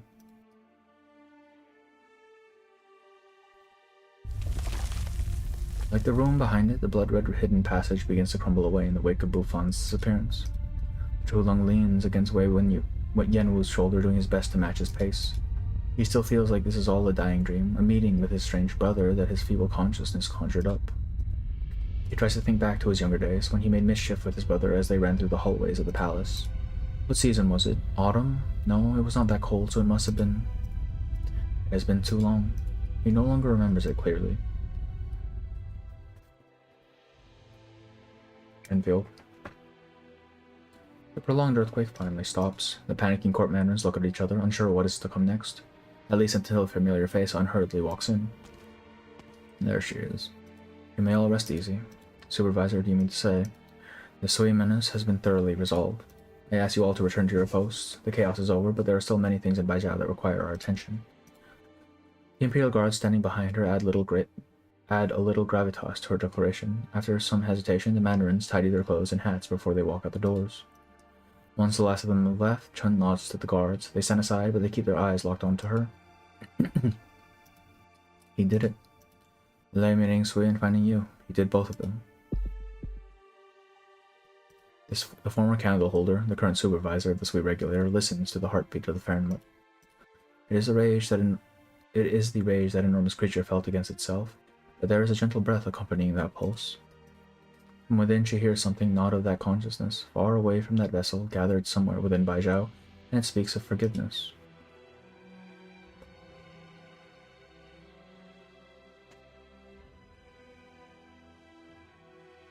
Within the Grand Palace there is now only a single, withered old man. Ever since the Trulong descended on the ground, he has waited here, listening to the reports from you men, the uproar in Baijiao, and a declaration from the Sui regulator to the entire city that all is now well. His coughing has only grown more violent, his waist more stooped. By the time of the declaration, he can no longer support himself. He is forced to sit on the ground, leaning against the throne. At first he felt anger, then worry, but now he only feels exhaustion. Memories from near 100 years ago, when he was instated by the current Trulong's father, forced themselves to the surface. It was midwinter when the snow swirled through the air. The then Trulong was still far from being addled, happy to sit about the fireplace with a newly promoted mandarin and discuss all great things happening under heaven. Contact between Laterano and Iberia, the war between Colombia and Victoria, Ursa's desire of conquest, the turmoil in Higashi, the mysterious weapons of Kazdel, and Sui. As it was not excised the first time, the Trulong was resolute in having the second attempt come with no mistakes. Yan would attain the bones of Sui, and with near double the amount of energy, and it eliminated the age of Yan will have arrived. Their talks became so fervent that the Emperor stood up and struck out barefoot into the snow, using his finger to brandish Chi Shao as he spoke of what grand ambitions he had for Yan's future. We both are exalted to distant thought, aspiring to the sky and the bright moon. And then he could no longer wait for the day that Trulong would blow the horn to call for Sui's eradication. He could only wait for that Trulong's mind to deteriorate until all had abandoned him. And then you could also not wait for the current Trulong's return.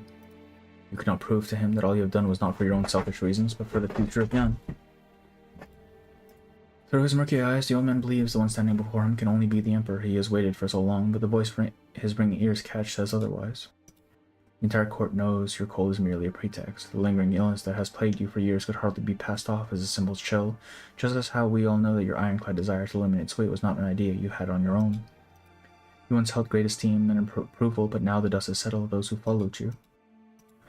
The old man can no longer hear. His throat shudders. All he wants to do is speak those words pent up in his heart. Look here, the doddering old fool who started this chaos stands here, awaiting your majesty's judgment. Your words will not be heard by anyone. Before he can shout these words at his liege like an unfortunate, misunderstood hero, life itself no longer wishes to remain within him. Yeah, right. He is dead.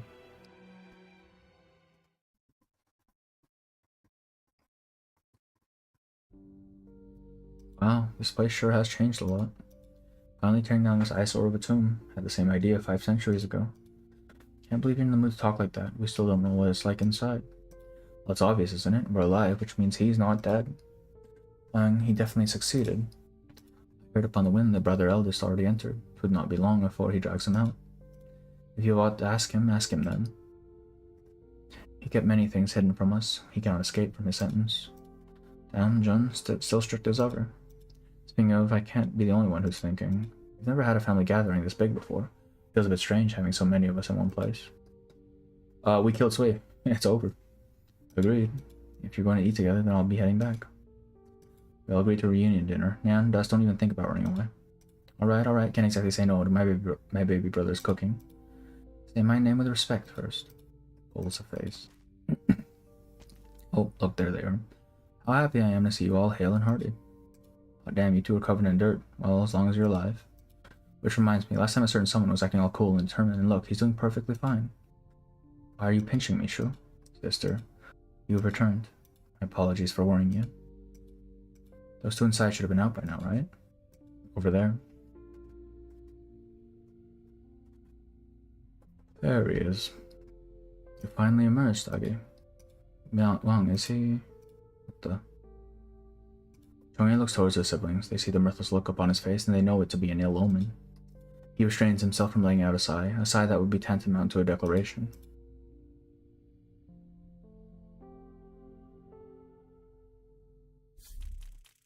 First autumn.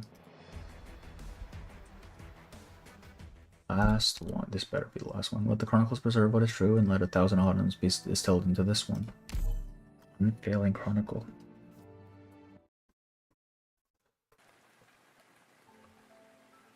Yes, father didn't tell anyone when he left. No, maybe I was the only one he didn't tell. I don't know. I can barely remember anymore. Mother had just passed away at the time, too. Mother, she never liked father or me, and in the end, Tal as well. Always is Chen. Father left much less of an impression on me compared to mother. Once, when I was confronting Wei Yanwu, I said father was a weak man. My opinion still stands. But he really did try to love me and Tal. When I was young, I was scared when Wei Yanwu came to our house to find mother, so he took me outside. Ever since that day, he would drown his sorrows, needing more booze every time, though he never drank it in front of me. Tal didn't like him either at first. He spent a lot of time with her, even learning Victorian alongside her, though he had never heard the language before in his life. When mother was at her most agitated, he would tell us to go outside and face mother's madness alone. What the hell's wrong with Chen's mom? Early winter, 1102. Thank you, Ichi. I think that's enough.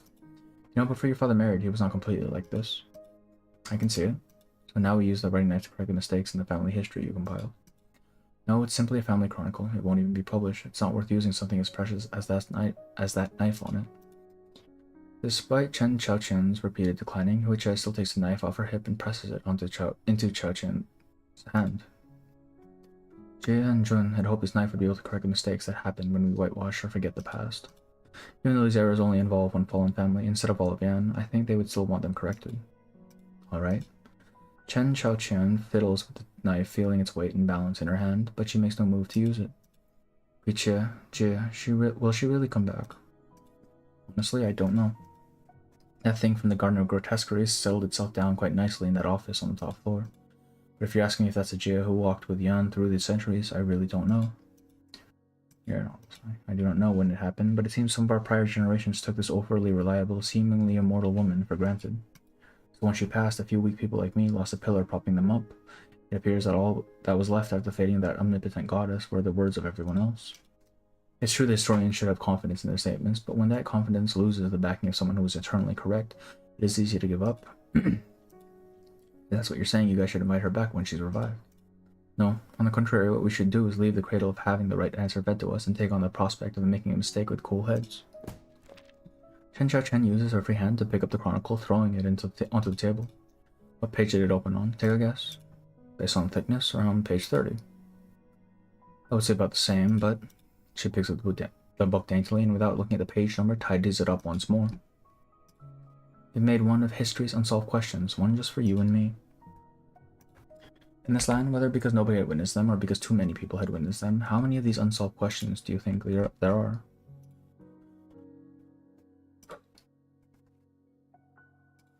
A lot of them. Indeed, a lot of them.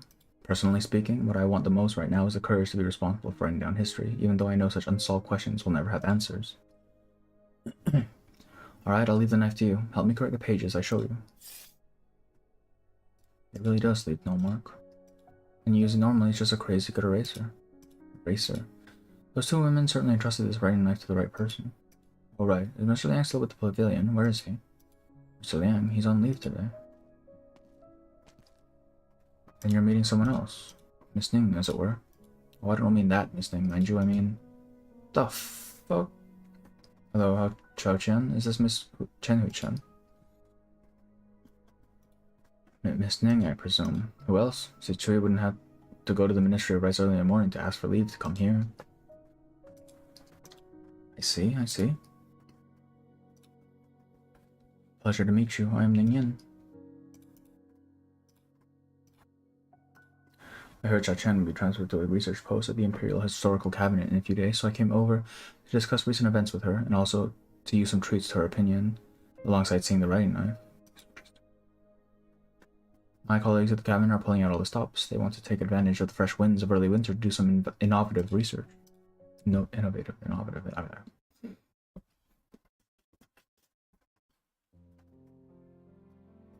What? Fang still doesn't want to come over. But the kiddo made his hot pot, not me. I didn't even throw in any weird herbs and roots. My master says there are so many suffering from diseases across this land. He believes that in being able to avert this disaster, he's much more fortunate than the sick. But he also says he'll be in Yan for a while, so if he's ever nearby, he'll come see you. Please push up the internet as can, trust me. Almost certainly, 100%. Please. What was that subplot for, if not that?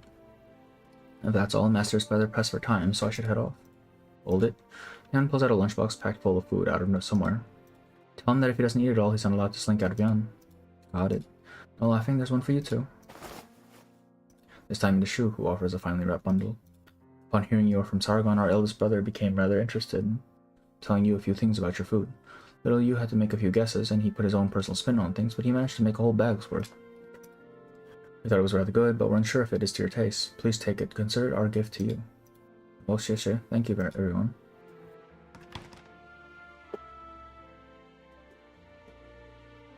Our family never is a full set. The true value of life lies in unfettered ease. Even if you were to drag him to your savers at Yule's for a meal, he would find no taste in it. As for the others, young Dusk truly is tired. She is pardoned. She is a master of spinning words into wealth, but is far too soft-hearted to his own family. He wishes to idle at the garden, and since he is accompanying him, let him. As for our brother eldest... Oh, look, they're here. Smells great. Are we late? Thought you two said you weren't coming. He said that. I said nothing of the sort. Since I was coming, I couldn't just leave him by himself at the garden, so I brought him along. Nice going. This piece of work has had to work some magic at Dahong, and he's been hiding for these past few days. What's his punishment, Shu? Let me... Should not be some trifle, such as scrubbing the pot and washing the plates. Then, no letting him off with an apology either, too boring. And how about, if you say something like, let us settle this later, it would be rather disrespectful towards everyone's kindness. Why not? She already gave me a rent holiday for savers until the year after next.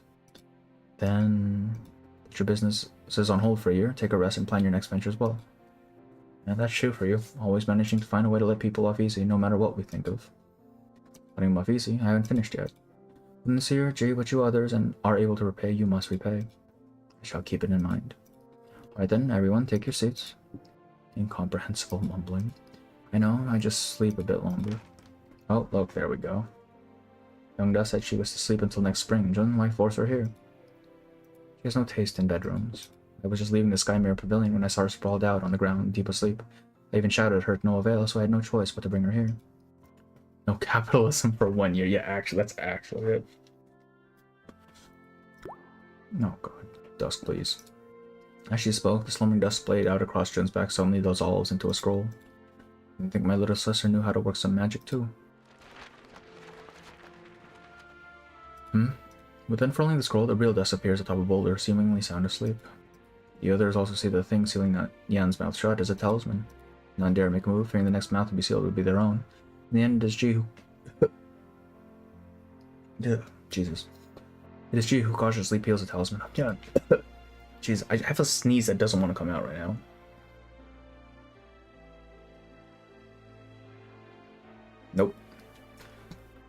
Everybody, you guys eat while I sleep. Don't wake me unless one comes back. Also, Danian, no firecrackers. I'll use my talismans to seal your entire body. Why's my family always have to cause such headaches? But there will be a day that this table is fully sated for sure.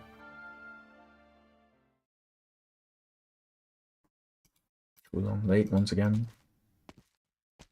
Indeed, far too late. A flimsy curtain separates the two. The library is quiet. The sound of pages being turned pierces the silence. Do you recall how many books are collected here in the Sky Mirror Pavilion? No, 43 million volumes. 43 million texts. Compared to the last 1,000 years of history, these words are but a single grain of millet within a great granary. At the time, my greatest dream was to dedicate my life to complete a hydrological chart of Yan that our forebears could not. Forebears. I thought I could grow old here within this pavilion. This is where I truly belong. But it would not have been what is best for Great Yan. The past is heavy, so heavy that no one can shoulder its weight, but also so heavy no one can put it down. So much so that it should not be borne alone. Yet there will always be someone to bear it. You ought to hate me. I do. Or you want to say you have never hated me? I really did think there would come a day that I should die by your hand. I even thought it was the only way things would end were we to meet. All I wanted was after you left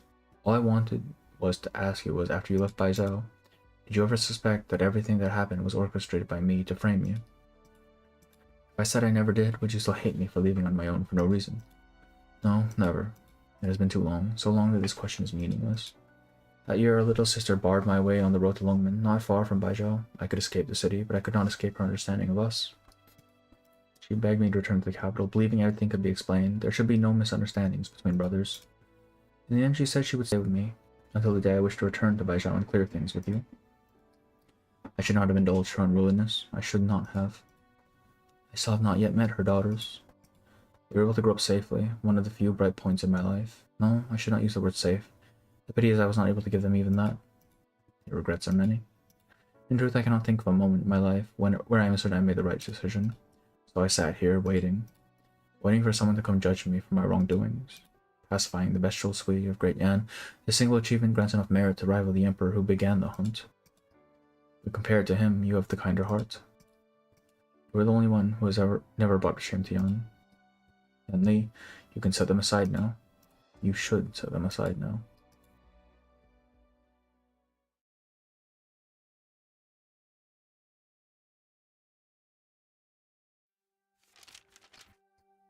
Annals of Yan, Volume 124, Supplement 17. Someone's tied up these scrolls. After receiving Chachen's request and her application being approved, Huiche arrives at the section of the Sky Mirror Pavilion not open to the public to thumb through a few tomes. She thought it'd be a lot harder, honestly. But when she went to check on the case from 40 years ago, she found all the relevant texts neatly arranged on the shelf. They weren't even hidden in the back. As if someone knew she would be here. Maybe it's time. Who are you? Why are you in my family's library? Huh. Chen looks back to see a girl about 10 years of age. The girl looks back at her, timid yet curious. Lungs, horns, bright red hair, and a strikingly familiar face. Chen does not need to ask who she is. I'm Chen Huiche. I came to borrow some books. If you're to read, are you already studying to become the true Long? You also. That said, if you want to be a good true Long, you need to read a lot of books here. When I go home today, the Grand Tutor will check my homework. Those with virtue cultivate in their bodies, perform it in their actions, and state it in their words. By mastering the classics, achieve refinement. By remedying the ills and practicing the right way, achieve virtue. By giving honest criticism without caring for offense, achieve. The last part is, do you want to be the true Long? Can I not be the true Long? That says it is a duty I was born with. If someone says from the bottom of their heart that they don't want to do something, then you shouldn't force them to do it. When people are forced to do things, they won't be happy, right? You're wrong. Dad said you need to do your duty. If nobody did, then the whole country will become a mess. I'm going to find him and have him explain it to you. If there's a chance, I'd like to meet him too.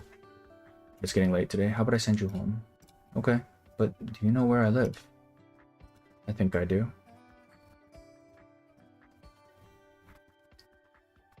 You look like you know a lot. Do you know more than the Grand Tutor? Oh, I don't dare compare myself to him, but when it comes to certain questions, we have slightly different points of view. You look say the true Long should love the people, right? That's right. What we should know is, it's not only the true Long who should do that. Love your mother, your father, and teachers, your siblings, and your friends and companions. You have the right to love everyone, no matter who you are. That also said, because the True Long is the most powerful person in the country, I need to be cautious about every word and every action. It's the same with making friends, so I don't have any. Oh, you should be allowed to make friends with people you like. Remember, taking such great authority and leaving in the hands of a single person, making them shoulder it alone, this in itself is wrong. It's not fair to most people, and it's not fair to that person either. I don't understand what you're saying. Can you stay and explain it to me more? Once you grow up, you'll understand. Once you grow up, maybe you can make a change. So, grow up quick.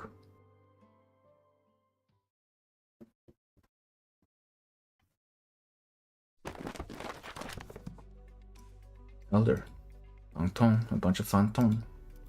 I waited in the north for nearly 400 years, and this is all the progress Baijiao's Tanshibiro made on originium research. Tianshis today are utterly incompetent. Who's the head Tianshi these days? Tell him to get his ass over here. After observing the unusual meteorological phenomenon created by Londinium shard 4 years ago, the Tianshi bureaus realized the urgency of the issue of originium. Since then, the Tianshi have labored night and day at their research, not daring to rest for even a second. But I fear there's no nation upon this land who can achieve the rate of progress you have asked for. All I asked for was this one simple thing. I would have preferred it if you told me those youngsters were thinking of ways to slack off. That way their hearts might not have been into doing the right thing, but at least their brains would still work. Ursus Casdell, no matter where you look, there's misfortune caused by originium. I'd hope number 2 would be able to solve this problem once and for all, but I'm afraid time's up. There'll be people knocking on the door soon enough. Forget it, I'll move into the bureau tomorrow. I want to see just how today's young Tianshi are putting their smarts to use. Wait, forget tomorrow, I'll move in this afternoon. If you're willing to see this so personally, it's a good thing, Elder. Before you move in regards to the question of originium, we have a guest from afar whom you should meet. Oh, what are we talking about? I am honored to meet with you, Grand Tutor of Great Yan. I represent Rhodes Island. I would like to express my thanks to Yan for the information they have shared. I believe in these pressing times, candid collaboration between all parties is of utmost necessity. Rhodes Island will uphold the spirit of cooperation during our follow-up research and keep in close contact with Yan. First, allow me to elaborate on Rhodes Island's position regarding the originium question. It's Calcid. It's fucking Calcid, bro. You haven't left yet. Good. Still planning on taking me into custody rather than letting me go, Lord Zol. No, the old Tenchi has already vouched for you. Settling this turmoil the way you did, Moye, was of great merit. Feels strange hearing you be so polite. But if you're not here to arrest me, then why are you here? To return this to you. Zhuo carefully pulls a wooden lock out of his pocket. Things were hectic, so I forgot to return this keepsake from my mother to you. My apologies. Oh, this thing. Moye looks at Zole, her lips a quiver. As she pulls out 2 identical locks from her pocket. I still have plenty of these, you can keep that one. But I didn't lie to you, it really was my mother who taught me how to make them. You're about to ask me where I'm from, aren't you? I can see it on your face. If you don't wish to say, I shall not offend you by pressing the matter. I simply hope in the future you will not toy with others again. Still playing the preacher as ever. Orders to ourselves, and now the way too many epilogues from Return of the King. There were so many points of view from this story, so I suppose, yeah. We still haven't got an update on the fucking 2 of them, Liang and Sichui. It's a complete mess right now. When the chaos ended, the supervisor admitted responsibility and resigned. That proxy killed Sui, and after merging with that piece of originium, he fell into something resembling slumber, an unprecedented feat. The dermatologists are studying it with all haste. Sounds like a headache. Well, not that it matters. With you around, there's no need to worry about the Sui regulator making any big mistakes. I'm not as confident as you are. As my master, the one you call the old carpenter, once said, it is because of the differences between you and me that all disputes arise, no matter if they are between man and beast or man and man. This is why he called for love between all things, for all things are brothers and sisters. Osel did everything they could and nearly died for it, just to claw back a way for them to live. If you keep looking at them with the difference between man and beast in mind, that would be pretty cruel. I trust you on this matter. Oh shit. Alright, chat time's over. I should get going. Going where? Wherever I feel like after a big event's over. Returning to my search for the Pheromones, trying to find any trace of that proxy, or maybe giving that rabble waving the banner of the Shanghai Zone a talking to. Not sure yet. Till we meet again then. The girl waves her hand, and in an instant she disappears amidst the sand-laden wind.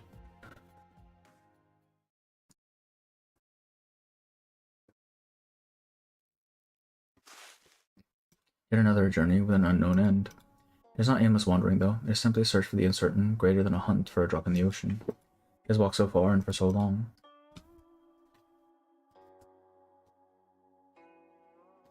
We will take the last of Yao's vitality and bring it to the lands beyond Yan.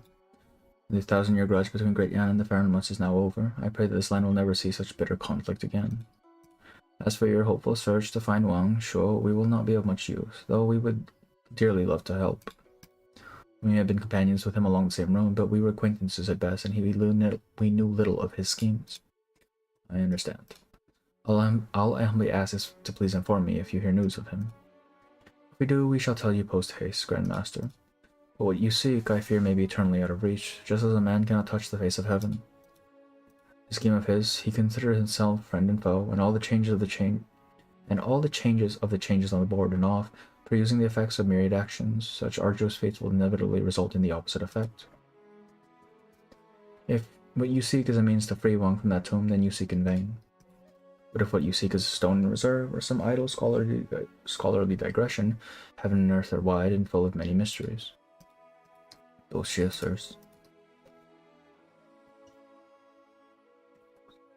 There may have been a moment when the land under his feet was this board. There should be some trace of him somewhere upon it. What is being sought is nothing more than a single black stone.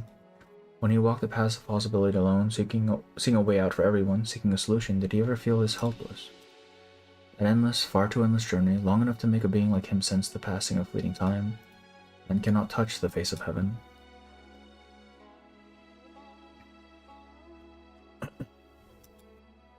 Any news? Still nothing, but I believe some trace of him must exist somewhere outside the tomb.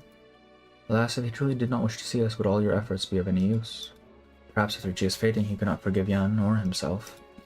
Is it this new Yan he does not wish to see, or is it someone else? Maybe he does not wish to draw us into his next game. Next game? His plots are all ended. What would his next game even bring? What can it bring indeed? An even more hopeless matter. He may have accomplished the replacement, but he was unable to make muddy waters run clear. But he will not give up. He will certainly be searching too, for the traces she left behind on this land, for a glimmer of hope. You were always the one who understood him best. So still determined to look for him. I am. And once you find him, I will let him know that the next time he needs help, he will not be alone. The long-lived man stops to rest his feet, turning his head to gaze off into the distance out of habit. Yet another year passed. The snows are beginning to melt, turning the Chi Dao into a mud-covered bog. By the road, the withered trees sway, a sprinkling of new buds visible. What's happening there?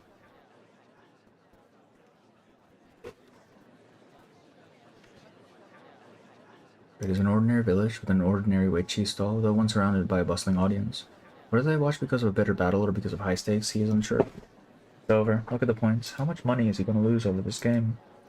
Rightfully so, might I add. Imagine learning how to gamble with Wei Chi at such a young age instead of studying properly. Look, you can't blame the kid. If it wasn't for his deadbeat gambler of a dad losing the entire family fortune at the board, not to mention his sick little sister. If you're going to blame him, blame his lack of skill. Then again, the rich guy he's facing is a disgusting bastard. Don't get the kid's black stones, man, even a Shan would find it hard to save him. Bro. The young man maintains his determined expression, seeming to not hear the many comments from the crowd, but the beads of sweat dripping off his brow expose the panic in his heart. It's obvious how things will end. He has at most 10 moves left. All he can do now is throw in the towel. He hesitates in placing a stone, even though he knows he cannot hesitate forever. Or 7. Who's talking to me? Or 7, shoulder hit. The young man finally hears the indistinct voice clearly as it dictates a move to him. That's a baby, like actually just a baby, yeah. I don't know what you mean young man about. As he considers this instruction, he sees a way to victory he had never considered. Are you helping me? But who exactly is helping him? He looks about, finding no source of the voice. The young man returns his attention to the board, repeatedly calculating the feasibility of this breakthrough move. In the end, he is convinced. His victory is assured. He adjusts his posture, having calmed down a little. A charm of black jades pokes out of his collar, gleaming with a deep, inexplicable light under the winter sun.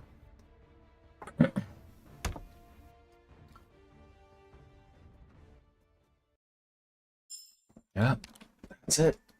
That is the end of the Sui Saga. That's crazy. I do wonder what they're going to do for the next Chinese New Year, because we still have like 5 siblings to get. Okay.